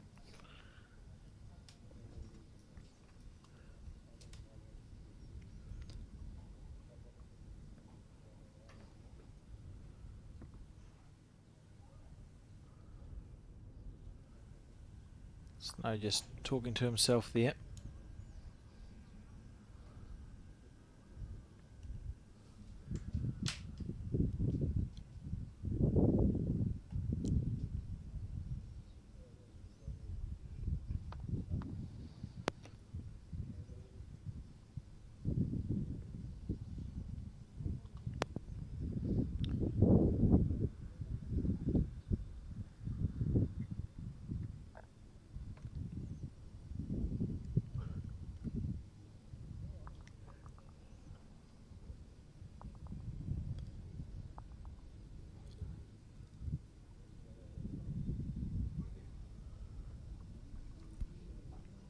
Good line.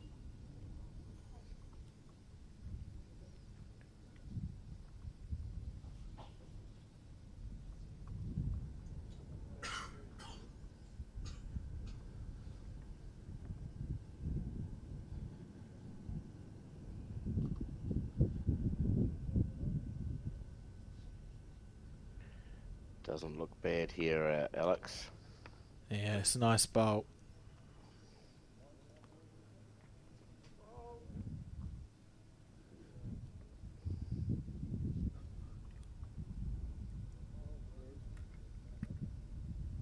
It's been playing well. Lawrence.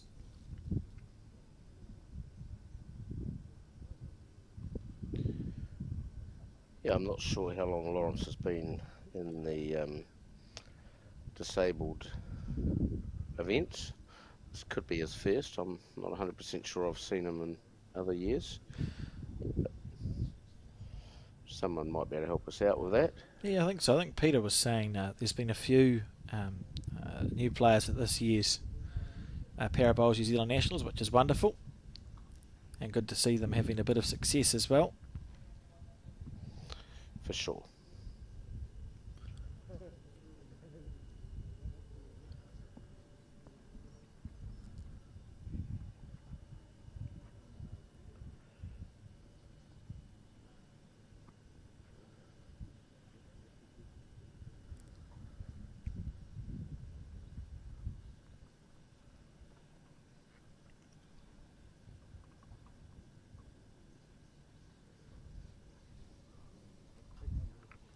So on the crossover, that was a nice third bowl of Snow's past the head. And the important thing there, it is second shot, so he's only one down. And if you're going to drop anything, just drop ones.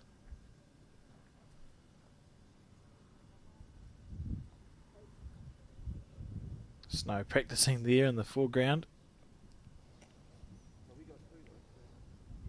Yours, Jeffrey.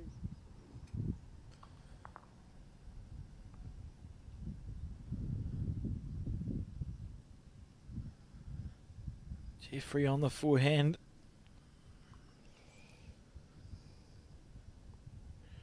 Good track, down to speed. He's close, is he? Look at Got the this. He's jack? got it. He's Yeah. got it. Oh, yep.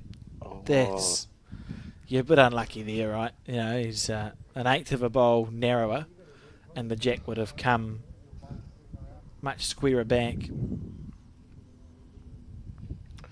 we've seen it, dare I say, all day, Alex. Everyone that's hit a jack has never got a good one. They've always got a little bit of the jack, not all of it.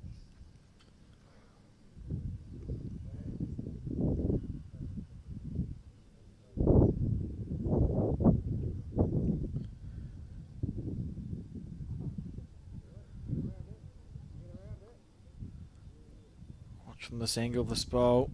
It's gone clean past that one. Oh, we got bogged onto that bowl.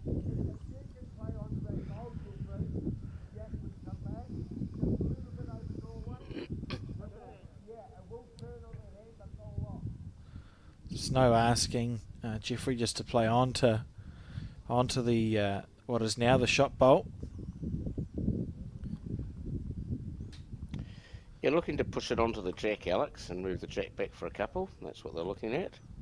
It's a little bit wide for the shot by the looks of it. But the weight might need a little bit more weight than that. Yeah, probably needs 4 rolls at least onto the shot bowl that sits at 1 o'clock to the jack. And you'd rather overplay it rather than underplay it. Just make connection with it really. A pretty big chance of the jack locking onto those 2 bowls. To be fair, there's plenty of room to just chip it off clean, Mark, and it's still worth a couple. Yes. Make connections, Anything but short. essentially. Yeah. Be up as well. So This is a nice chance here. This is good weight. Oh, look, She's it's just done that. diving underneath.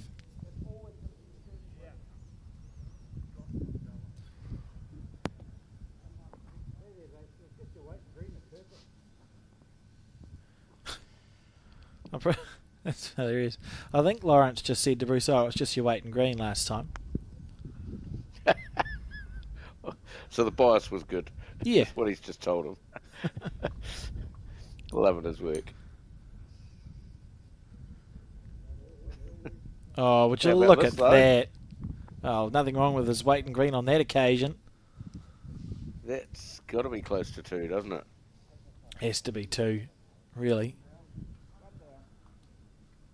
1 they're calling. Well, it looked like it was a 2.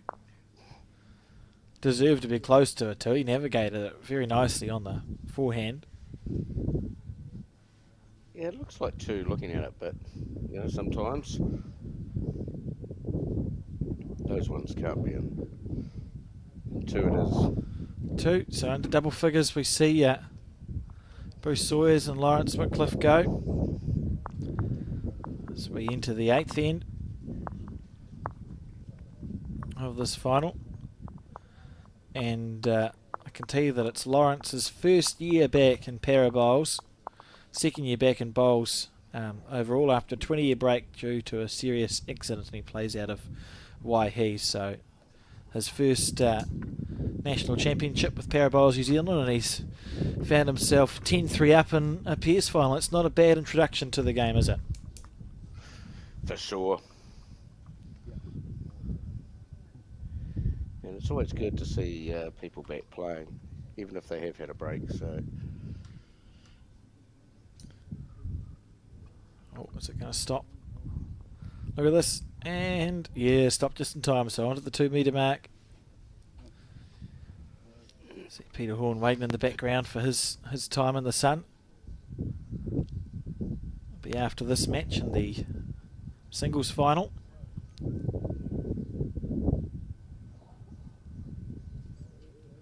He will take on Darren Willand.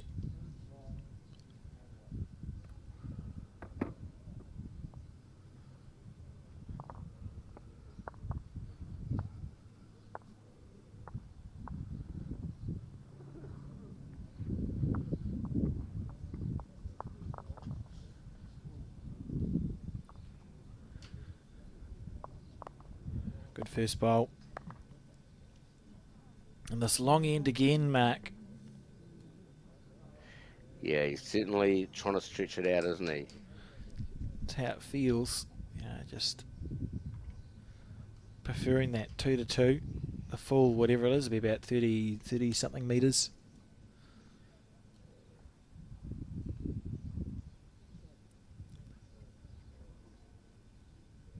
Oh, the line's good, Snow.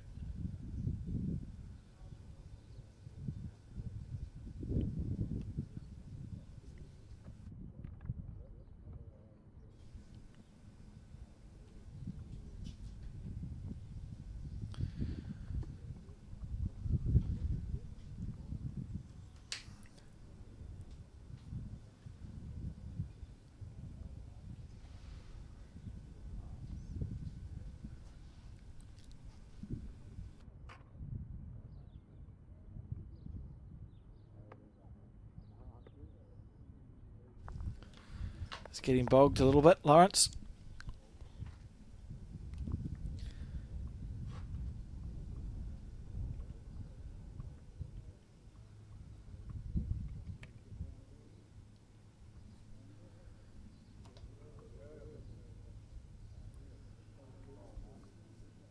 If you've been tuning in and want to know a little bit more about Para Bowls New Zealand, they have an active social media presence. If you just type in Para Bowls New Zealand, you'll see their social media, their Facebook page, where there have been updates on their activities this Nationals, and there's a website as well if you Google Para Bowls New Zealand. It was really cool to hear, Mark, through Peter, that the Nationals and the organisation seems to have been growing year on year. Do you think it's just because more people are aware that it's an avenue of bowls that they can actually play on? Yeah, I think that we have a lot more of it on TV these days with the para bowls. With the Bowls 3-5 originally, it was run with a para side that was playing in that. And, with para bowls being at the Commonwealth Games, it showed people that maybe they do have a disability and can get involved. A lot of people look at, I know myself, I don't think I had anything wrong with me, but clearly I have a disability and therefore could play.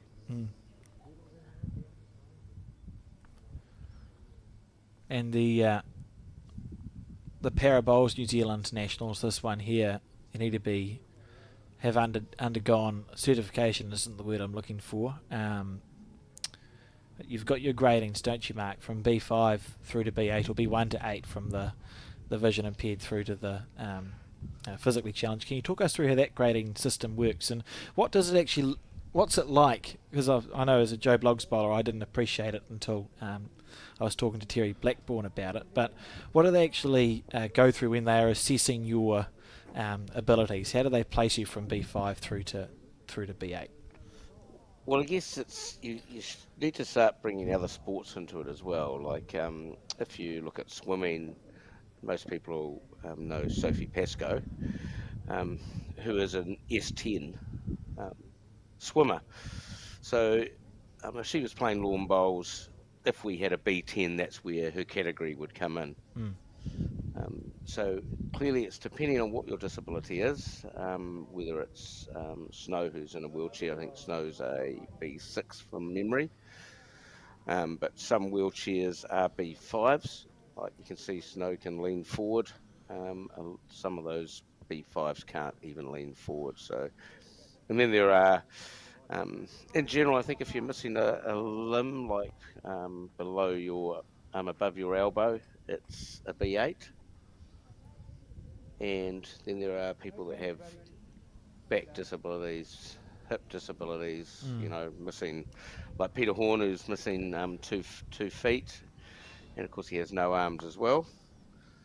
Pete, who we're going to see in the next game, Peter Horn, he comes into that one of those categories as well, B7. So everyone's disability is different, and it's based not necessarily just on lawn bowls. Yeah, and the classification, it's not like they look at you and go, oh, you're a B whatever. It's quite an intensive classification process, isn't it? Yeah, look, for me, I've been through about 6 to 8 of these tests, dating back to 2003. I think the last one I did was 2018 at the Gold Coast Com Games, where the grading had been the same on every single occasion. So Bowls New Zealand asked for it to be changed to permanent unless they had an operation. So I'm permanently with my disability grading, and that's how they are done. Oh, I've been talking, we've seen a few bowls delivered. Bruce just looking at the best way in here.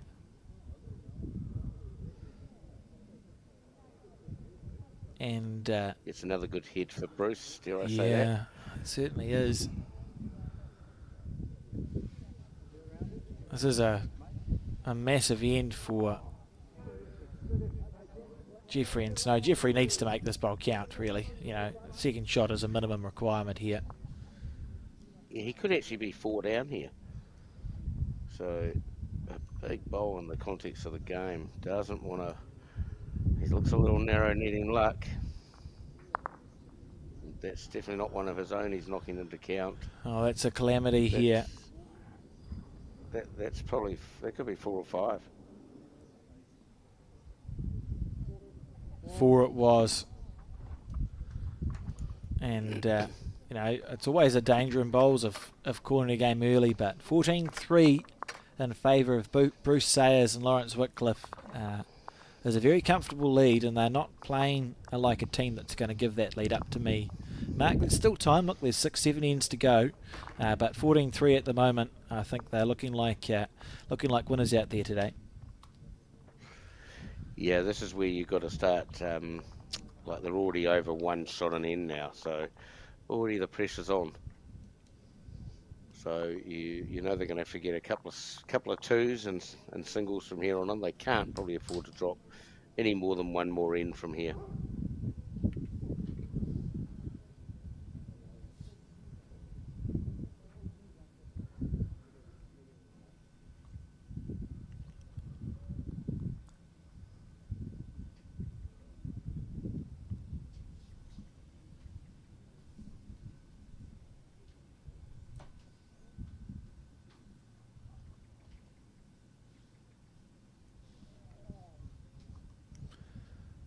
Right, so here's half a chance, a sniff of an opportunity here for Snow. There's plenty of room to draw the shot. He'll be thinking, look, if I can just get my first bowl within a foot or two of the jack, maybe we can start to apply some pressure. It was in this direction that he did that earlier in the match. Played 3 outstanding bowls. Can he do it again?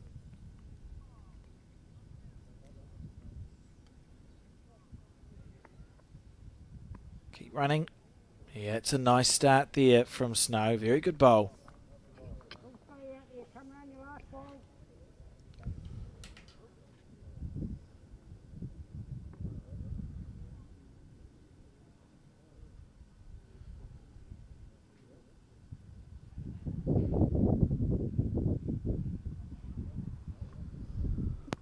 Lawrence on the forehand.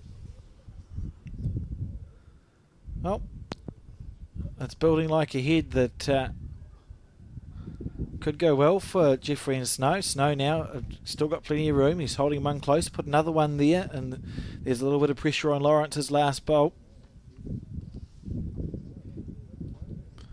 Early days, but as a skip, you'd feel like it was building well. Oh, for sure.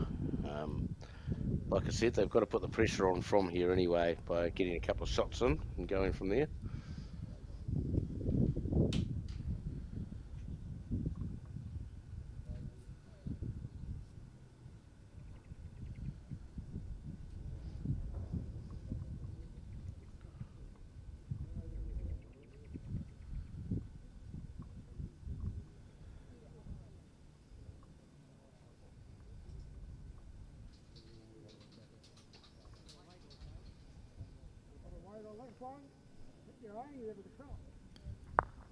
Oh, look at this. Not quite. Just about got a little bit of luck.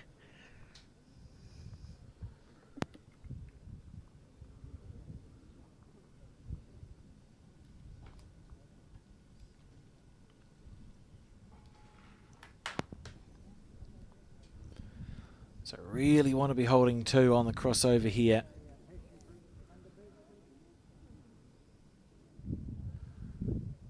Needs to hurry. It's trying. Keep going. Yeah, I think he is holding 2. That's nice leading there from Snow. Yep, very good. Now, This is actually the key because Bruce likes to attack a little bit. So if you can get a couple of close ones, might start running at the head a little bit too much. So it'll be very interesting to see what Bruce plays here. He does like to attack. I think we spoke in one of the, must have been the other pairs, the pairs semi-final, I think, there. When you're down by this much, there often is only 1 or 2 opportunities that you're ever going to get, 1 or 2 ends where you could actually get a number to kick-start yourself. And you have to rely on 2 things. You have to rely on your opposition, actually. They have to miss a couple of bowls, and you have to play a couple of effective bowls. And this feels like that end for me. I think this is probably the one chance that we're going to see Jeffrey and Snow get to score a number, and from that you might be able to kick on. But they'll be crossing their fingers that Bruce Sayers misses this one.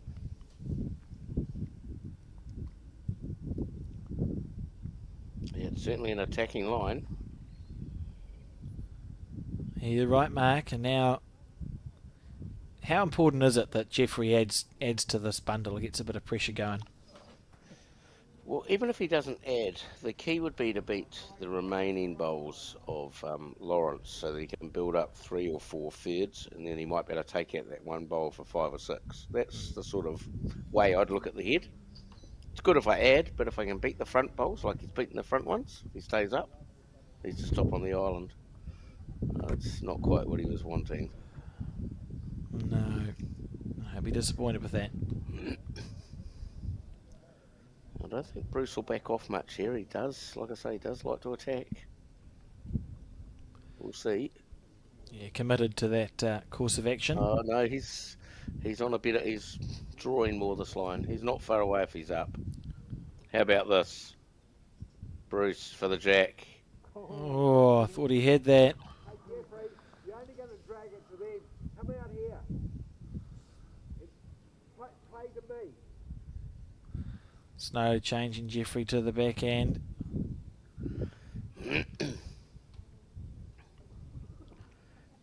Yep, down to speed. Oh, he's half a chance here if he's got the weight right. Just needs to turn. Yeah, lovely bowl. Holding 3 That's- now. Look, Yep, it's I that think chance you're we were right. talking about. One more bowl. Bruce Sayers misses one more bowl, and suddenly Jeffrey and Snow should be scoring a 4. What would you play here if you were Bruce, Mark? I think I'd just be drawing, but Bruce has had a couple of nibbles. I think just try and draw a second shot. Drop one, draw a shot's a bonus.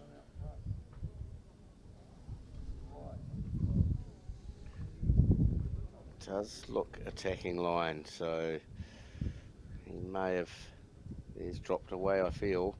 Well, here we go. He's got a bit of weight. Yeah. This is the end. You got to make it. You got to make a 4 here. Has to count.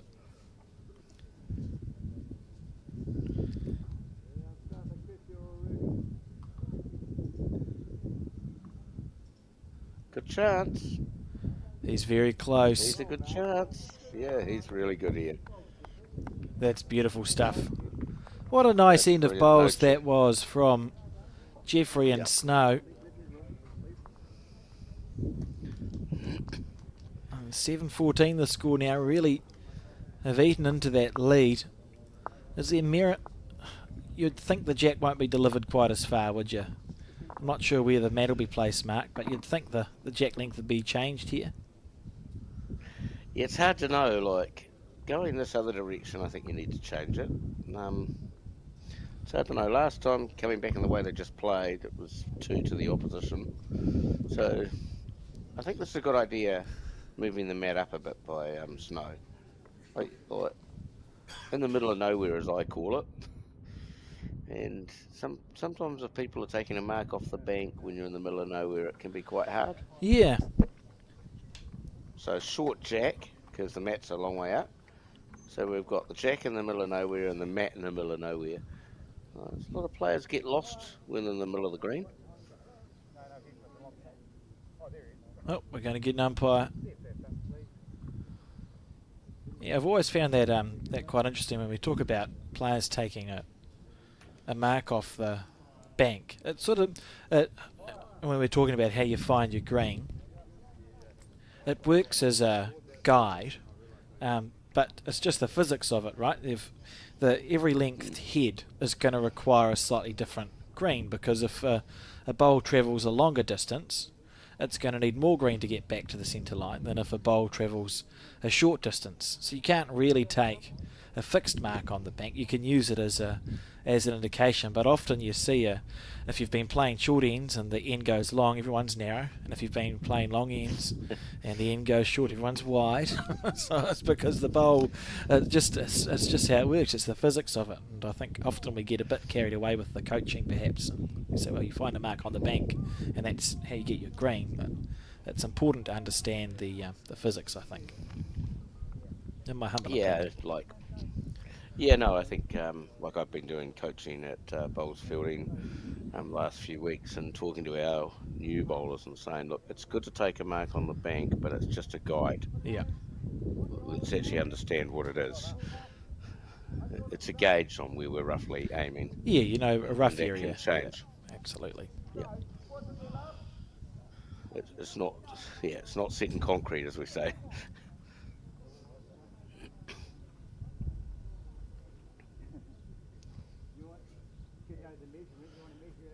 Well, I thought the last one today wasn't up, and it was, so I'm not willing to. Where's the jack? She's carrying it back with her, so the jack wasn't up. That's if it is a lady. I can't tell who's doing the umpiring from here. Well, I think it was. I think what's happened is they measured it. They measured it, and it was up, and there's just been a little miscommunication, perhaps, and the jack's been picked up. Okay. So I think now they've asked the umpire how far up it was, and Okay. that's where we're going to place the jack. So that's a nice result. Yeah, it's a nice outcome here. We've got it. We've figured it out. So just a little miscommunication. So the jack was legally delivered, and that's where it goes. Good work. Just keep everyone on their toes. Got that bronze medal match going on, a couple of rinks over. They must be getting towards the end of that game as well.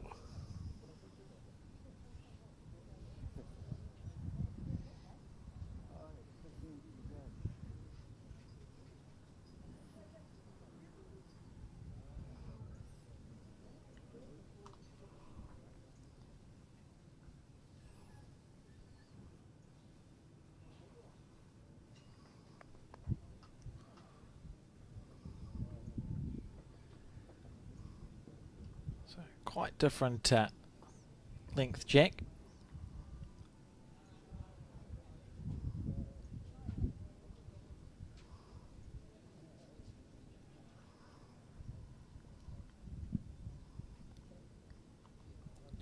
And where they've just scored a 4, Jeffrey and Snow. So it's, given how the game goes, it feels like it's incredibly important that they score again on this end.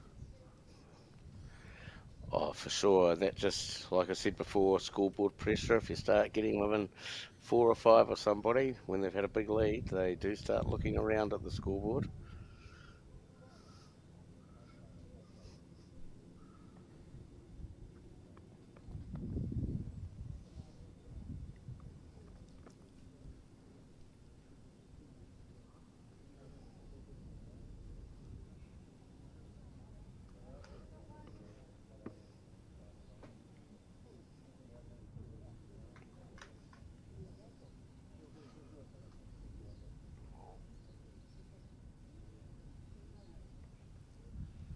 It's ball on its way.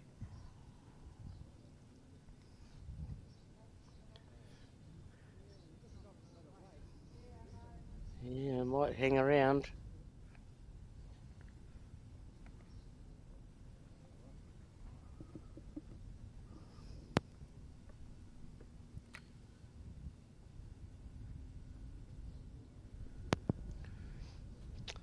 That's probably about the 20th touch that we've had today, Alex, that hasn't picked up the jack. Yeah, not that much of an exaggeration either.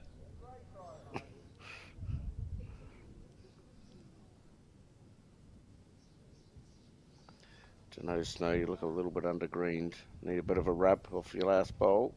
Oh, it's going to pull up.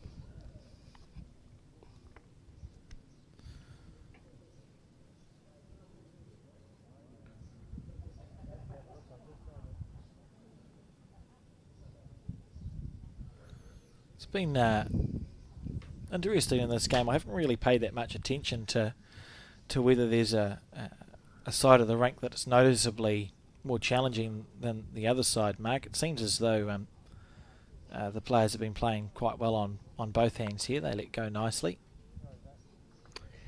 Yeah, both hands look good here.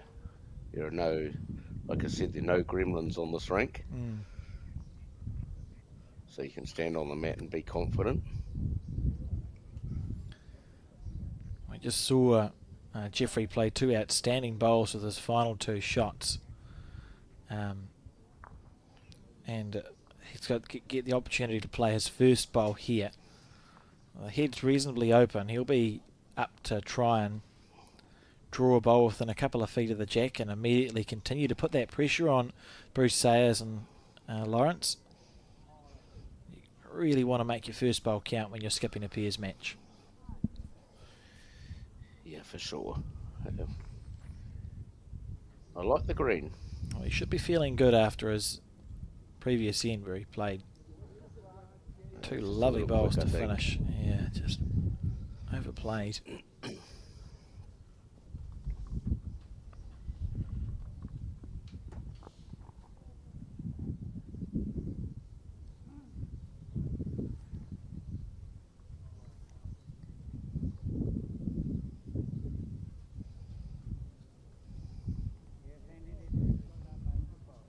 Yeah, it's a handy bowl. Yeah, that's very good.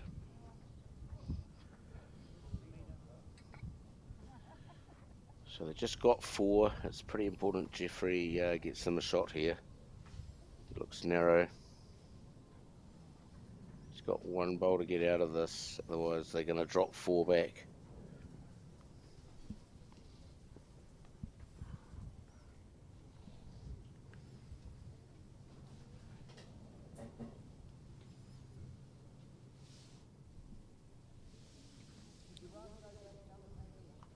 No, stay there.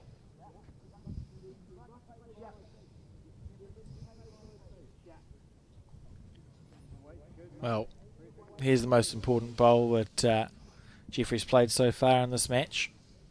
Essentially, I mean, realistically, it's the difference between having a chance of winning a national title and not. You know, if you make this count, you're still a chance. I think he's just overplayed it.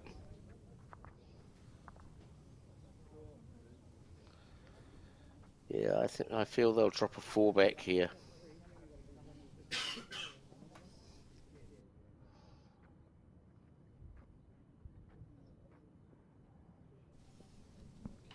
Certainly feels that way, and that little spark of hope that Jeffrey and Snow would have had after picking up a 4 very quickly extinguished by this team of Bruce Sayers and Lawrence Whitcliffe.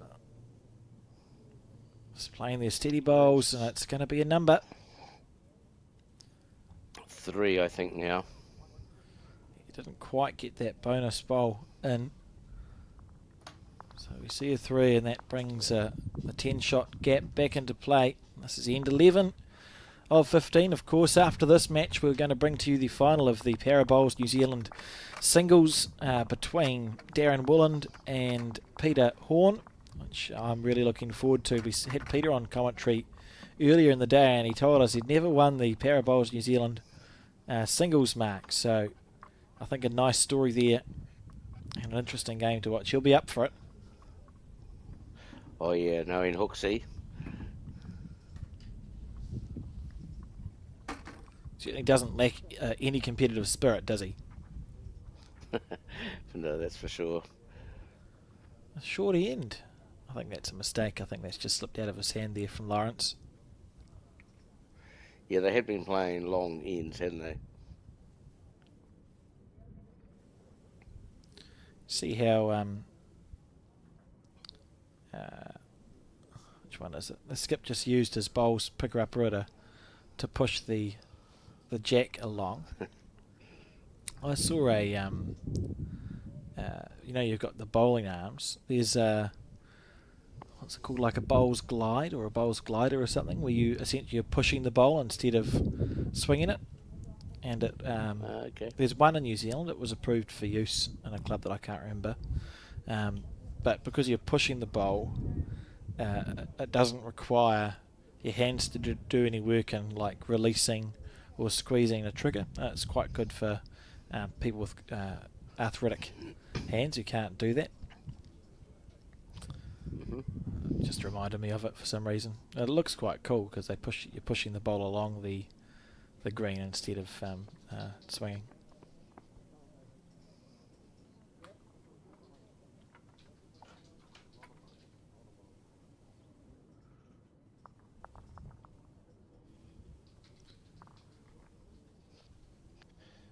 Well, sure, the most incredible thing I've seen in disabled bowls is Bob Love from England, who actually kicks the bowls down the green. Alex, I don't know if you've seen him. I have seen it, and he was drawing touches on incredible. a 12-second green. It was incredible, wasn't it? It's just It was incredible to watch. yeah. I seem to recall did he make a final of one of the Com Games events? They played 2014. They played the bronze medal match. Oh, that must have been what I've seen. And he played technically the winning bowl. He drew a bowl right next to the jack on the extra end. It was just incredible. Yeah. Some pretty amazing people. Yeah. So if you think you're having a bad day, think about that.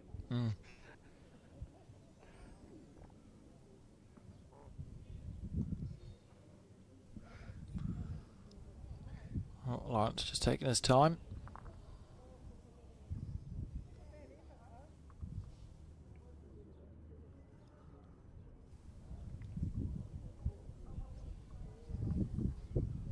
Oh, look, he's not a mile away here. Playing in his first ever pair of bowls, New Zealand Nationals, after a 20-year break away from the game.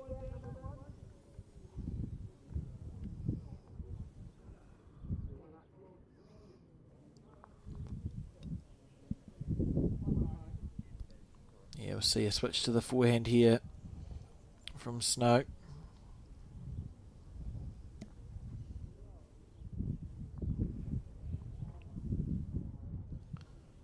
If he's got the weight, it's a real chance, Mark. Yeah, I think he's just underdone it a fraction, I feel. Not by much. Oh, just a smidgen. That was very close.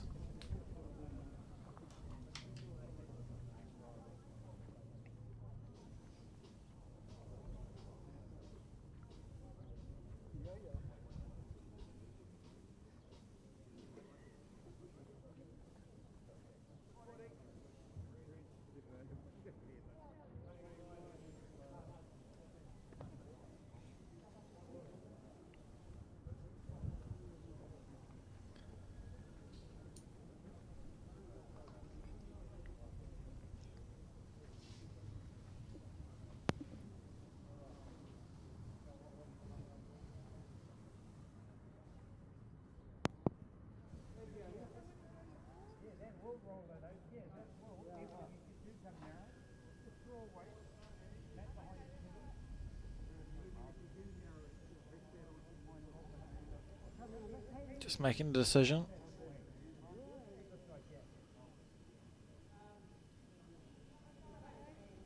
Yeah, it looks forehand. He looks like he's going to go forehand. Probably one down or one up. It doesn't overly matter as long as he doesn't drop a number. So just be trying to draw a shot.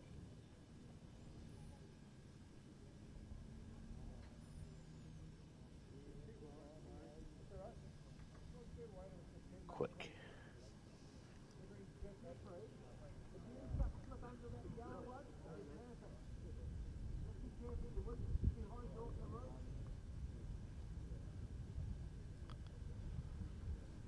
So, there we go on the back end. Played a lovely bowl coming in this direction. Lovely two bowls in this direction on the previous end. Can he make it three? And Oh, nearly. it's just a little quick. Nice home though.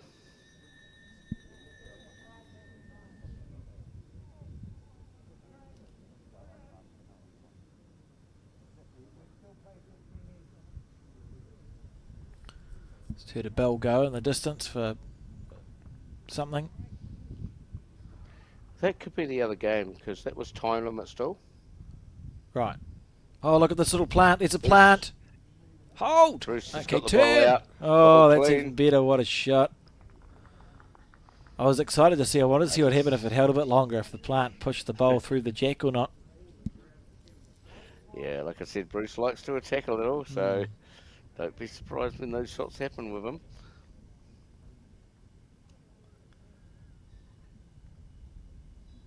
Switching to the forehand, having played the backhand with his first bowl. Jeffrey just passing by.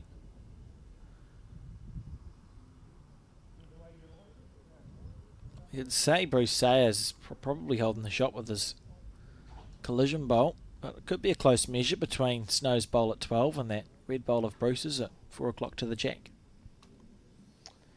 Yeah, I'm going with the red bowl, but I could be incorrect.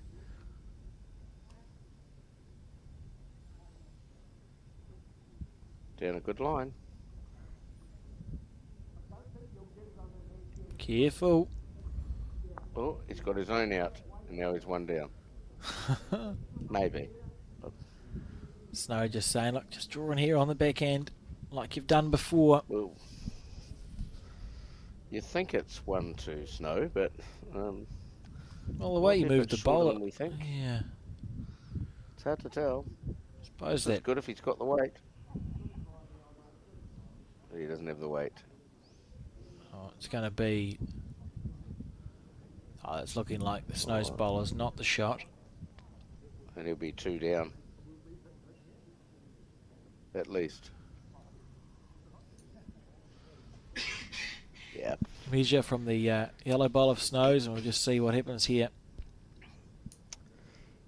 Yeah, I think it's a lot shorter than what it looks like on the TV, clearly. Yeah, so that bowl's in, so that's Yeah, one. One. And that That's all. bowl's not. So the score now 18-7. It's the 12th end. And Bruce Sayers and Lawrence Whitcliffe, it's their final to lose from here. 18-7 up. They've played well to get themselves into this position here on a beautiful day in Papanui. And we'll look to be finishing strong on the home stretch, Mark. Yeah, they've just about done all they need to do. They've played very well throughout this whole game, and they deserve their lead. And if things carry on like they are, we're probably just a couple of wins away off finding our champions for 2024.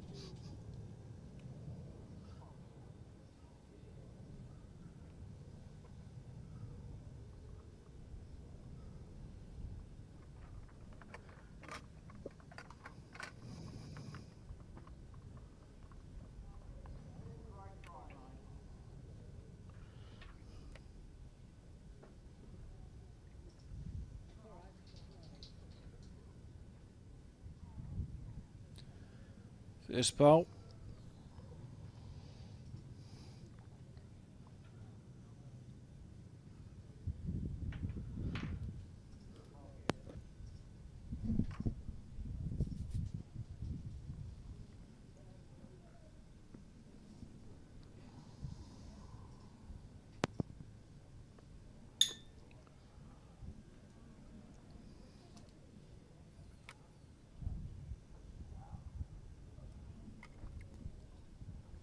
I did speak about it in the previous semi-final, but it was fantastic to see the electric smart drive on the back of Snow's wheelchair, helping him get around, and that's thanks to the support of the New Zealand Spinal Trust, who assisted him in acquiring that. And it sort of acts a little bit like an e-bike, in that when he needs it to go, it does go.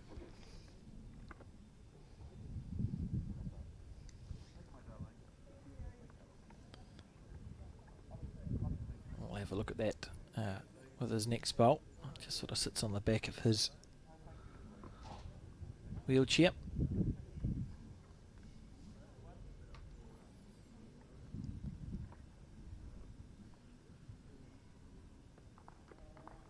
Lovely bowl from Lawrence. Yeah, playing well. Yeah, very good. Very good. There you can see it's the middle wheel down the bottom, designed to not impact the green, but just sits on the back and kicks into gear when required. Usually going up and down the green markers when he seems to be using it. Yeah, that's pretty logical, I think. Good effort here from Snow. Bruce, is that? Yeah, but is that bowl? Okay.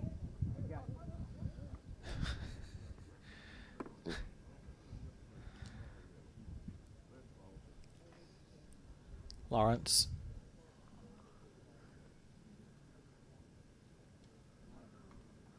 On the back end.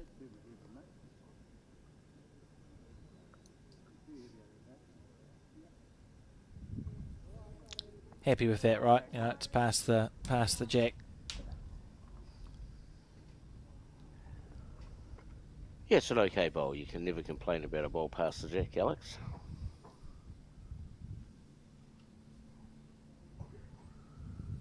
Otherwise, might be looking for a new skip.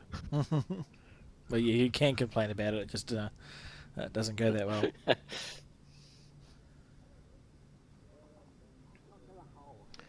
This will drop away from Snow. Not sure why he changed his hand there, but he does now have 3 seconds. So a small chance if Bruce plays a poor end here. Yeah, and I suppose if you've made the decision, which they obviously have, you're continuing to play, trailing by 11 shots, you're better to go out with a bang rather than a whimper mark. So you'd expect to see Jeffrey and Snow look for their opportunities, even if they are you know, your high risk bowls, if there's a bowl to pluck off and it's worth a few shots, you actually need to be playing those shots, or you may as well shake hands. Yeah, you're right there, Alex. Yeah, so key here for Bruce, just beat one or two of the yellow bowls, doesn't need to count, and then they're only going to ever drop one if they're dropping anything.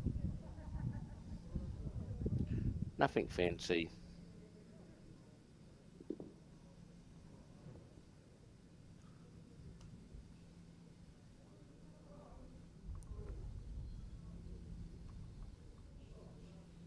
Misses a nice bowl.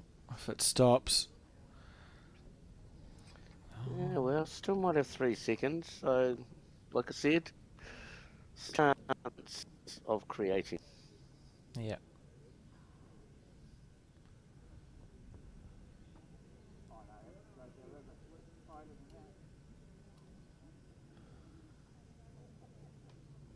Even if it hangs around here, which it's going to. Yeah, that's a nice bowl. Yep, this is another second. Yep, that's very good. Now that gives them 4 seconds.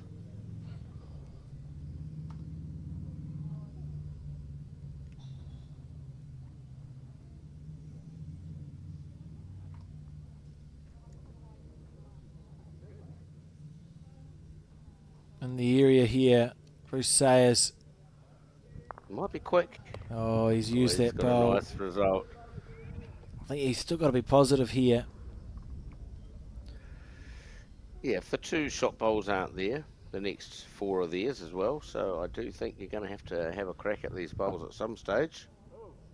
It looks like he's having a bit of a crack here.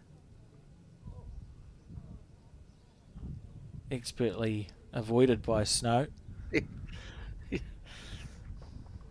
That means he knows where the wheel at the back is as well. I was just going to say. Could have hit that. He did really good to avoid Added that. in, yeah. Looks like Bruce may just be running for cover out the back. I think he's got enough back ones. I'd just get another one there just in case. Doesn't want to lose the 2 he's got on the head and drop a 4.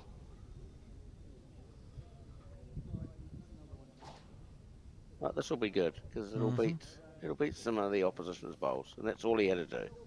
That's really good shot.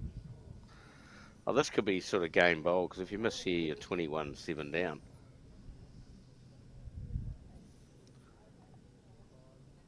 Trying to hold on here, Mark. Does he? Square. It's got No, it he hasn't. square. No, oh, he has. What a shot. Beautiful bowl. Brilliant shot. And That keeps them definitely alive because without that, I think we might have had to shake hands. yeah. It's a 10 the difference. 13 ends. 12 ends played, sorry. 3 ends to go. So need essentially 3s and 4s from Average- here. Yeah, an average of 3.4 to win the game. Like watching the cricket. Although the cricket has been great to watch recently, to be fair. Yeah, Just- they made just- history beating India. 3-0. Oh, just when you're preparing yourself for another period of anger and frustration, the New Zealand cricket team just goes and all of them are just amazing. It's like, cool, okay, we'll just soak that up. Oh, sport, eh?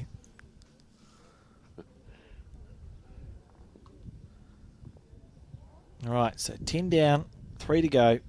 Probably you'd be thinking you'd rather score a 4 on this end than the last one. So it's probably a 4 on this one is required. Whereas for Bruce and Lawrence, essentially they'll be thinking, well, if we can, even if we drop a 2, we've pretty much won this match. Yeah, good start here though. Sort of in the area, and that's all Snow has to do. Just put him in the area, and hopefully something happens. Absolutely. Sounds sort of easy.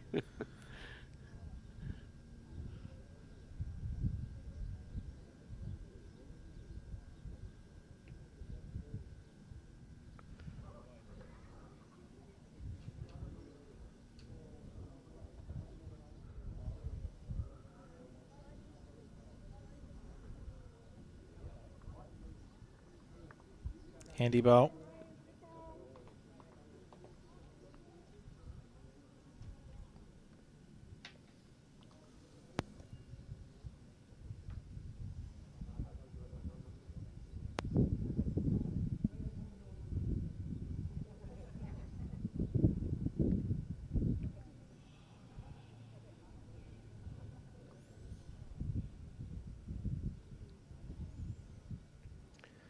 Not far away if he's got the weight. Lovely line. Yep, they're two handy bowls though. I wouldn't be disappointed with those. Gives the skip something to play to. Clearly it'd be a lot better if they were like the same distance past the jack, but still might create a number.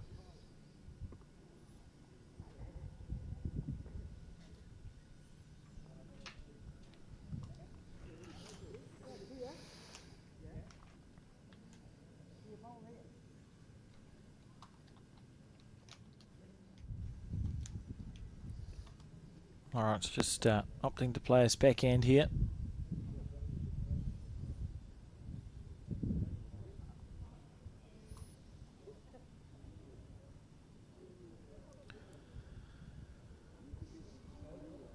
Got to be careful. Well, followed through for one, but an opportunity for Snow. Because they're chasing that 4, probably does need to be brave, I think.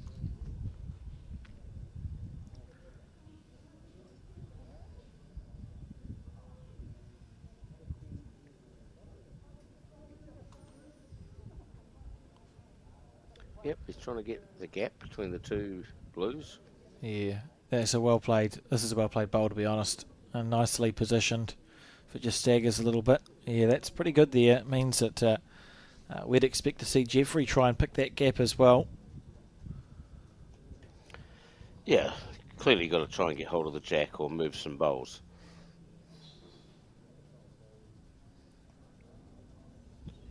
Well, interesting enough for Bruce in that score of 2 here, we're virtually at the point of no return, so could potentially have shake hands here as well, Alex.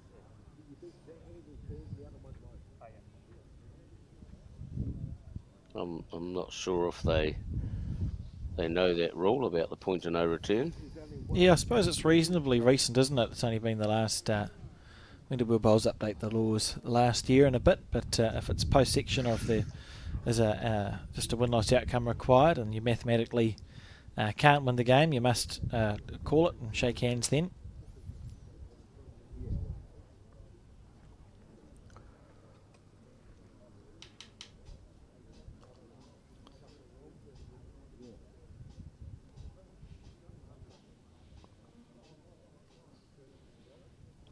Jeffrey approaching the mat. Oh, give himself a chance.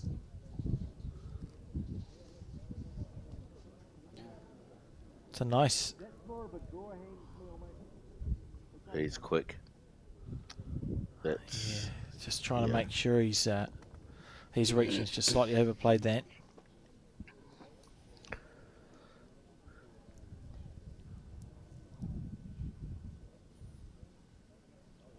I'm going to take your hand because this hand is straight up. And you aim that yellow ball. Wait, that's the ball. Good ball there, mate. Well done. You'll strip them both. Don't screw the ball when you deliver it straight. No. Might get away with that. Well, he might score with us. He has, is he? Yes. Up and over for one. That keeps him in the game. That's my wrist.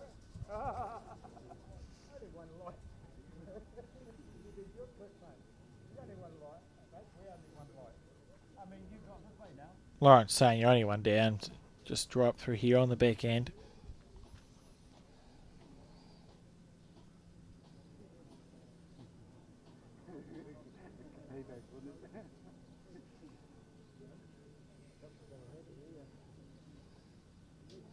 Close, isn't he?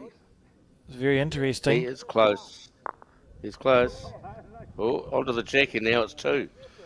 So, You two, I will play the hand. And you draw that bowl as a shot. Are they never those bowls? That one is, this one is where you're sitting. You're going to draw to this bowl. Well, that's helped Snow in that a little bit. Holding a couple.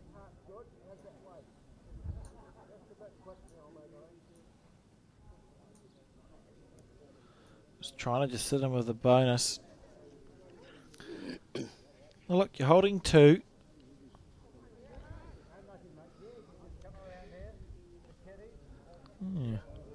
What would you play if you were Bruce here, Mark?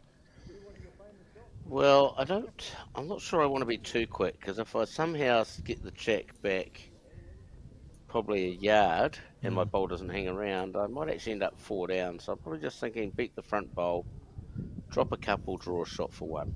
Yeah. Probably on the backhand. No point in taking a risk while I'm reasonably comfortable in the game. 2 down, still 8 up with 2 to go.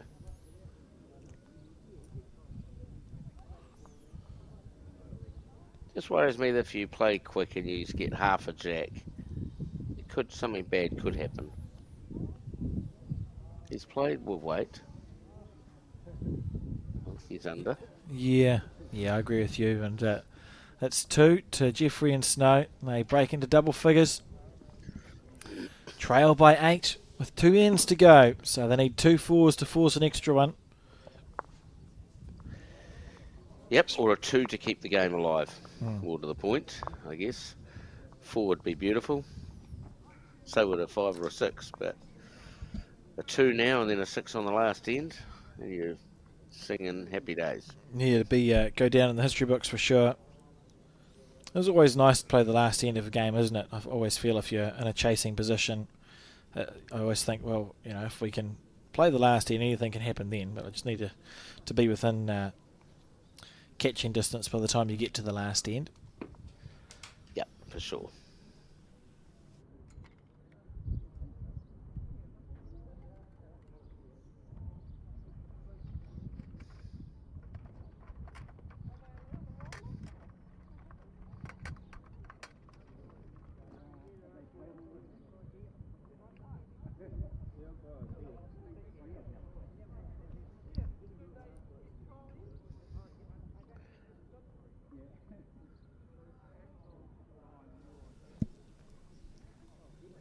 I actually think they're just starting the semi-final of the bronze medal match, rather, of the singles next door as well now. I think they've finished the other bronze medal game. So See moving if on. we can get a result from that game before we go off here, maybe, Alex. I'll see what we can do, Mark. See how good Colin is, maybe. You just woke him up. Did I? I wondered if I could hear him snoring in the background. See what we can find.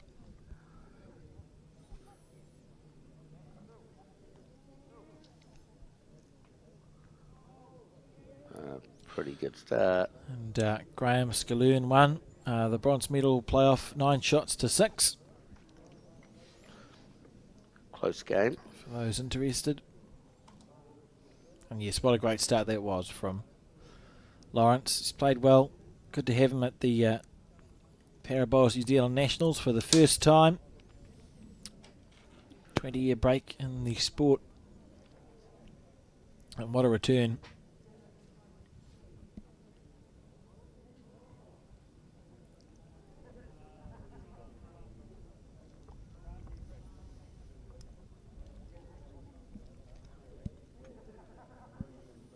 Even to score a 1 or a 2 here, which is the minimum score for Jeffrey and Snow.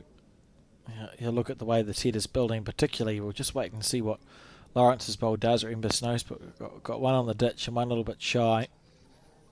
This bowl's not going to do anything, but you still feel like in order to score a 2, Snow needs to sort of go 1 out of 3 good bowls, and we're probably going to need to see Jeffrey play 2 out of 3. So this is an important shot.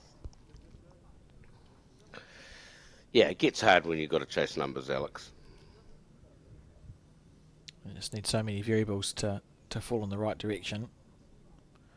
Little feather. Oh. Could have finished a lot better than that.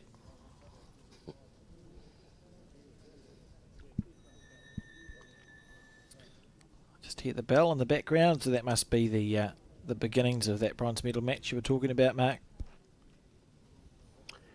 For the singles, for sure. And I'd suggest we'll roll into the singles final pretty quickly upon the completion of this pairs game. And that's a lovely bowl from Lawrence Wycliffe, holding 2 on the crossover, leading 18-10. I just have a funny feeling that we may be seeing the last end of this final. It's certainly looking that way right at the moment. Nice crowd gathering to watch the bowls.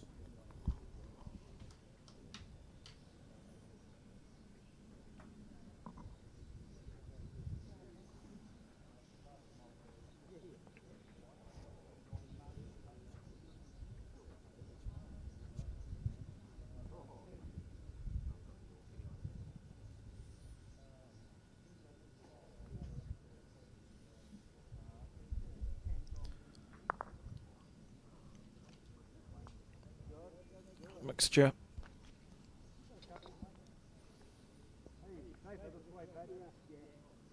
Lawrence just suggesting to Bruce that he should play his forehand.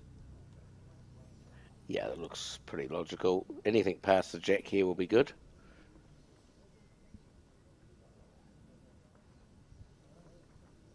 Jeffrey's got to find a way to move the kitty back towards the 2 yellow bowls on the other hand.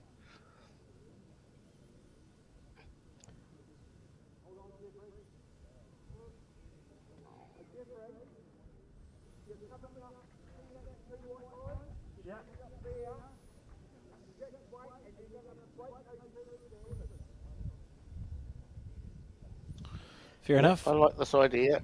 Yep, reach down there, try and get the 2 bowls or the jack to the ditch. Can make 3 if he gets this. Right.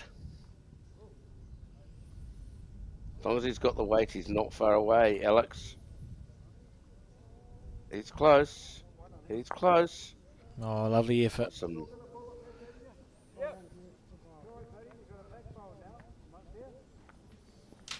chance to get that bowl out for 3 or 4 now, Alex. Mm-hmm. And that would make for a good last end if he could get it out and make a 4. It would be very interesting. Very interesting indeed. Bruce trying to get another bowl. There are the bats. What's the weight like here? Let's put a bomb. He's through the jack, is he? Oh, that's a nice bowl. Pretty good.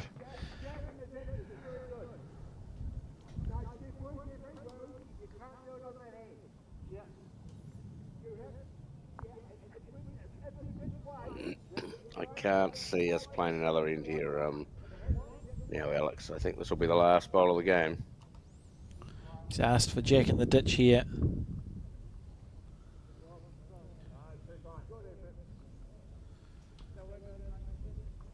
I'm pretty sure that's got to be the end of it. Yeah, there we go. And congratulations to Bruce Sayers and Lawrence Wycliffe, our champions for 2024 for the Para Bowls New Zealand national pairs. They played well. It was a fight that was put up by Jeffrey and Snow, but well-deserved winners, Bruce and Lawrence, and we congratulate them.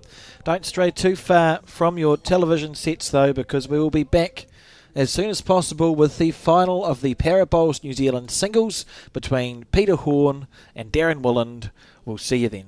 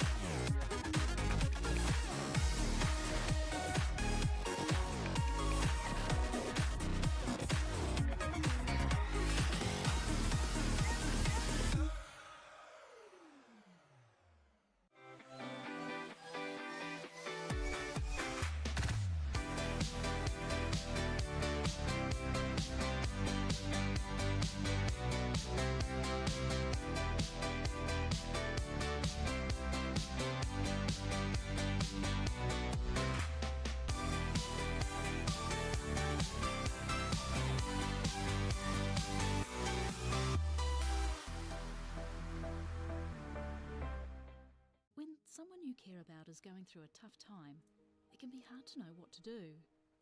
Here's 10 ways you can help someone who is struggling. Listen. You might want to give advice, but most people just want to feel heard. Be there. You don't have to fix their problems or find the perfect thing to say. Just let them know you'll be there when they need you. Let them know you get it. Let them know you get why they're struggling. Give them what they're going through. Knowing their feelings are normal and okay can make the world of difference. Offer practical support. Ask them what you can do to take some of the pressure off. Maybe you could make them a meal or do something to help around the house. Give time. Sometimes simply being there is enough. Hug it out. When appropriate, a hug can bring so much comfort. Talk it out. Offer to be their sounding board and kōrero with them about what they're going through. Remind them how much they matter. Let them know how much you and others care and how important they are. Remind them of their strength. They might not feel strong right now, so remind them of the strength you know they have. Help find them support. Offer to help them find the right services and support they need. For more information and to try an online therapy course, go to justathought.co.nz.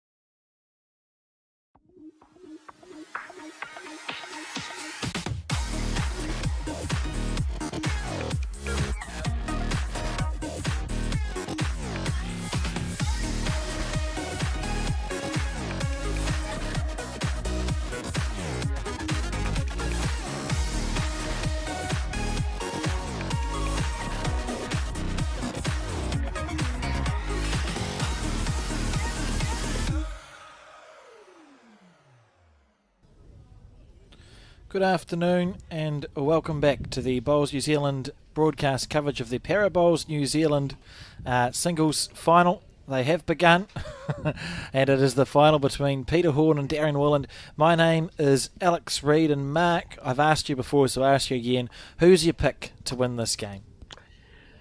Nothing like putting me on the spot there, Alex. Look, Darren played really good that semi-final that we watched. Going by that, you'd think so, but Hooksy, he wants this one bad, so I'm actually going to have $1 each way, and I'm not going to pick one. Fair enough. I can't argue with that. Yeah, this will be on Hooksy's bucket list. Probably the one event in New Zealand he's never won. Yeah.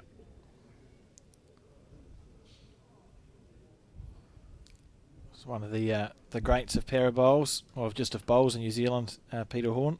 If you've been around the game any length of time, you know who he is. Not sure anyone calls him Peter. Everyone calls him Hooks or Hooksy. And you can see there that he's actually got a hook. Darren trying to sneak in. I think it'll be 1 to Pete at the moment.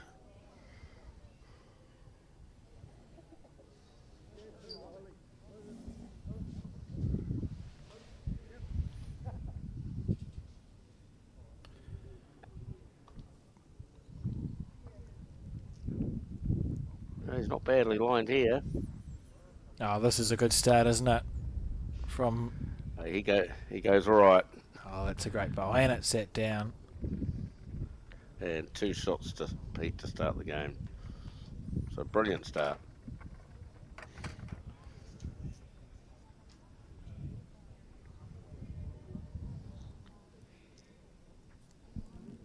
No try-ins either, just straight into it in this final. They've been sitting around for a while, waiting for the Pierce final to be completed.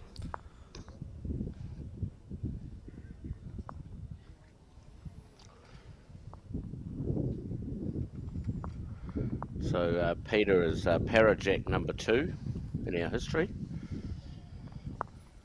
for your information, and played in the 2002 Commonwealth Games.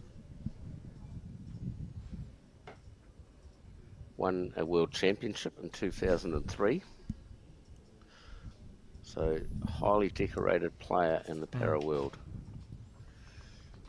And definitely probably our most famous para player, I believe. Yeah, I would agree. I think very well known.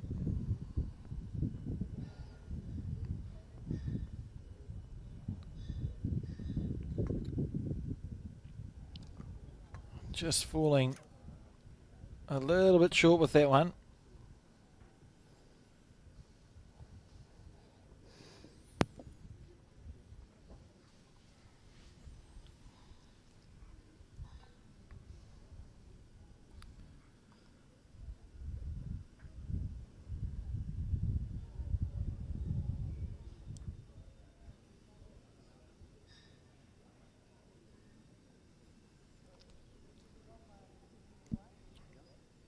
It's got the looks like a pair of Bowls New Zealand bucket head on as well.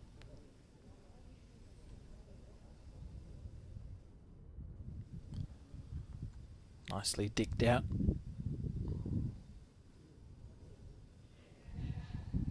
Yeah, good correction. So you've played a bit of bowls with hooks, Mark, over the years?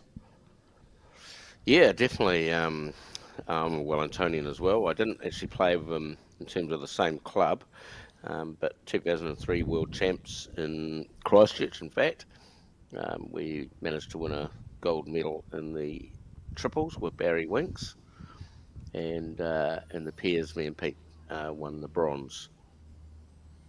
Is there a type of shot that he favours or backs himself on? What sort of bowler would you describe him as?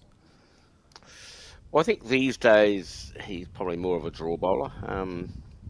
Certainly in his younger days, he was pretty happy to have a go, and he'll have a go here if there's a shot on to play.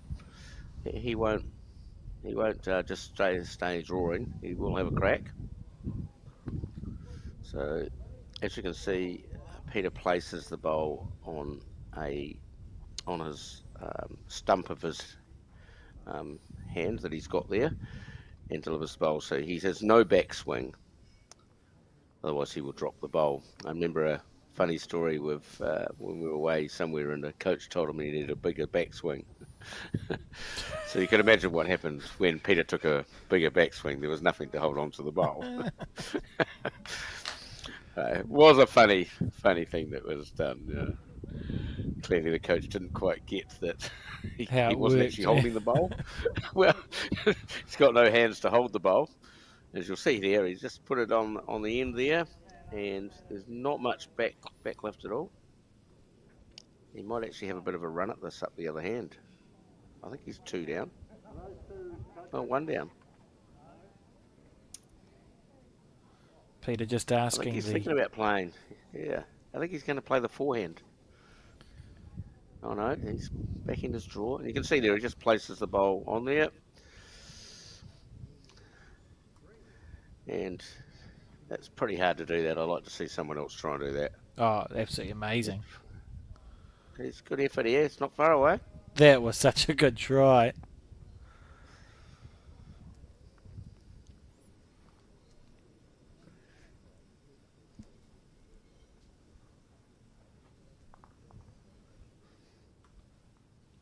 So, I remember, Alex, I remember playing with Pete in 2013 in the national champs in Auckland, and he forgot to bring his right set of legs, so he has a couple of different length sizes of legs, so he has tall ones and short ones. That's a funny story. bought the wrong But legs. brought the wrong legs with him and made it harder to deliver. That would be annoying. Yeah, he said so there's one. I think it'll be just a single. We'll see. Bruce So I Walker, think we've the got Bruce marker. Walker again. Bruce Walker doing the measuring for us.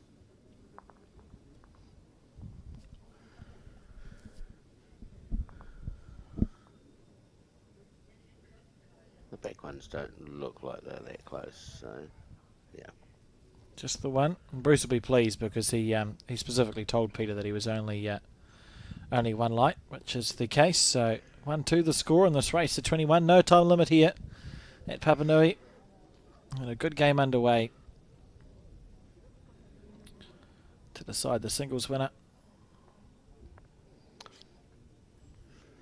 Yeah, I think Peter was runner-up last year, and I think at Paratoot that final was played.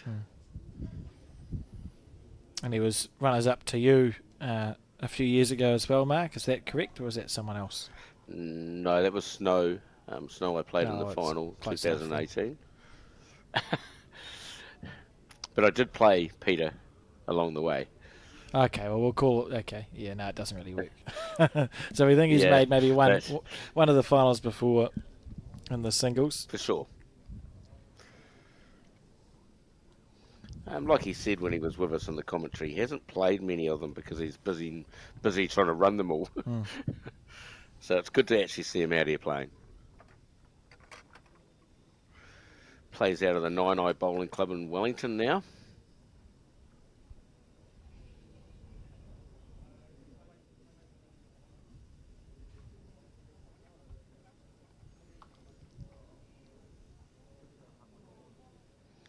So I'm pretty sure down at Nine Eye they'll all be out having a look at the TV down at the club and be watching Pete play as we speak.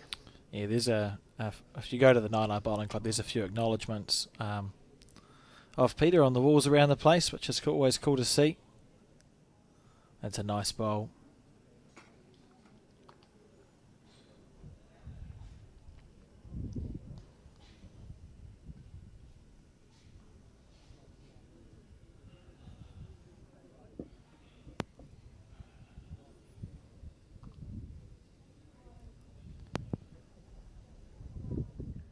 Darren swapping hands here.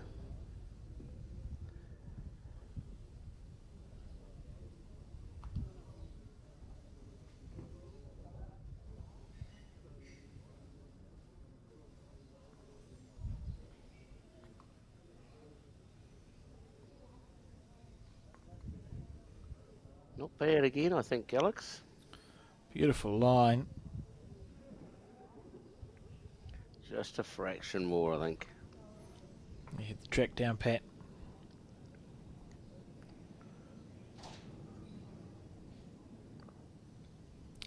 Certainly the weather on the greens for good bowls, isn't it, Mac? There's no other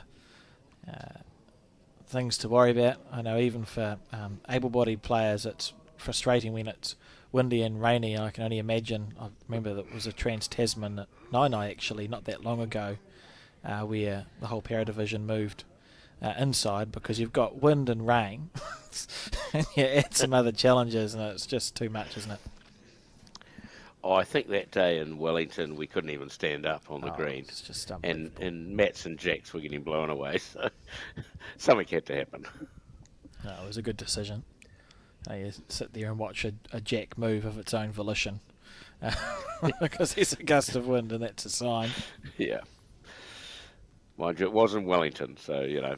True. Dare I say that, being a Wellingtonian? No, you can't beat Wellington on a good day though, Mark. That's what they tell me. Yeah, no, I agree with that. Can't quite get rid of the Wellingtonian out of me. It'll be a single, probably to Pete here, I think. Looks like maybe Peter's got one. Yep. Yeah, that's the shot, Bruce said. So Pete drawing a bonus now.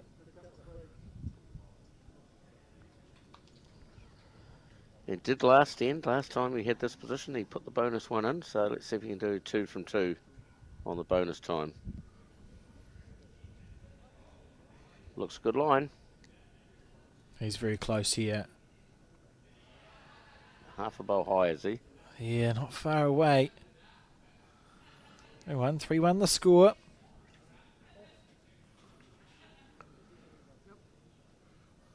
So we look out over the green and play.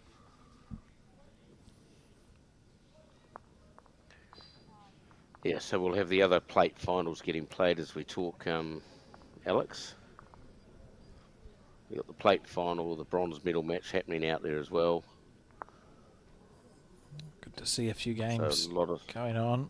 yeah, a lot of action. Yeah, a lot of action on our green. And not a breath of wind. Perfect conditions here today, looking out the window for us. Could not ask for better.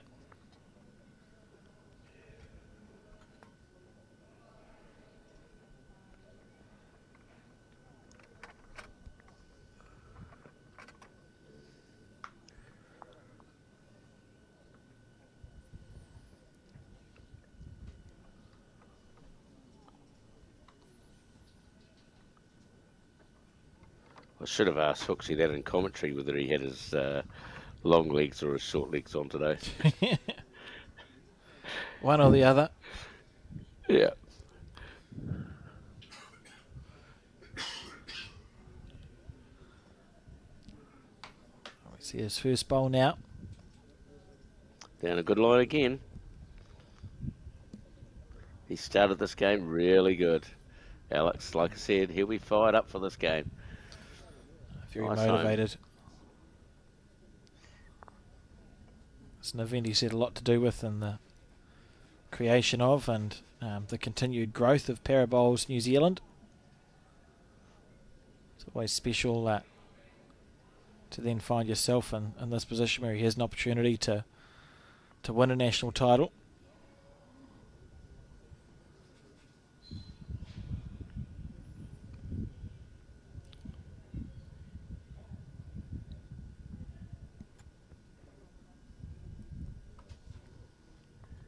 Yeah, and on the contrast, Darren just hasn't quite settled down like he did the first game that we watched, where he settled down really quickly and was into his work nicely. It's in this particular game, it's Hooksy that settled down quicker. That's what it feels like to me at the moment. Yeah, at least corrections required for Peter. He's not been sort of missing by having to correct by big margins, although look at this from Darren Willand. That's a lovely correction from him. Yeah, that's a great shot. Hooksy will play similar to his first bowl, try and sit that or trail. quickly into his work.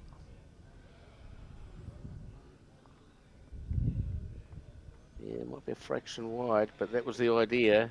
That's the weight he was playing, to sit or trail. Made sure A he'd given little him, quick, maybe. Yeah. focused on giving himself a chance there.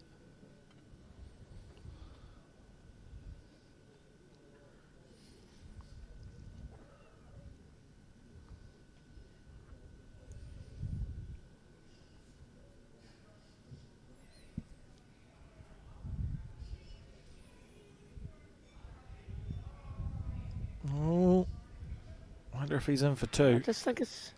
No, I just think single here, Alex. Looks he'll play to sit the bowl still.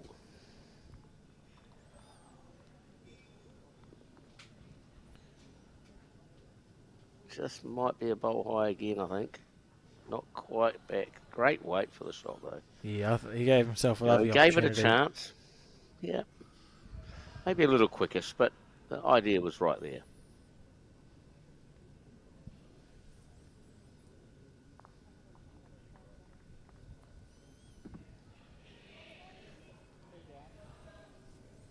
So Darren's first chance of a bonus point today in this game. So he really wants to convert this one and build some confidence. And he's very close. He may make it two. Oh, He might. just about snuck the Definitely. jack over to our left. But very well played. Yeah, great shot from Darren.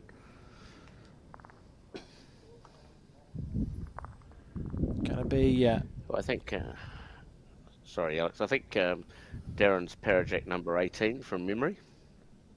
So, played in the World Championship 2023, I think it was. Yes, when yep. those World Champs were on. So two pair of bowlers who've reached the pinnacle.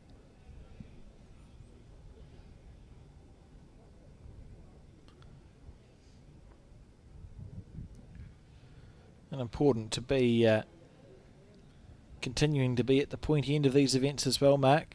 Someone like a Darren who's still looking to make these teams.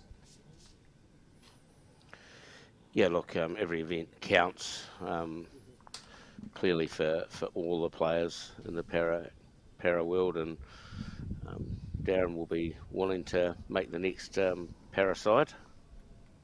We've got this current year Trans-Tasman against Australia again in 9 in February. I think those teams are coming out sometime in December, I believe. Mm-hmm. That's my understanding. Looking forward to that Trans-Tasman series. We're actually a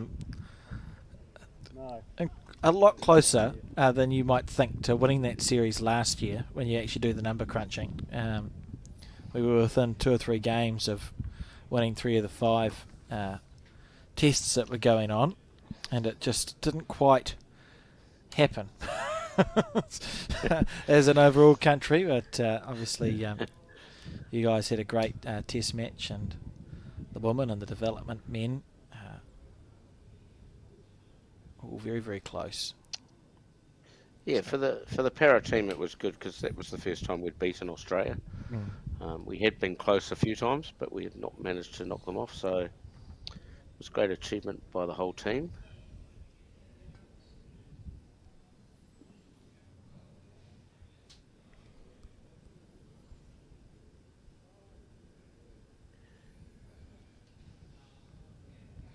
And I'm led to believe it's similar, where you'll have 4 para players and 2 blind players in the Yeah, squad.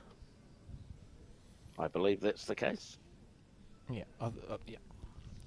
It was a nice mix last time. I thought a really cool test match with the players. And I think anything where it's Trans-Tasman, you know, Australians and New Zealanders, it's just a bit different, isn't it? You know, you really want. Oh, look, we're all good mates off the green, but while we're out there are no friends. Yeah. It's good to get on with the Aussies. They are good guys and girls, so, but certainly on the green there are no friendships.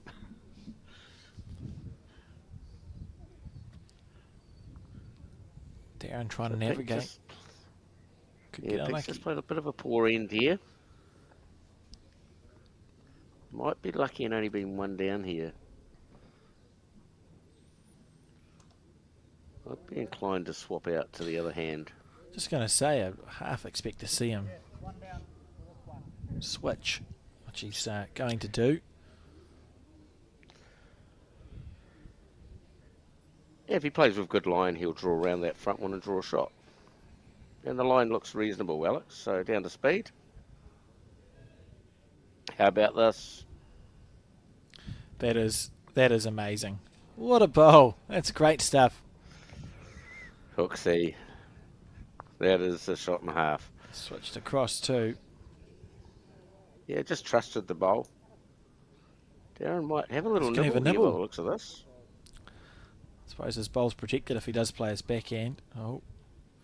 Oh, well, look False here. start for Darren. You actually can't get rid of your second shot if you play the backhand. If you play the forehand, you could. No, it looks like he's... Yeah, he is attacking on the backhand by the looks of this. Jack in the ditch for 2. Bowl out for 1. It looks like he is having a go. Every chance He's here. close. He's close. Jack in the pits for 2. Oh. Unlucky, and it's a wide rink. That'll still be alive. I think it'll be 1 to Peter. That's what I'm guessing. Yeah. I'm going with 1 to Peter. And I've got a funny theory on this too, is that the fact the Jack levelish bowl. Oh, there's bowl to play, is there? Oh, so he'll be drawing for 2. Yeah. He's got a chance. The Jack levelish bowl, I think, will beat the bowl that's short. You'd expect Peter to draw this. Darren was very unlucky, to be fair. Played a great shot. 2 there to Peter. And Darren was unlucky. You know, a narrow rink it would have killed if he'd been a half an inch either way. Probably would have gone Jack in the bin. But it's the twists and turns of a game of bowls, and it's Peter Horn who leads 5 shots to 3.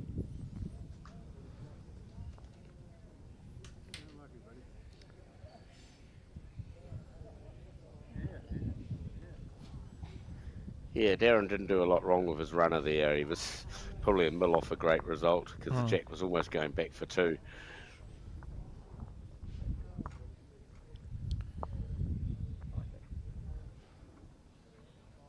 See, Peter's just put the mat down, upside down. Is that on purpose, or has he just put it just down on the ground? No, that might be because of Oh, no, grip. he hasn't, sorry. Oh, maybe he has. He has, yeah, because the grip, that's what we usually do, isn't it? Just for the... Yeah, That's usually if it's raining or something. yeah. And I don't know what sort of shoes he's got on. It might be affecting them, so he might just put the mat upside down. A lot of players you see that might do that during a game, turn it over when they might want to drive. So they get more grip from the mat. Yeah, it's Some usually a people hint. do that. Well, especially if it's a little bit wetter, I think you get a bit of grip from the actual mat.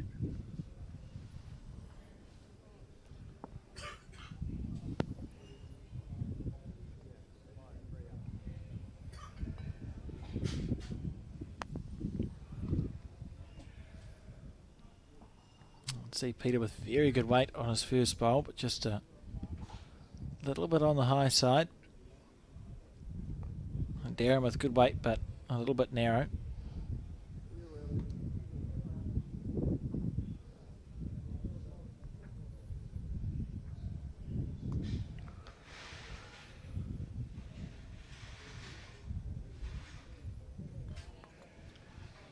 Yep, down a good track, just down to speed now.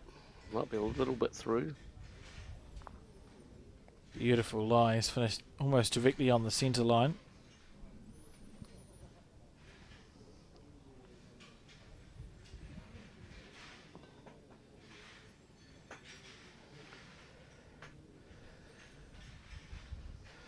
Yeah, he's got 2 things right, but on the wrong way round. Yeah, just want to mix them together now. Very good here from Darren, I think. This will count. Maybe. It might be a couple.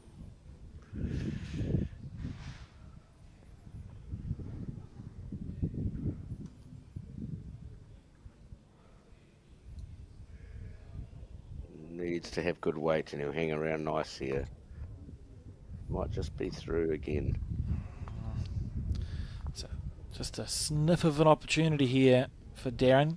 If he can draw a third shot, Peter will be 3 down, and Darren will have a bowl to go. So even if Peter can draw the shot, it's likely that there'll be an opportunity for Darren to remove that bowl. Yeah, Darren has a great chance to make a number on this end. And this is heading the right way as well. I feel this will be 3. Yeah, good bowl. I think Peter just play the same hand, ignore the last bowl. Just pretend it's not on the rink. Get as close to it as he can, and then he'll reduce the count. Yeah, I like the line. I'll tell you what. Has he got the weight? He's close, is he? Oh, Not just a smidgen short. Beautiful green, all 3 bowls. The chances here that Darren has to take. Got to make it a 4. Yeah, these bonus bowls, they've definitely got to be added in, Alex. We can't afford to miss these in games, especially even more so in maybe singles. Team games, still not good, but sometimes it happens. There's the bowl. I'm Oh, not he's sure if not he's there. made it. No, I think he's a long way short. It's a poor bowl from Darren. If he's not made it in for 4 there, you got to try and take these opportunities. And psychologically, Peter's gone from going, I've dropped to 4 to, it's only a 3. You know, he's missed his bonus bowl. It's not as bad as I thought it was going to be. Yeah, he might get lucky here as well, because it might actually only be 2. So he might be a real let-off. Yeah, for sure. You know, the 4 bowls that Peter played, he would have been, and that bowl's not on the count, so it might only be 2. The 4 bowls that Peter played, he would have been sort of psychologically, you think to yourself, well, I'm probably going to drop a 4 here. That's just 4 bowls that you've missed by too much. Well, that's 3 for sure, I think.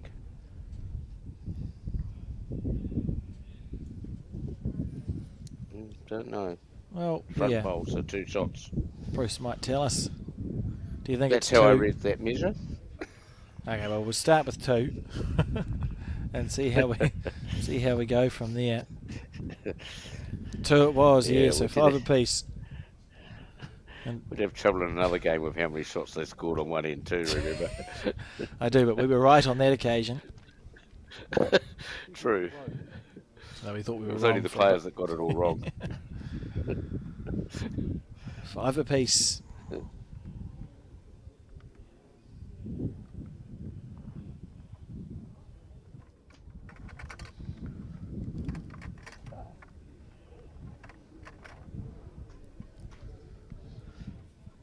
So Immediately a to little a bit long like that.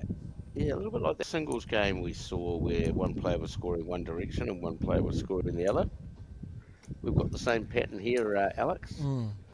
This is the direction that Peter's dominating.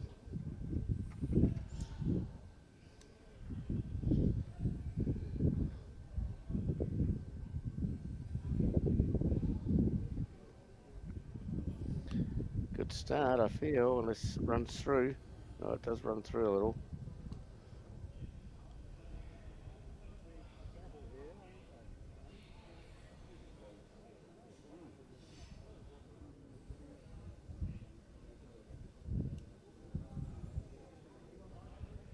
Down to the weight now. Oh, he's fallen short. Finding his line very nicely, isn't he, Mark? It's just getting that weight right in the last 2 or 3 ends.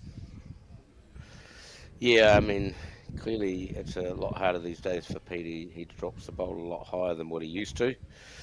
In fact, I think in his younger days he wasn't even bouncing them, so it's clearly a lot harder as we get a bit older. And he does just drop them into the turf a little bit. But he still plays very well, and you wouldn't want to underestimate him.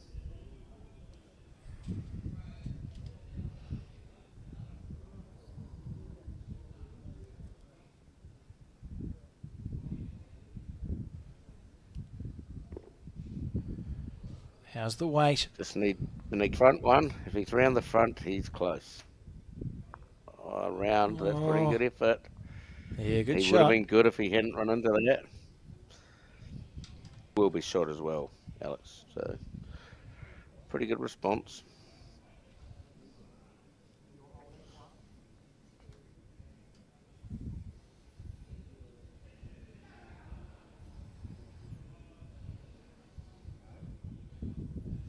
Darren, I don't know. Has he got the weight to get there? I think it's a little bit under. Half a chance. He may have made it.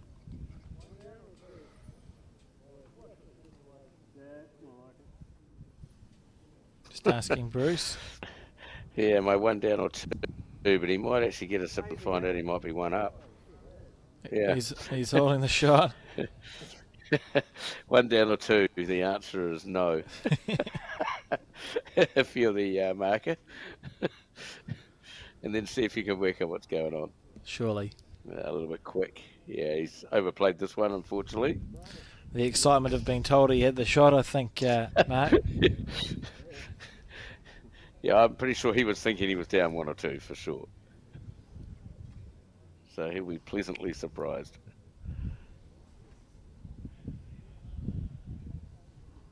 Darren just looking to make that small correction. Looks okay to there. Yes. Yeah, good line. Still looks okay. Looks good oh, enough. look at this. That's Yeah, a this- beautiful bowl. That's the boss.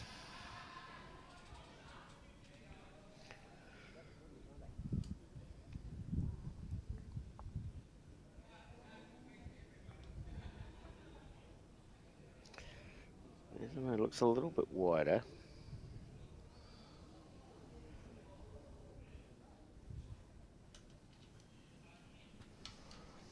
Beautiful weight. So it's going to be 1 to Darren Willand. 6-5 the score.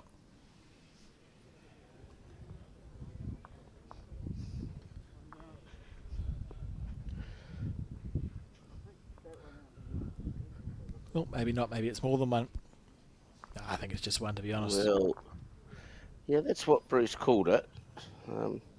Clearly, Darren's within his rights to just have a look and check.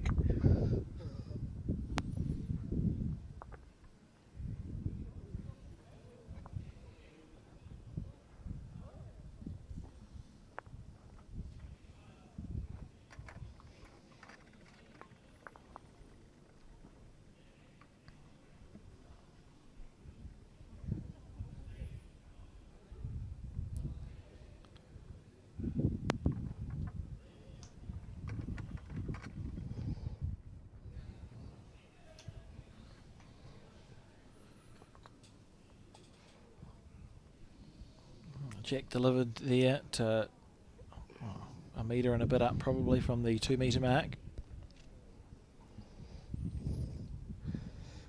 Yeah, that's probably 3/4 because the mat's up a couple of mats as well, at least. So, what we'd call 3/4.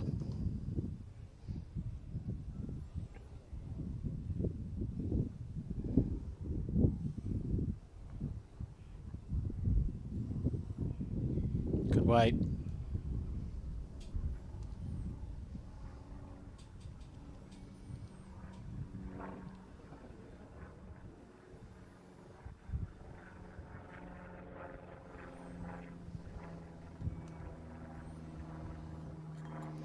Nice track. Yeah, that's a very good bowl from Peter Horn. One to work from, isn't it? Because it's close with your first bowl, so you think, oh, this is cool. I'll just do. It's easier to do 3 similar things again rather than missing by a bit with your first one, then looking to try and find a way to correct. Yeah, look, both players will be happy with their first bowl. They're both sort of in play just past the jack, so neither player will be disappointed with what's going on here. And Darren's not far away again here. So, like, even if he is 1 down after this, he's got 2 bowls pretty handy. Early question from Pete. He's thinking about swapping hands here. Although I probably should say swapping sides of the rink for Pete, not swapping hands. He'd be the first to tell you as well. I still remember telling him he has an advantage over us because he's got no fingers. I remember having that chat with him. Has he got the weight? He's very close. It's a good effort.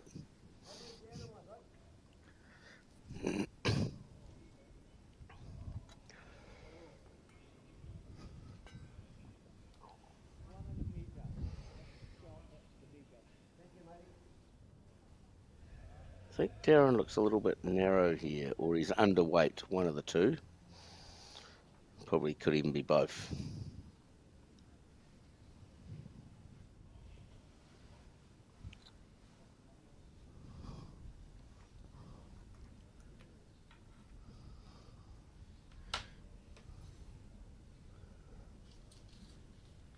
I knew I'd get someone messaging me after making that comment. Try there again from Pete.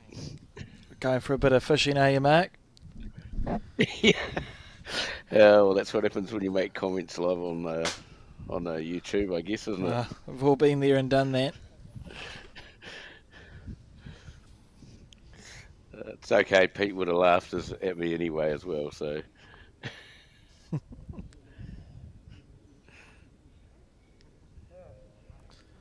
Good it's shot a here good from ball. Darren. Might see a shot in a bit of a reaching shot underneath the front pink bowl, which will be Pete's forehand. I won't be surprised. Oh no, he's going backhand for the bowl. Oh, it's Doesn't a wanna lovely get his effort. own. It wasn't far away. Yeah, good try. Does have a good understanding of the game, doesn't he? He can read ahead well. Yep, no, he's been round, of course, a wee while. I think at least half of bowls, if not more, is just making the right decision, putting your bowl in Yes, the right sure. areas. Yeah, I think his dad was the commissioner of police as well in Wellington, or maybe even New Zealand actually. And his dad played out of the Petone Central Bowling Club in Wellington. And we just joined Mark in commentary by, I've been calling you Jeffrey. Yeah, that's fine. Jeff. Is No, it but anything's fine. Yeah. Jeff or Jeffrey? Yeah. And how do I say your last name? Castledine. Cool, so we've been saying that wrong as well. I won't take. I'll add points to my score if you need to. Well, I don't think we're allowed to do that. Joined by... Well, that's actually... Yeah, that's Alex that's been calling you the wrong name, by the way. Oh. So do I still get extra points? Couldn't possibly comment. Yeah. Yeah, loving your work. So we've just watched your play. Can you talk us through what's your experience been at the Parabowls Nationals this year? My experience has been huge. Just seeing the guys that have been in bowls a very long time. Like I've been in bowls 18 years, and some of these guys are 30 plus, you know. And for me, it's just learning off, like taking, for example, today playing with Snow. Snow's a legend, and he knows that, and I know that. And yeah, it's just taking out that. It just improves my bowls. Like last year was a massive year for me in para bowls, and I just wanted to carry on where I left off, and I set myself goals. Set myself goals to get into the finals again for the singles, and to get this year was to get into the pairs finals, and to get to the semi-finals and the final stage was absolutely a massive achievement for me. You know, I couldn't have asked for a dream partner, and that you know, when you really look at it, it's 50-50, and you got a guy like Snow off the front. You know you've got something to work with, and that's helped. 99% of our peers. So yeah, I was really, really happy and it's just something that's just growing my game through playing the para bowls. You got all walks and disabilities, and players experienced and not experienced, and some of these guys do play at a higher level, and some of them don't, and that's the cool thing about it. You get to learn about their history and learn about their conditions, and yeah, I just love the tournaments. Oh, that's wonderful to hear. It's been cool to see the event grow year on year as well. Peter Hooks was on commentary Yeah. with us before and said that you've been just year on year, the growth in player numbers. Yeah.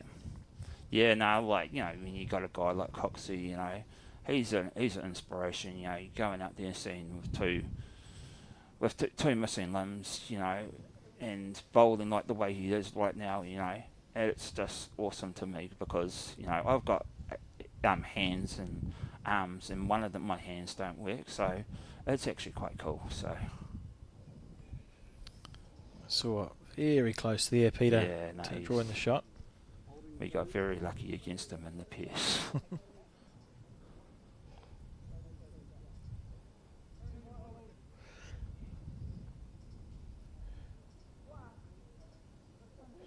Yeah, Jeffrey, earlier on I was talking about how we were in the same team in the triples in 2018. Yes. I'm not sure if you remember that. Yes, I do. Yes, I do. It was a wee while ago Yeah. at Nine. Yes, no, I definitely do remember that, and yeah, the one that day was not very pleasant, but it was very nice. Yes, can't beat a Wellington on a good day, but yeah, that wasn't a very good day. But yeah, no, Yeah, I have a few definitely of those do. days. Yes, I definitely do, and I enjoy my bowls, and that's what the camaraderie. I think the word that when you really think about para bowls, and even all the other disciplines of disabled bowls, is the camaraderie. There's such great friendships and long-lasting friendships. I don't know exactly how long, like the likes of Snow and all them, Peter, and Peter Wiley and all them, back in the days when it was just the BIM and wheelchair bowlers. It's just so cool to see. Yeah, you're correct there. I met most of those guys in 2003 when I first started playing para bowls. Yeah. It is pretty cool. Well, when you really think about it, like Snow and them were like back in the 1980s, And that's, Yeah, a long time.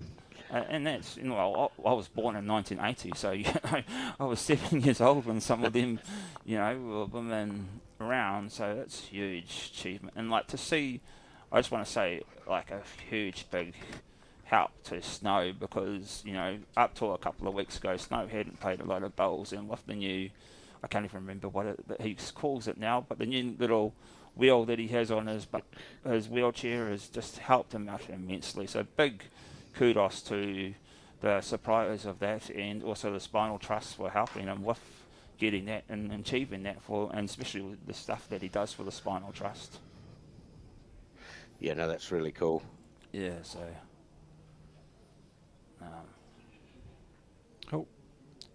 Oh, sorry, I forgot. I thought I'd forgotten to put the score up, but I hadn't forgotten it. It's all okay. That's all right. 9-5 the score on this race to 21. So I've asked you about this year, Jeff, and your experience with Para Bowls New Zealand. What was your first? What's your bowls story? Like, what got you into bowls? When did you start? Why did you start? I got actually asked by an old lady. She was actually in her late 80s, and we played in a little small club at called Tiara Domain in Tiara in the Waikato. Mm-hmm. That's where I'm from, the Waikato. And it's such a beautiful setting. If you actually know where Tiara Domain is, it's under Tiara Mountain, the Mountain of Love. And yeah, then I went out and joined a couple of strong centres. We played out at Waitoa, where probably a lot of people listening will know a guy called Jared Slattery. Yes. And he played out of Waitoa and also out of Hinyarera and all that. So I've played at Hinyarera. So I've played up against all the big Stu Settles and the Bruce Milnes and the Kevin Smiths and the Deb Whites and all those sort of people that have actually, through the years, have helped me achieve a lot of my, success of what I am now. And I may not be a strong rep player or a strong inter-centre player, but I just like enjoying my bowls and improving each year on my bowls. And yeah, it's been actually huge for me. So how long have you been playing the game for? It's nearly 19 years. That's fantastic. Yeah, and I actually wished I played earlier, because when you see lots of Snow and all them that have played a long time, you know. But then again, I could be 90 and 100 and still been playing bowls and you know, because I'm only 43 now, so you know I've still got quite a number of years ahead of me. That's if the body holds up.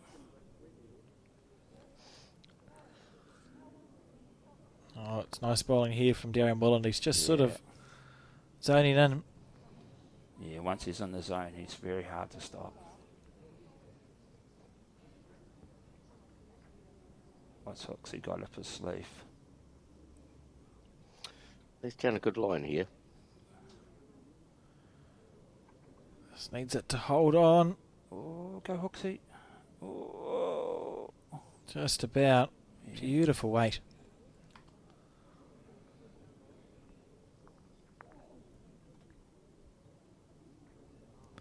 So it's a full race to 21 shots. No time limit in this final.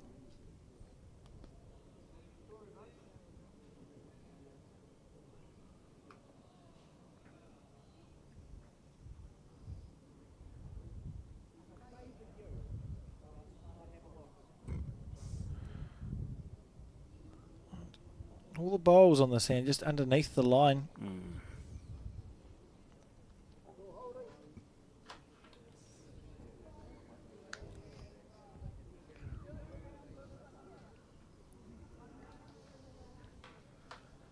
So Hooksy does need a turn here. It looks a little bit underlined. Yeah, just cut that quick. So it's Yeah. going to be a 3. Just in danger of letting this game run away a little. Yeah, drop those numbers. It takes a few ends to recover them usually. And I mean, I suppose the good thing is 21, you've got that time. But you just end up, feels like you're creating work for yourself if you drop a couple of loose numbers. This will only be 2, Alex. That's what I'm guessing. That's. Oh, I've already given him 3. Alex is on the ball early. You might be right. Mistake. We'll call it 2.5. Ready for cover already, eh, Alex? Living on the edge. Welcome to commentary, Jeffrey. This is how we get it wrong all the time. Most of the time, yeah. Leading you astray. Yeah, we can always blame you. There is a possibility we could do that. Oh. Right, what's Bruce going to tell us? Nothing at the moment. We're all going to have to guess. Bruce. Put your finger up, Bruce. Look over it. 2. Oh, yeah, you were right. Okay, well, begrudgingly. So, 11-5 the score. Working with amateurs. Yeah, but more practice, Alex will get better at this. Oh, it might take me some time. 11-5. Playing well, Darren. Yeah, that's 5 ends on the trot, so Hooksy does have to try and find a way to turn one over now. Can't keep, giving up 1s and 2s, because that's all he's dropping. But he does need to get back on the scoring manoeuvre. It was 5-3 up, wasn't he? And then he was 5 all, and then it's just been sort of chipping away. Darren Willand. Yeah, he's been in the zone. Yeah, he's pretty steady, Darren. He'll always chuck his bowl somewhere in the area.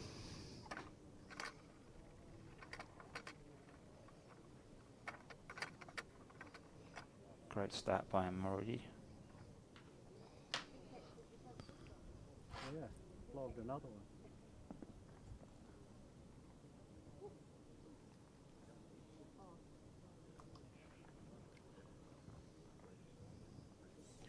Like the green of this bowl. So Hooksy won't be far away. Has he got the weight? So what centre are you playing your bowls out of now, Jeff? I'm playing out of Thames Valley out of a small club called Tui Park. We've got 2 greens, and we've got Jared Slattery, he's been previously a New Zealand Greenkeeper of the Year. And so we're very, very lucky and very proud that we've got some amazingly fast greens which is nearly pretty much as fast as what these greens are out here today. And yeah, oh, great bowl. And yeah, no, so I'm playing out there at the moment, and probably in future I may play out of another club, but at this stage I'll just see how this goes at the moment, and just play my bowls and just improve myself and improve everything that's involved with getting myself more involved in getting up into a higher level of bowls, and yeah, just. Oh, it's great. You've obviously had a good, another good event here. What's next for you on your bowls calendar? What's the next event? Probably go back on Saturday and play our triples. Fair enough. So you haven't had enough bowls in the last 3 or 4 days? Yeah, it's been pretty hectic lately. It's, so yeah, this time of year you do play a lot of bowls. So yeah, I just got to be ready and prepared and get out there and give it a go. I'm not one of those guys that sit there and get angry if I'm losing a game or that. It's all about my big goal at the moment is just staying off zero, getting points, getting good shots, and if I need to come and get into an area where I need to improve, I improve on it. Oh, fair enough. See Peter there playing with a bit of conviction. Yeah, just overplaying just a fraction at the moment, I feel. Just into the ditch. I think the good news is there's only one down here once again, but does need to stop the momentum. Yes.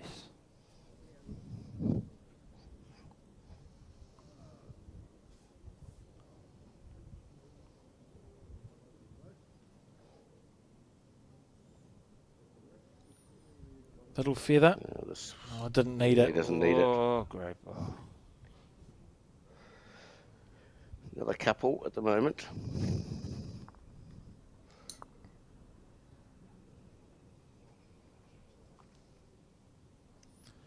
Right. Looks narrow.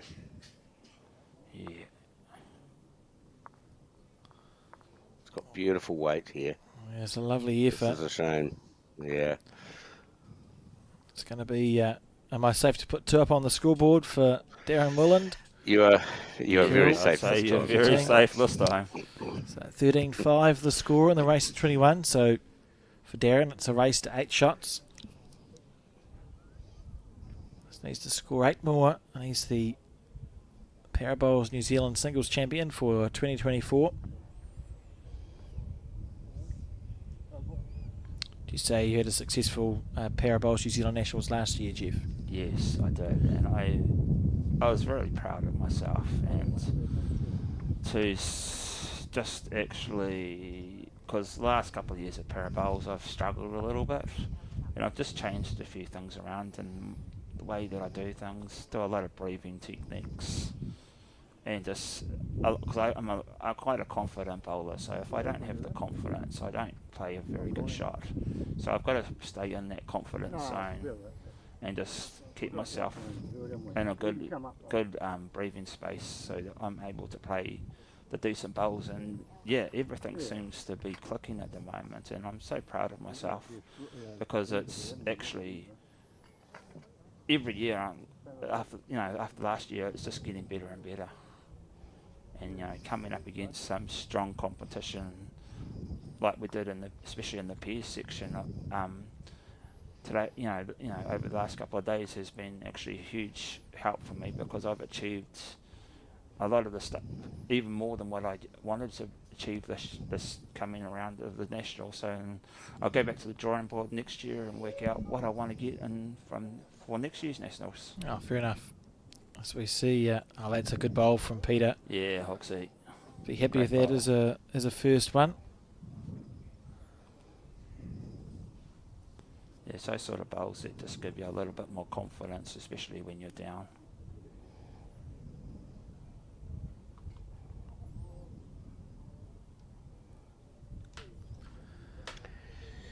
Yeah, one thing with Peter, he won't actually back off here or lose faith. He'll always think he can win this game, no matter how bad the score is.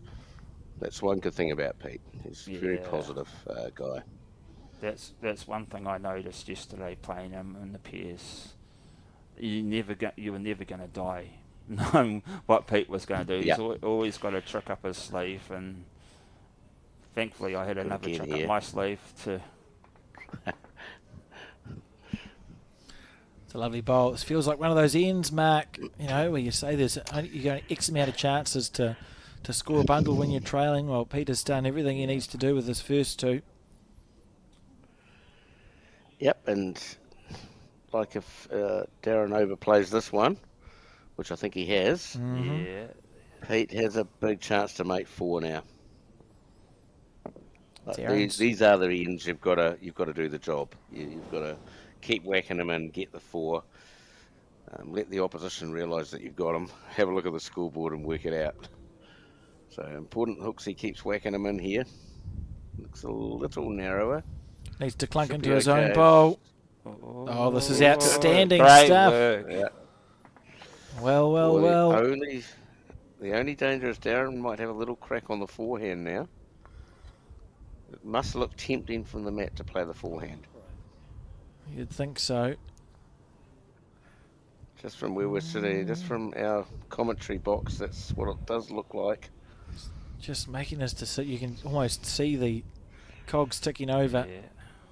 Bowl or No, jack. he's going to try and draw to save. Oh, that's boring.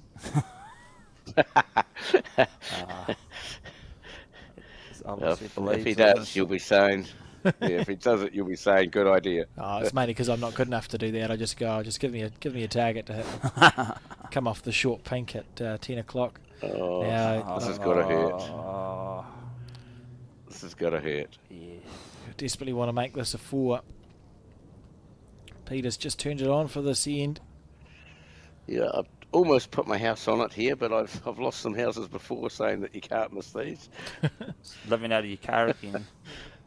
Yeah, well, you'd think that Pete does this in a canter, I would call it.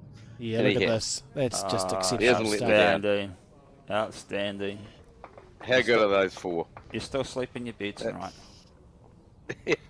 Yeah, I haven't had to move out. Oh, great stuff, Peter Horn. Just showing that fighting spirit and his experience too. Even if we just want to talk about the way he played his 4th bowl, it was played with conviction. He's not thinking, I just need to beat the shortest one, or I just need to get within a couple of metres. He's played it with the intention of drawing a toucher, which he's done. So it's just the experience of knowing how to play that. And yeah, he does put the mat upside down, so I think that must be a grip thing, Mark. Yeah, I'm pretty sure.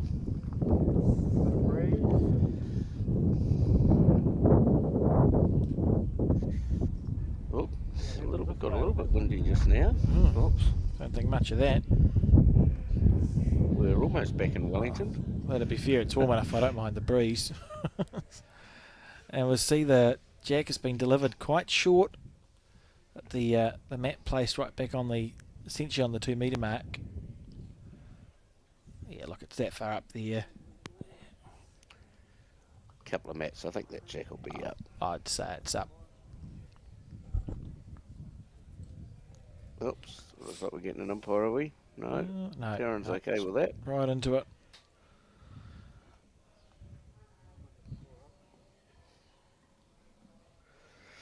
So can Hooksy consolidate after the 4 and get another single and just close that gap up? Interesting, he's changed the jack length entirely. I don't think he's sent this one. Bruce has forgotten he's not supposed to stand on the centre line.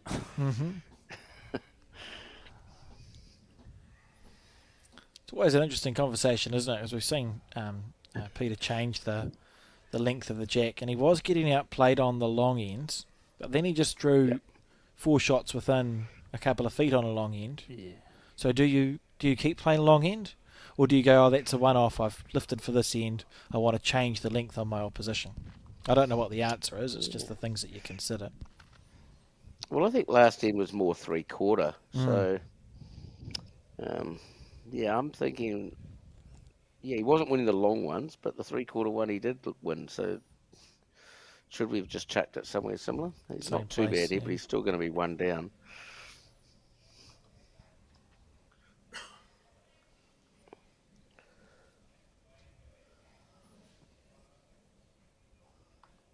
So, Jeff, at the conclusion of this end, we'll let you go back to the hydration area. Thank you.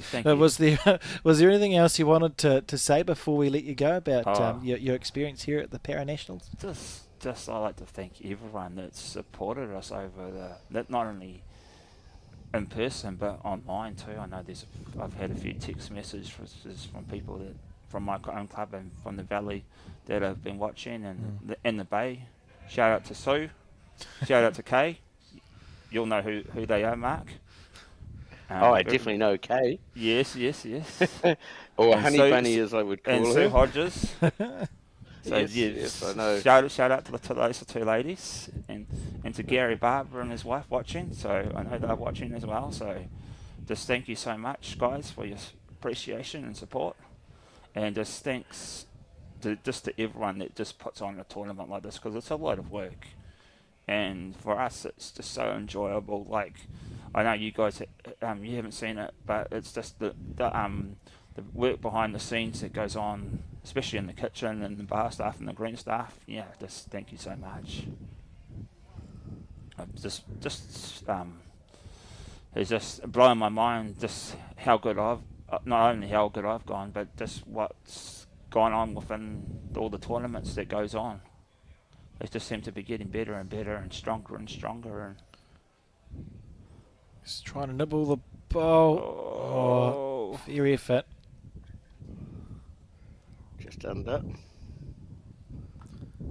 So that chance now for Darren to add a bonus and take his score to 15 shots.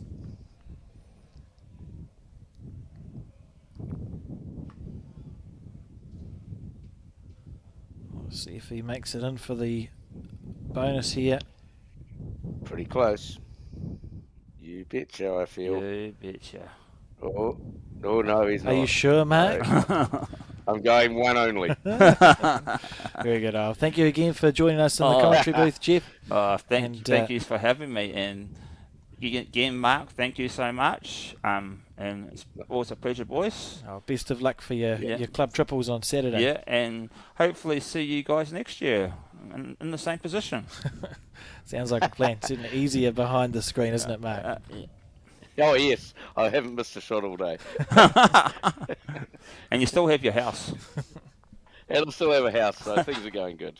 No, thanks, boys. Thank you so much. All good. Thank you, Jeff. Okay. Cheers, Jeff. Thank you. See you guys. You guys all right with this halfway? So 14-9. Once Alex wakes back up. Yes, yep, 14-9, as I thought. Where's the right camera? That one. There we go.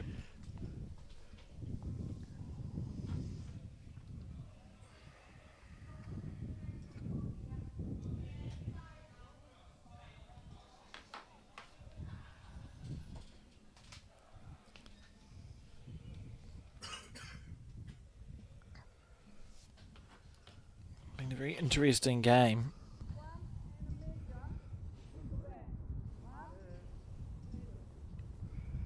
Yeah, well, Peter's won one end out of about the last 8. But the good news for Pete, it was a 4. Mm-hmm. And it was a good 4 too. You know, it really never looked like Yeah. not being a 4. 4 He played outstanding 4 really good bowls. bowls. Yeah. And in this direction, so this will be key. This is a little bit shorter than the end where he dropped the 4, Darren. So let's see if Hooksy can hock onto the jack here again early on.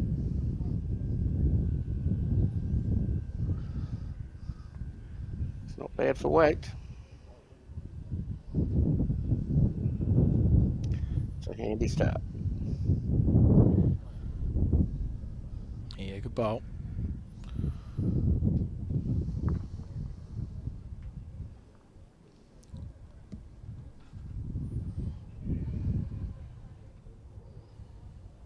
Darren just under, is he? Yeah, just under the line, so Peter's still holding.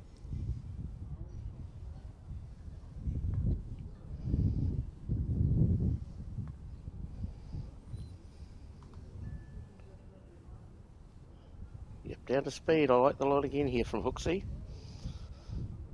Just needs to hurry.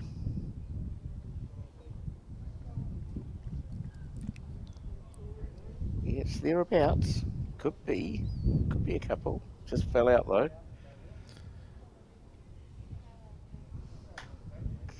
Not sure if that was 2 fingers Bruce put down then. It might have been. Yes, 2 it was. He's got his pedals out.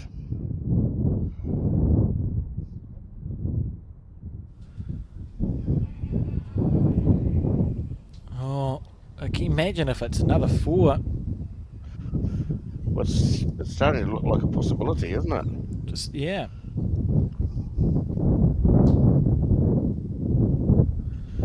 Certainly is. You can hear that wind in the microphone. Yeah, it's like you're just looking out our window there, Alex. It's starting to get a little bit blustery. So Peter will be thinking, I'm home. Yeah, I'm used Peter to will think this. he's in Wellington. He's not bad again here. That's 3 of them. This is incredible stuff here, Darren Willand. If you don't know this ball, you drop it another 4 and it's going to be 13-14. Yep, back-to-back 4s going in the one direction. Sort of stuff that give you nightmares.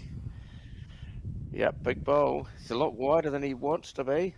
I think he's too wide. Wow. He has another great opportunity. And you watch the conviction with which he plays this bowl, Mark. I think we'll see the experience come through here. Yeah, making those bowls count. Well, he could go 14-13 here and it will be game on. As long as Look he at doesn't this. get the jack here. Look at this. Oh, that's got to be a 4. That's got to be again. Blow me down. Back-to-back 4s going this direction. He's scored 2 of the last 10 ends.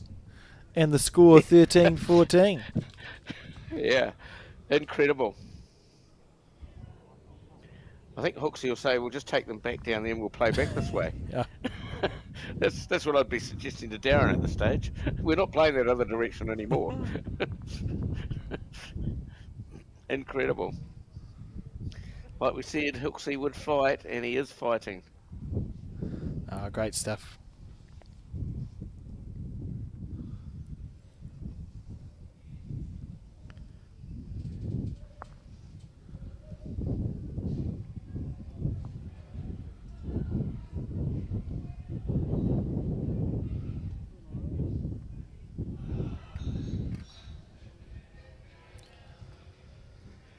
Yeah, Darren, I think just demonstrating to someone about how the wind's throwing his bowl around a little bit. Well, the interesting thing is Peter got 8 bowls within a couple of feet, so it's just picking it, I suppose. He's gone for another little wee short dinky one coming this way. Yeah, I'm not sure about Not sure this. I'm understanding. Yeah, I'm the same as you. I'm not convinced.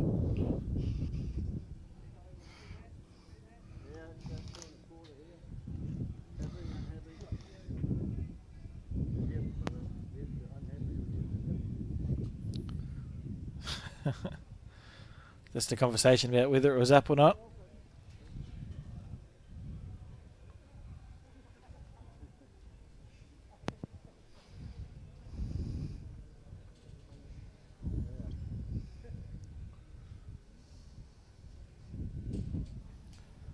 Doesn't look bad. That's a great bowl. Yeah, that's pretty good. He's certainly putting the pressure on Darren right at the moment.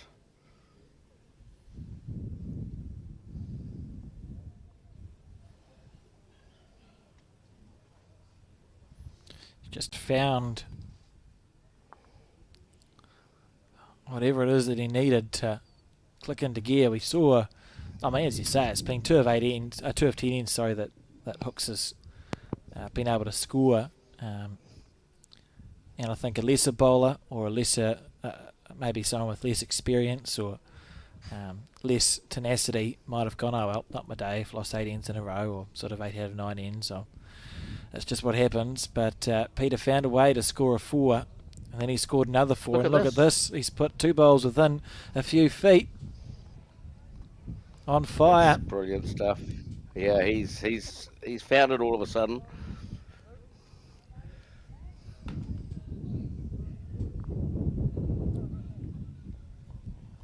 Well, we did say he would fight, and so I'm not surprised by any of this from Hooksy. Oh yeah, anyone who's ever come across him.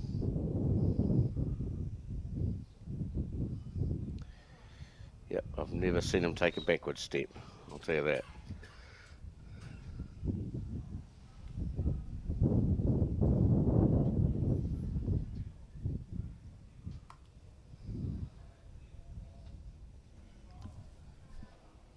I'll tell you what, if he's got the right weight here, this will come back as well. No, not Just quite, eh? short of a gallop. And half a chance for Darren.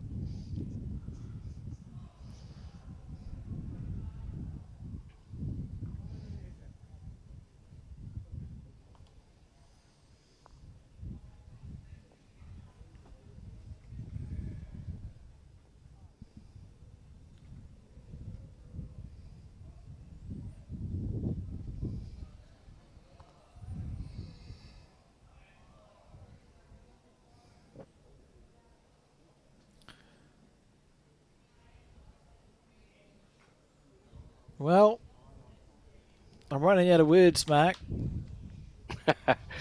Yeah, no, look, Darren's just needs to settle down and hope that all of a sudden he picks up and Pete just drops off that little bit.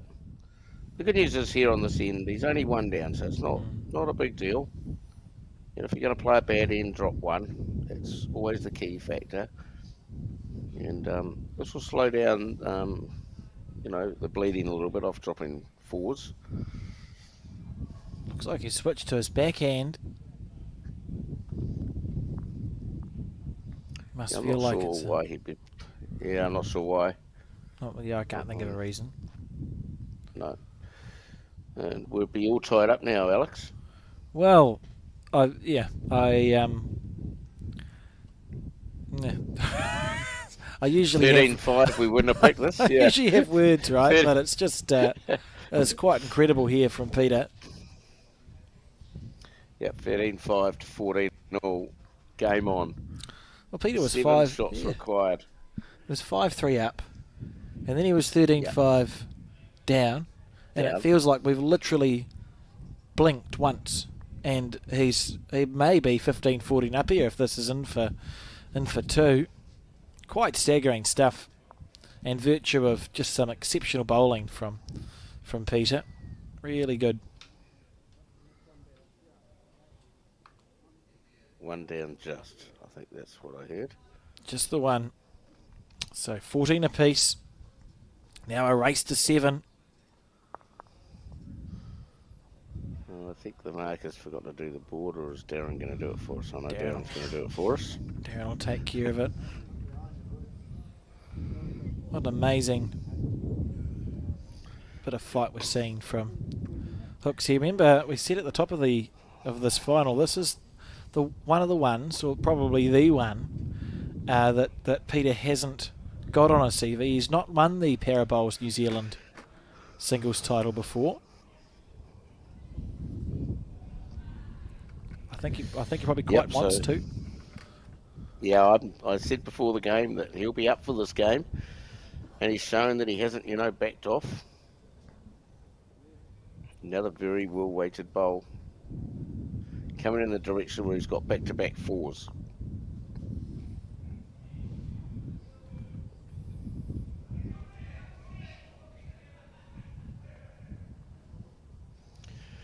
Darren's swapping hands here too, like he's not liking what's going on the other side of the rink. So he's decided to have a crack on the other side. I don't mind this either, Alex. Yeah, We're struggling That's good, isn't it? on one side. Yeah, get on the other side and have a look. Can't be any worse, if that makes sense. And it's a handy first bowl, Jack level.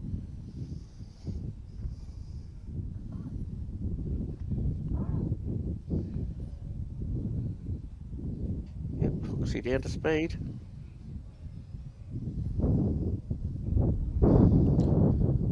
Oh, just Gonna keep run going.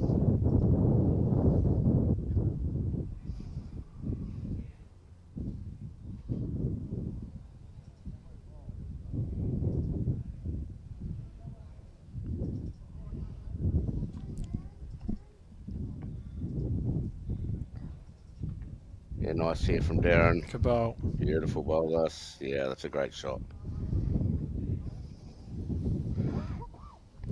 So this is looking like a really good swap of sides of the rink from Darren. I'm very impressed that he's made this decision, because he has been struggling out here where Peter's been playing well. And from Darren's point of view, you'll go, cool, right, I've put stop the rot, so to speak. If he can hold on to this end and then just kick on as he was going.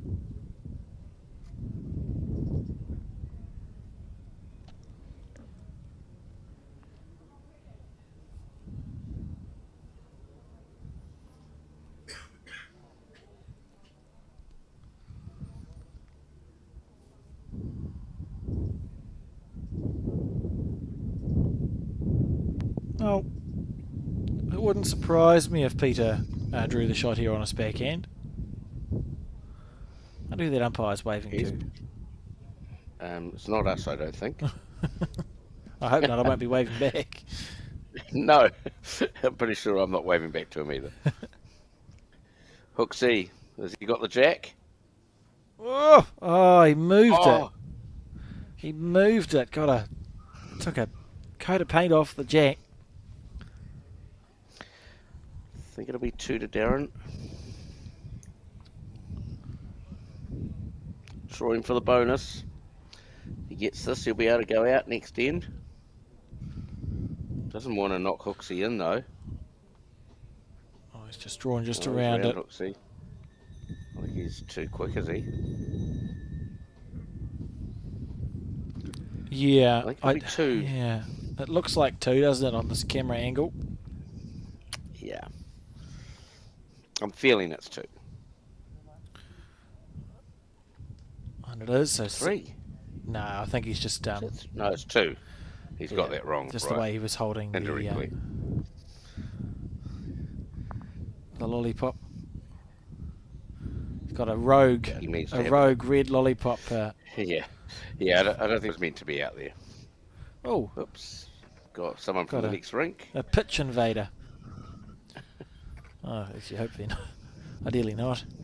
16-14 the score.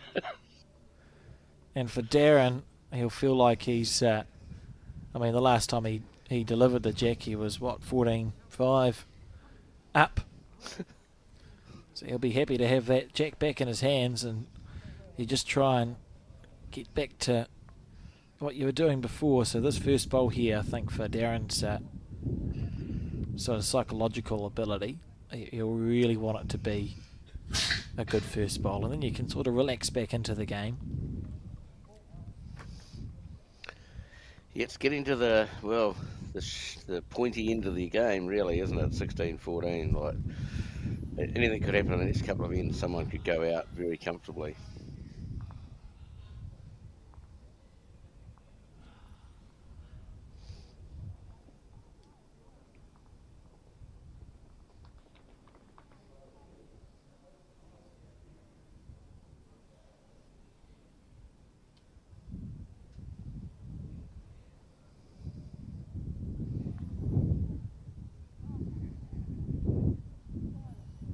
Yeah, well, that's handy enough, just past the jack. Something to work on. Darren as well will just be looking to beat his last bowl. And 14 all. Let's play next end.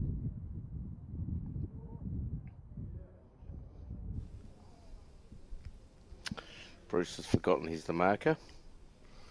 Just so we can see the Parabowls logo on the back of the shirt. Thanks, Bruce. I think he must have heard me.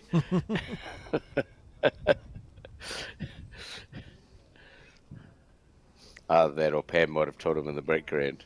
You're in front of the camera. Down close here, Hooksy. This is a pretty good shot. Great Number bowl. 1.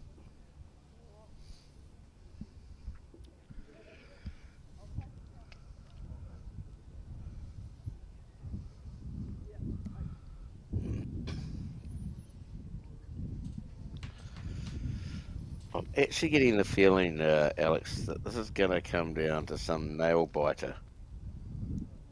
That's the sort of feeling I'm getting at the moment. Yeah, it does That's a have great that. shot here, though. Oh, that's a good bowl. Hooks plays the same bowl again. He'll tuck the jack around the corner. Nope, no, he's going to switch to the backhand. Oh, he's attacking, I think.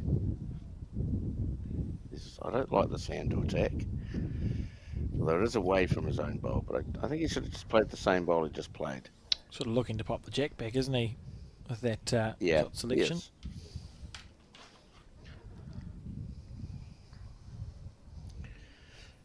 Yeah, I'm not sure about that.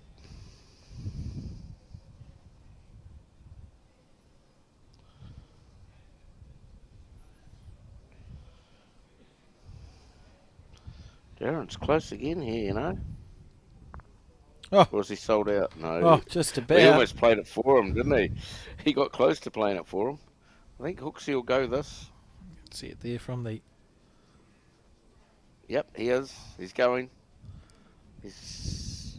Oh, imagine Close using the to wing taking his own pink. out. Oh, Don't get your own. oh, Get his own. through the gap. And this may have ended up being a telling end. It's a 2 to Darren, so 18-14 now, 3 away from the win. Two exceptional bowls. And what a game this has been. Yeah, I won't be surprised if we have another twist, though.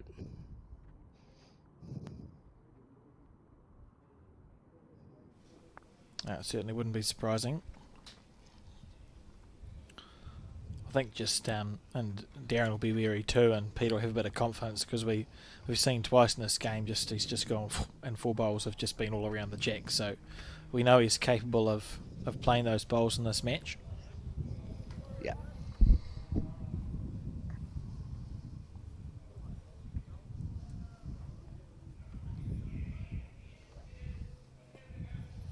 You want to make sure you straighten it up to the right chalk line. There we go.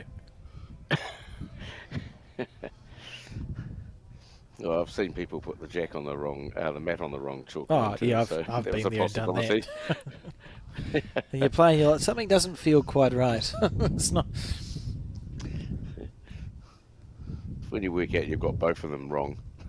Yeah, opposite directions. Yeah, I'm liking the fact that Darren's changed to this hand coming this way. He's certainly playing a lot better since he swapped hands.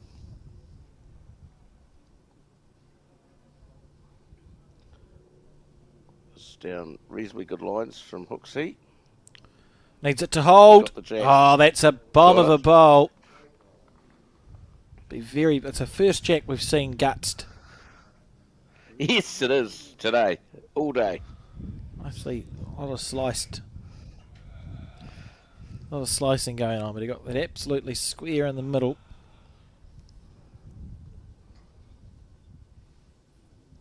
How's the weight here from Darren? Well, Is he going to do the same? that's just a really good bowl. It's perfectly played.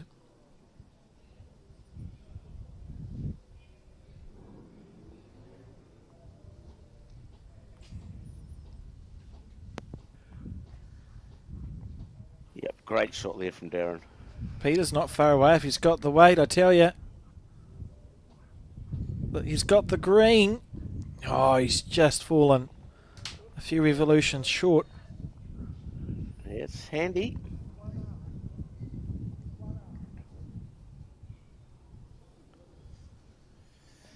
Hooksy might play for a bit of weight here and try and get a work off one of his own bowls to get the shot bowl out. So this will be interesting.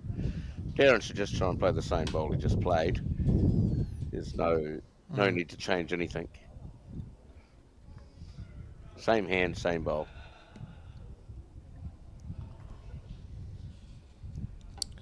Looks like that's what he's doing.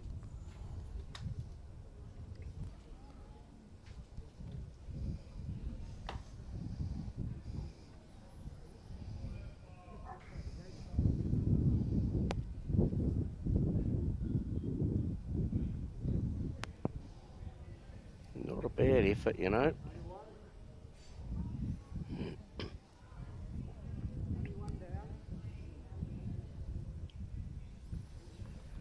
Just one down, he said.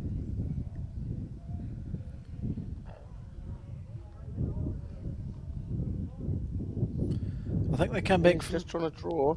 from there. Even if he can Like get he's- another He will third. do. Oh, he's just overplayed Getting that. to the back. Oh, he's in the ditch, in fact.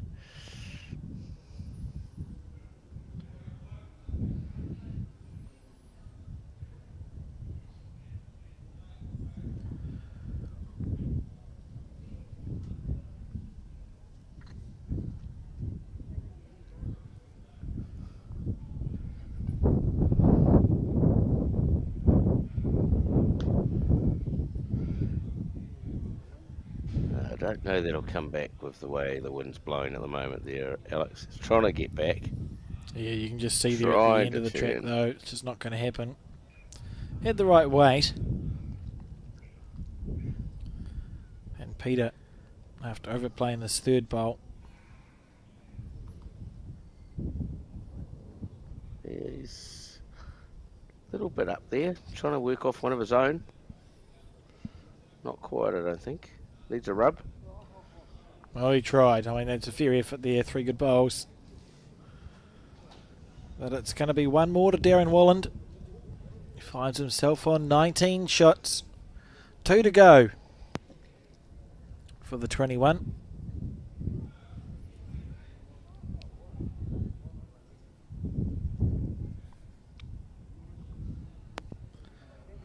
I feel like he probably won't feel safe until he does get to 21, if he does get to 21, because if you've dropped 2 fours in a game, that'd always be in the back of your mind, wouldn't it? It's like, well, I know how quickly Peter can catch up to me. Yeah, for sure.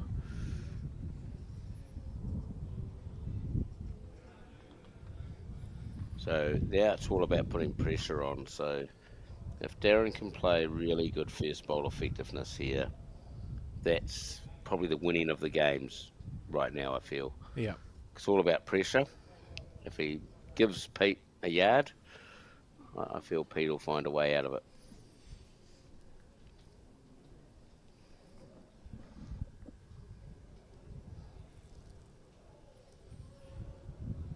Here you go.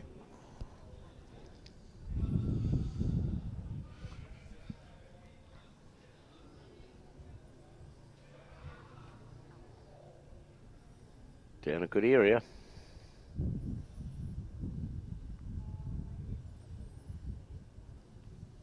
Yeah, just let Pete's off the hook a little bit. If Pete can capitalise right now, we've still got game on. Mm-hmm.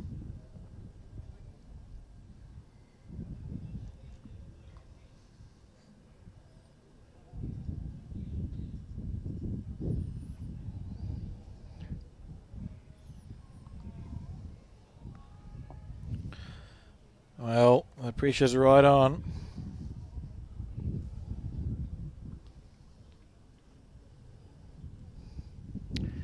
Yep, so Peter, next time he gets to the mat, will be game down.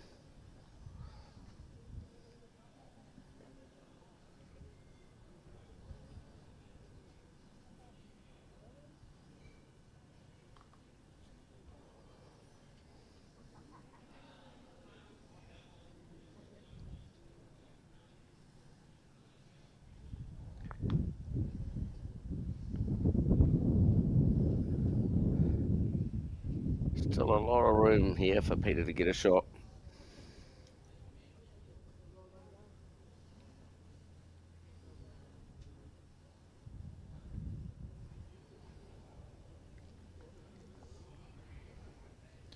Needs it to pull up. Yes, good line. Just needs to stop.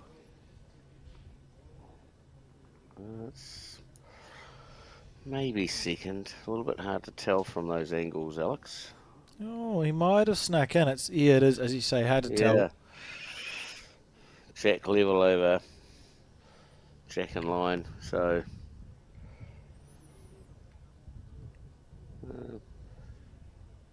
Bruce is sort of going for the blue bowl, but this is close.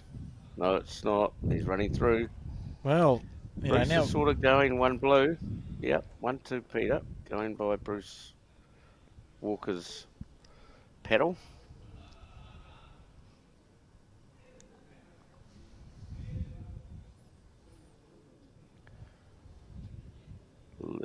photo, unfortunately, here for Pete.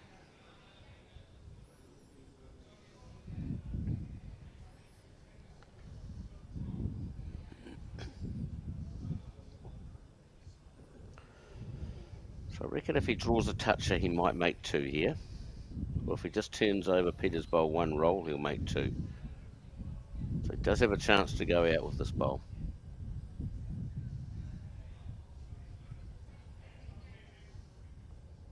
Not far away. Not far away at all. Look at this. From the trail Look for at 2. this. Trail Oh, for 2. my goodness gracious. I Well, he's got a single though. thought he had that.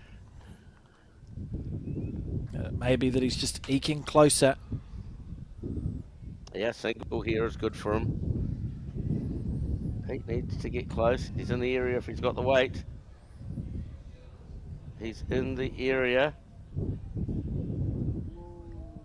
It's just under. Mm.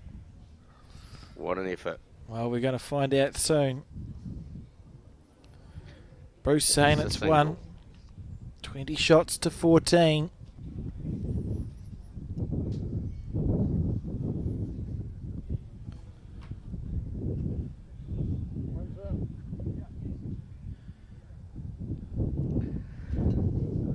So Peter's got to score every end from here if he wants to be national champion, Alex. Mm-hmm.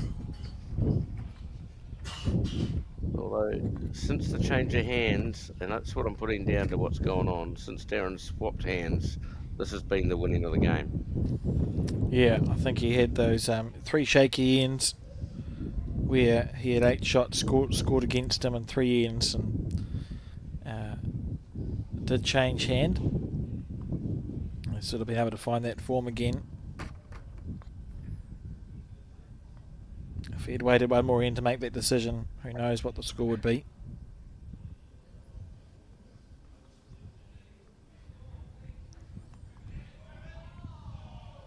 Yep, he'll be able to look back and go, I got this right.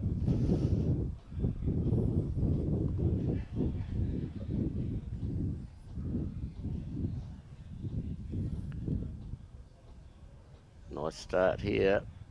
Oh, it might be a little bit through. He is a little bit through.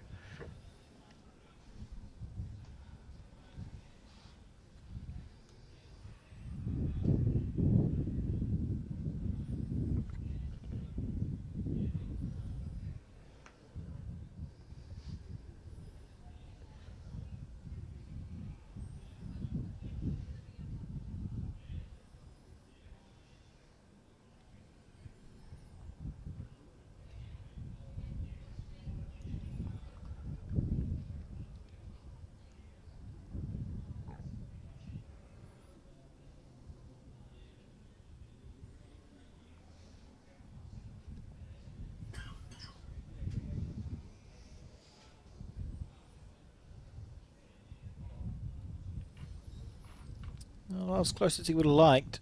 Just Peter will back himself to draw the shot here. There's enough room.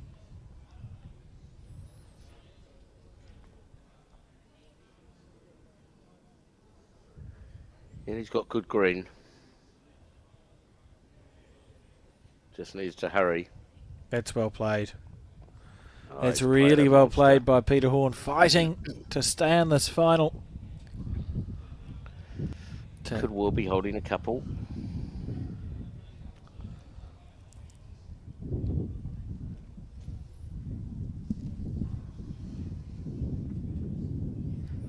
You don't think he can get another 4, do you, Alex? Well, you know, It's looking like it at the moment. I'll tell you after his next bowl whether I think he can get another 4 or not. Because if Peter can draw another bowl similar to his second one, the demons begin to swirl, don't they? Because it's just a rinse and repeat of the first 2 4s. This is the bowl that needs to be putting the pressure on. Well, he's down the right line. And the speed is looking marginal. If it Needs to stays, land. well, he'd be holding 3. Yes. He'd be holding... Maybe he wouldn't be holding 3. I think you're right. He could well. It looks like it.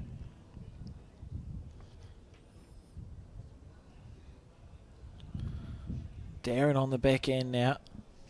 A lot narrower. Is he going to stop and get the shot here? How about this? Oh, that's a How nice bowl. about... That's a What an nice effort. bowl. You know, absolutely the Demons would have been swirling there. I guarantee you would have been thinking, oh, I've already dropped 2 fours going in this direction. Yeah. Surely it's not going to happen again. But he was able to put them out of his mind, and that's a good bowl.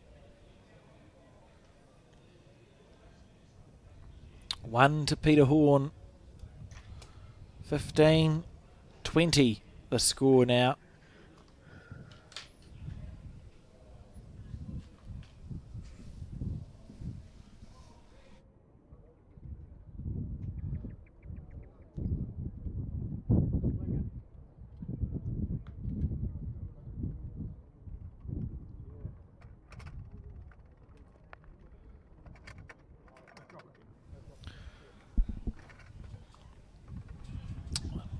Certainly, it's going to be the last game going of this pair of bowls, New Zealand Nationals, and it deserves to be, Mark.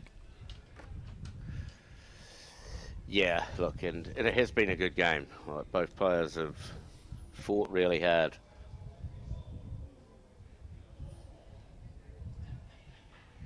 In this final, they've both played well on their way to here.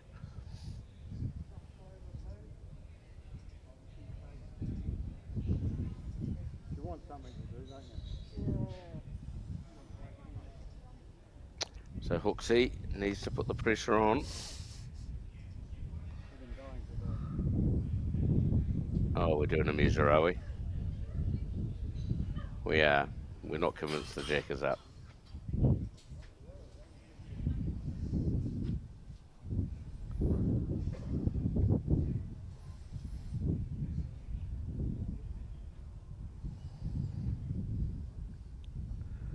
We'll see.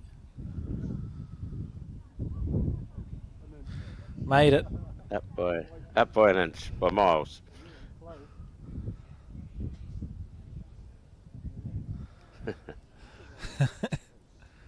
Made it. Right. Should Yes. never have doubted him.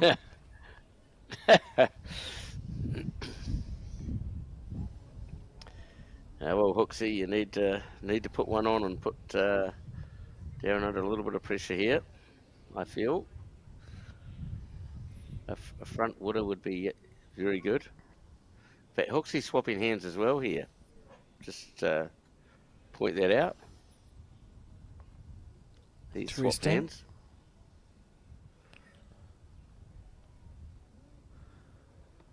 Well, Not it's an bad. okay start. Yeah, no, that's handy. Well, wouldn't this be ironic if Hooksy swapped hands and then won the game after swapping hands? It'd be been- quite a funny game. Oh, look, there's been lots of twists and turns in this match. Well, the psychology of singles, Darren now knows he's just one shot away from that title. Just one shot. That's all he needs. He's got last bowl.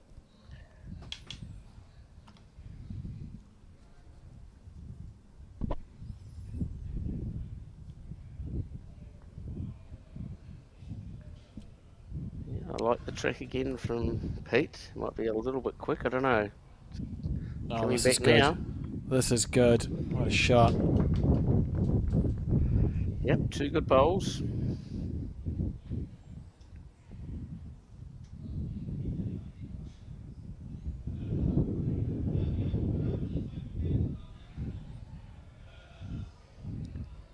Yeah, I'm not sure. Will he get enough turn back?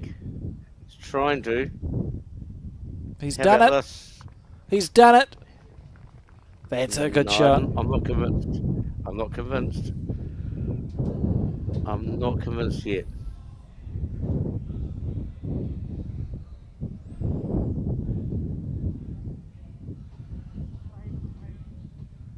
Oh, See- that is the pink. You are right. Oh, it's nice to be right for a nice to be right for a change. Yeah. Hooksy down, good lines. Oh, he's got that. Chance. He's a chance. You No wouldn't. gaps. I mean, how did you Yes, find it? good. That's. Oh. That's a good bowl from him, like he gave that every chance. It was a chance to work off his own, land the jack. He didn't do a lot wrong with that. Yeah. Darren's Darren. asked if he can go up and have a look. And Pete said, yeah, okay with that. So normally you can't come to the head till after you've played the third bowl.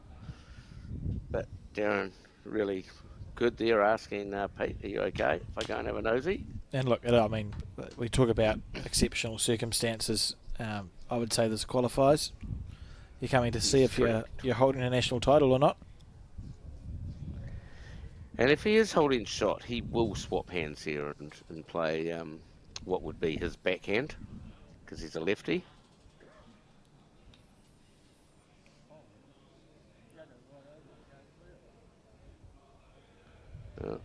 Hooksy can't tell because of the shadow. He wants someone to move that object that's in the way.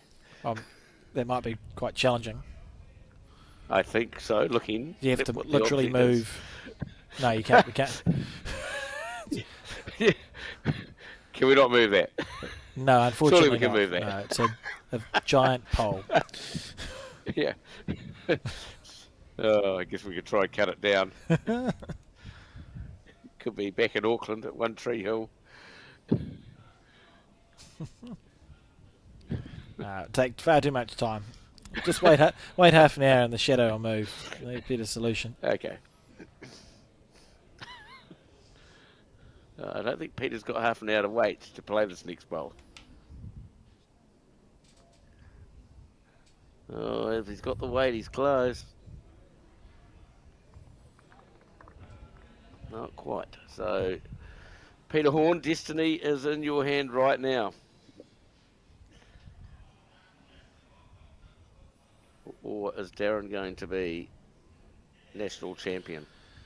Oh, that's the question. To save the game, Peter Horn. Last bowl. For me, Alex, you just play similar. Oh, he did nothing So wrong don't with try his and third one. Yeah, don't try and back off too much. You've got to actually be up for a starter. So don't try and play the perfect bowl here. Just give your bowl a chance, like you did the last one.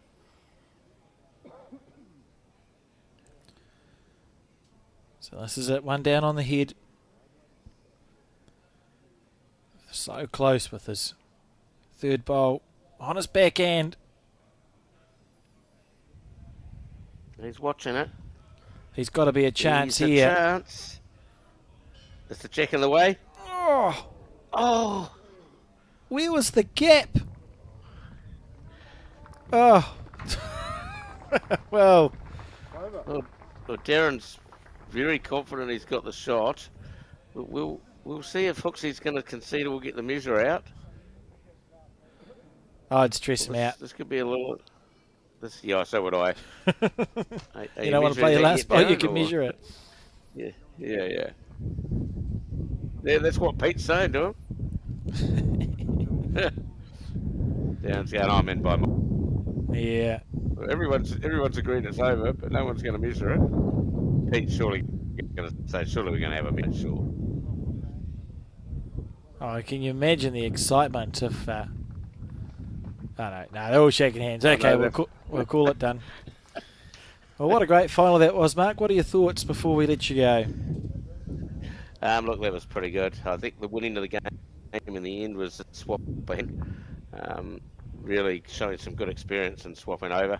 Pete really, he tried real hard, played a couple of magical ends. It's a great game of bowls to watch. So thanks, Alex, for the day.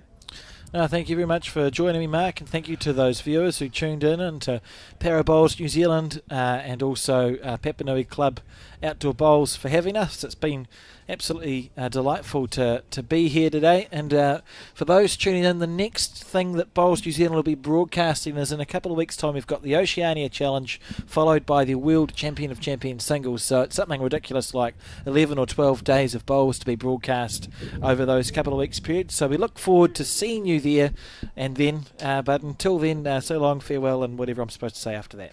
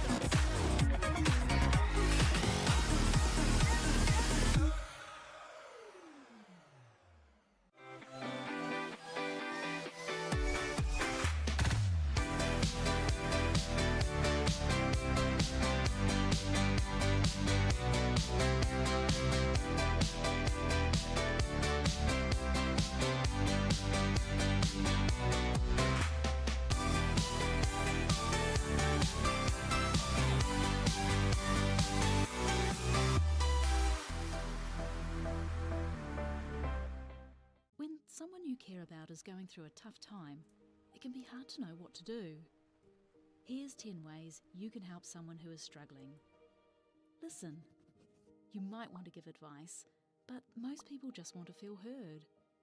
Be there. You don't have to fix their problems or find the perfect thing to say. Just let them know you'll be there when they need you. Let them know you get it. Let them know you get why they're struggling, given what they're going through. Knowing their feelings are normal and okay can make the world of difference. Offer practical support. Ask them what you can do to take some of the pressure off. Maybe you could make them a meal or do something to help around the house. Give time. Sometimes simply being there is enough. Hug it out. When appropriate, a hug can bring so much comfort. Talk it out.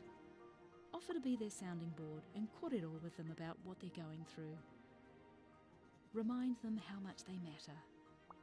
Let them know how much you and others care and how important they are. Remind them of their strength. They might not feel strong right now, so remind them of the strength you know they have. Help find them support. Offer to help them find the right services and support they need. For more information and to try an online therapy course, go to justathought.co.nz.